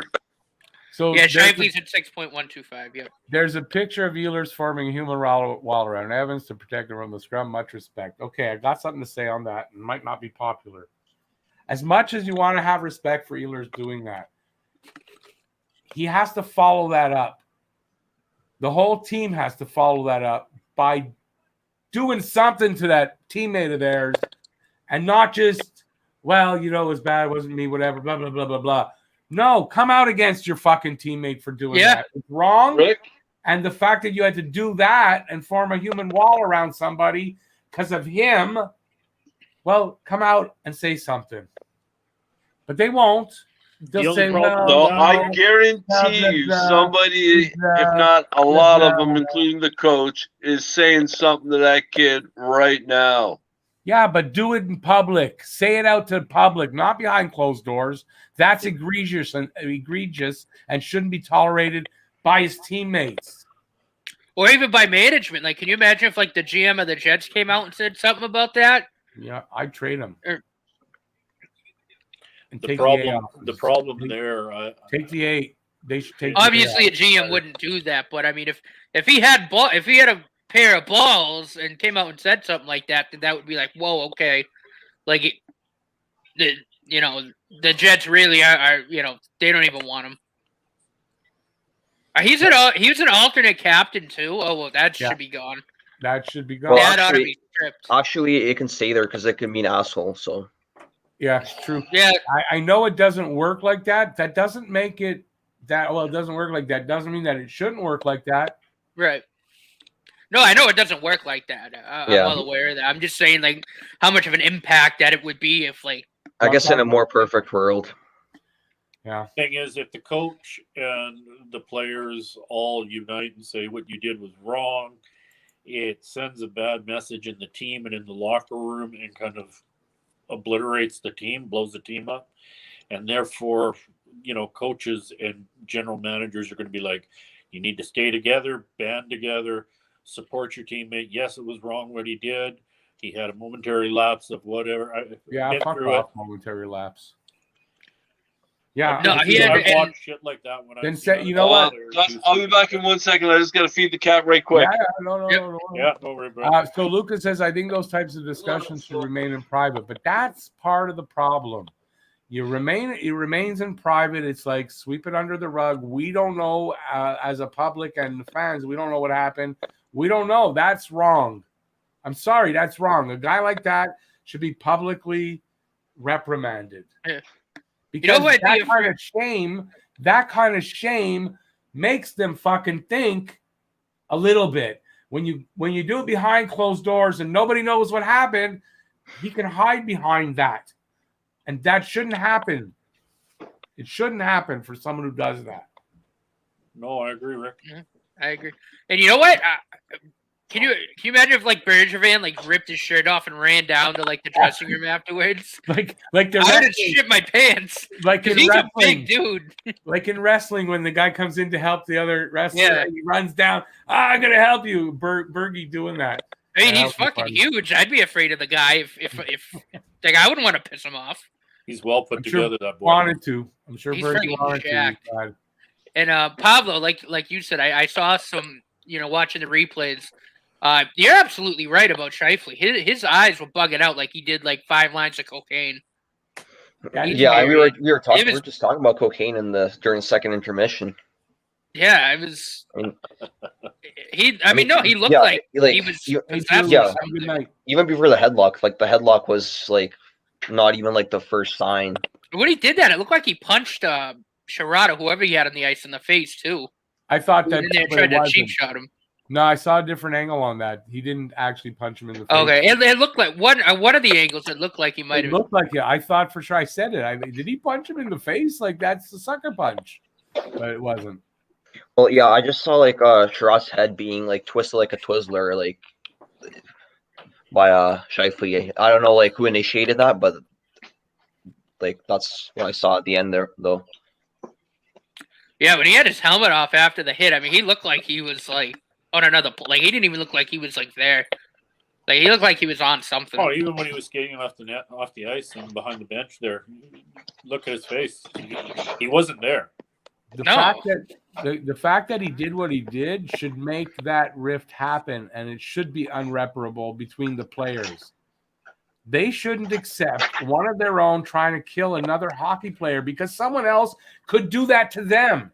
That's also someone's kid. It shouldn't be accepted by any of them. I agree. I'm just having been in that position before. I've seen it, and well, imagine Evans' parents watching that too. He's somebody's kid, and those parents gotta get on a plane or something to Montreal or Winnipeg or whatever to go be with them if they can. Yeah. If because it's ridiculous. But what a lot of people are forgetting about right now is think about Evans when and if he does come back, and just try and put yourself in his place. How tentative is he going to be now? Yeah. No, I get that. He's a tough cookie, but no, I totally get that. After a hit like that, I mean, that could change somebody. And that's not, like I said, that's not the first time. He's been boarded before, and KK stood up for him on that one. And was that against? I feel it was that against Philly last year. Yeah. KK beat the holy hell out of Robert Hagg. Yeah. Wasn't it Giroux that KK threw? No, I think it was it Hagg? I feel like it might have been Hagg. I think it was. Yeah. KK rearranged his face. That was awesome. I didn't realize KK could throw him like that, but that long, lanky little. Yeah, I was shocked. I was like, "Oh, who's that?" I was like, "KK." Okay, I'll take it. One of my girls said it. I think it was Lainey. She was like, "That's KK was ballistic." But I love to see that. The guys, they stick up for each other. They're not afraid to Not all of them. Just throw them. Not all of them. But let me just say Took something, a Luca. while. I wasn't Took a getting while. mad at you or anything. I'm angry Not, at the but situation, I Luca. mean, guys like KK, the leaders, guys like I said, Weber looked like if he got his hands on Shifley probably would have ended up in the hospital. Yeah. Hang on a second, guys. Luca, I wasn't mad at you or anything like that. I was just like, whatever. But yeah, I get what you're saying. I still say if you hide it, it can happen again. That's all. If The you players rewind, would have to fight about it than actually stop it from happening. Yeah, well, it's going to take someone getting killed. Unfortunately, I think you're right, Rick. I really do, and I hope that never happens. But I know I'm right. What else? I mean, how does it not look like that? They're just waiting for someone to get killed before they do anything about it. I mean, like we were talking about Wilson. I mean, he gets $5,000 for pounding someone's head off the ice. What he does is he gives the league $100,000 and said, "Well, that's for the next 20." Probably. Well, that's the attitude though. It's got to have, right? Yeah. But I mean that's the worst friggin' thing, because you know what? He's going to get a few, and it seems to be a part of the game. You know, I've heard some people and stuff talking about, you know what? Maybe reduce the size of the equipment. Well, you got to, that hard plastic that they use on the elbow pads. Listen, people used elbows back in the day, but you know the pads when I was a kid, we could hit each other all day long. It would be okay, right? Yeah, wasn't it just like a piece of cloth over the elbow, Rick? Wasn't it like a piece of like cloth or something over the elbow? It wasn't even. It wasn't much of anything. Like a soft pad. It was like the thinnest piece of it's plastic. Hard plastic. Now it's hard plastic, like a helmet. You can bang it. Doesn't. No, it is. What you got hit with. That's a weapon. My elbow pads used to have a little piece of like foam or something underneath the leather covering. That's what it is. That's what I'm talking about, right? Yeah, no, my pads, it's hard plastic underneath. Yes, guys, because it would be almost like it was like molded. Yeah.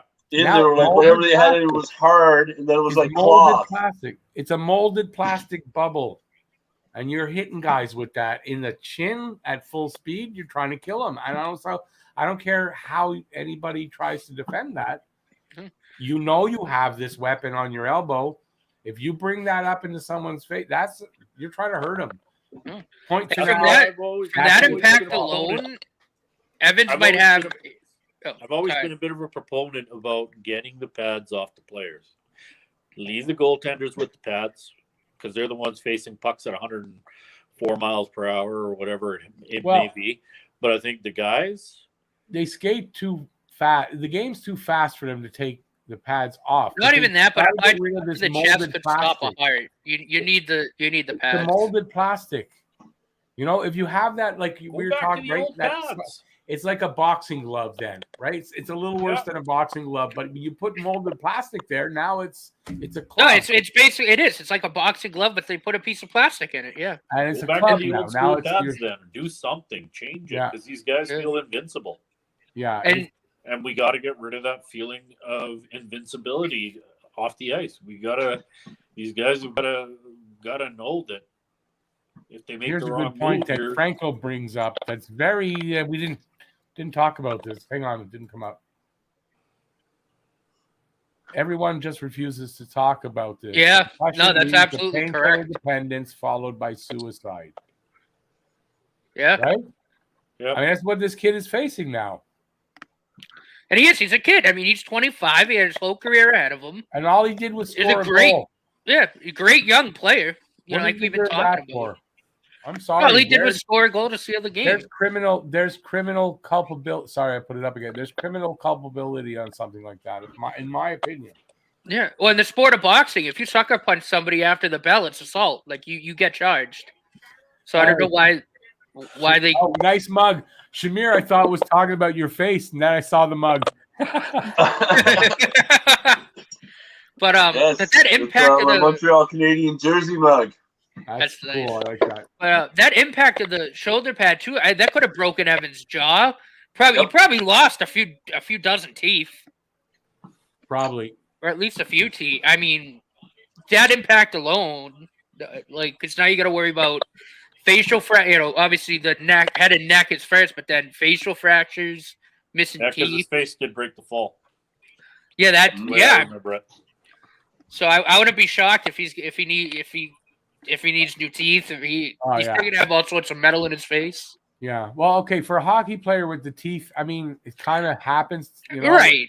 That does happen, but still, why? Why did it happen this time? There's no need for it. There's no need for what happened. God, do we have anything else to say about this? I guess not, eh? Well, Colorado's up 2-1 on Vegas. I get that game going on. Anyways, Lehner wasn't dressed either. He scratched.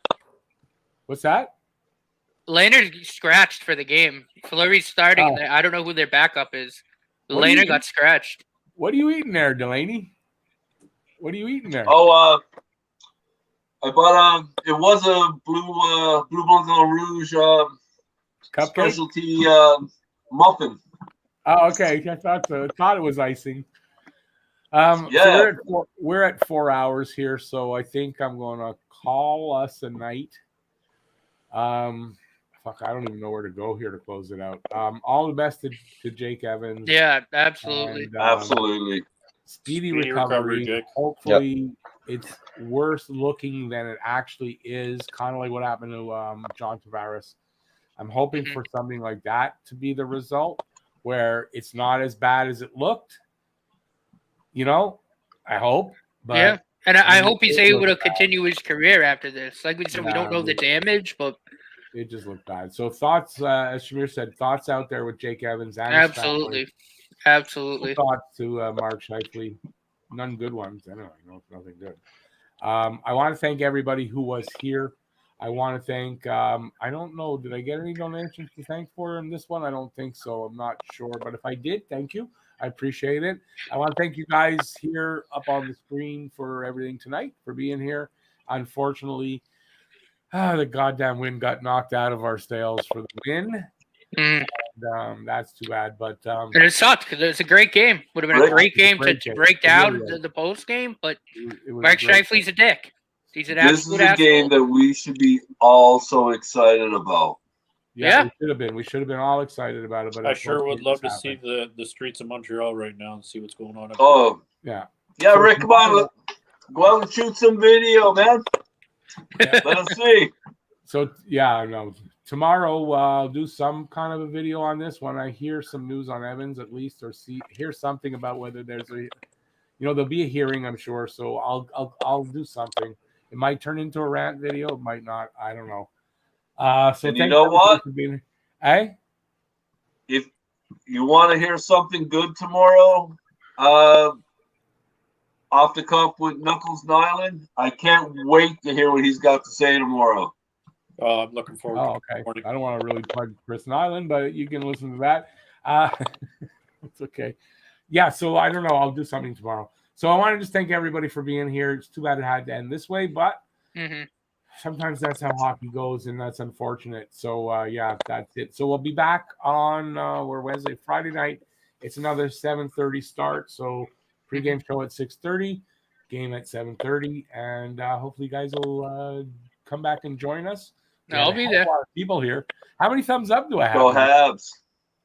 How many thumbs up do you see there? You guys are mods now? I'm on my phone, so I can't see anything.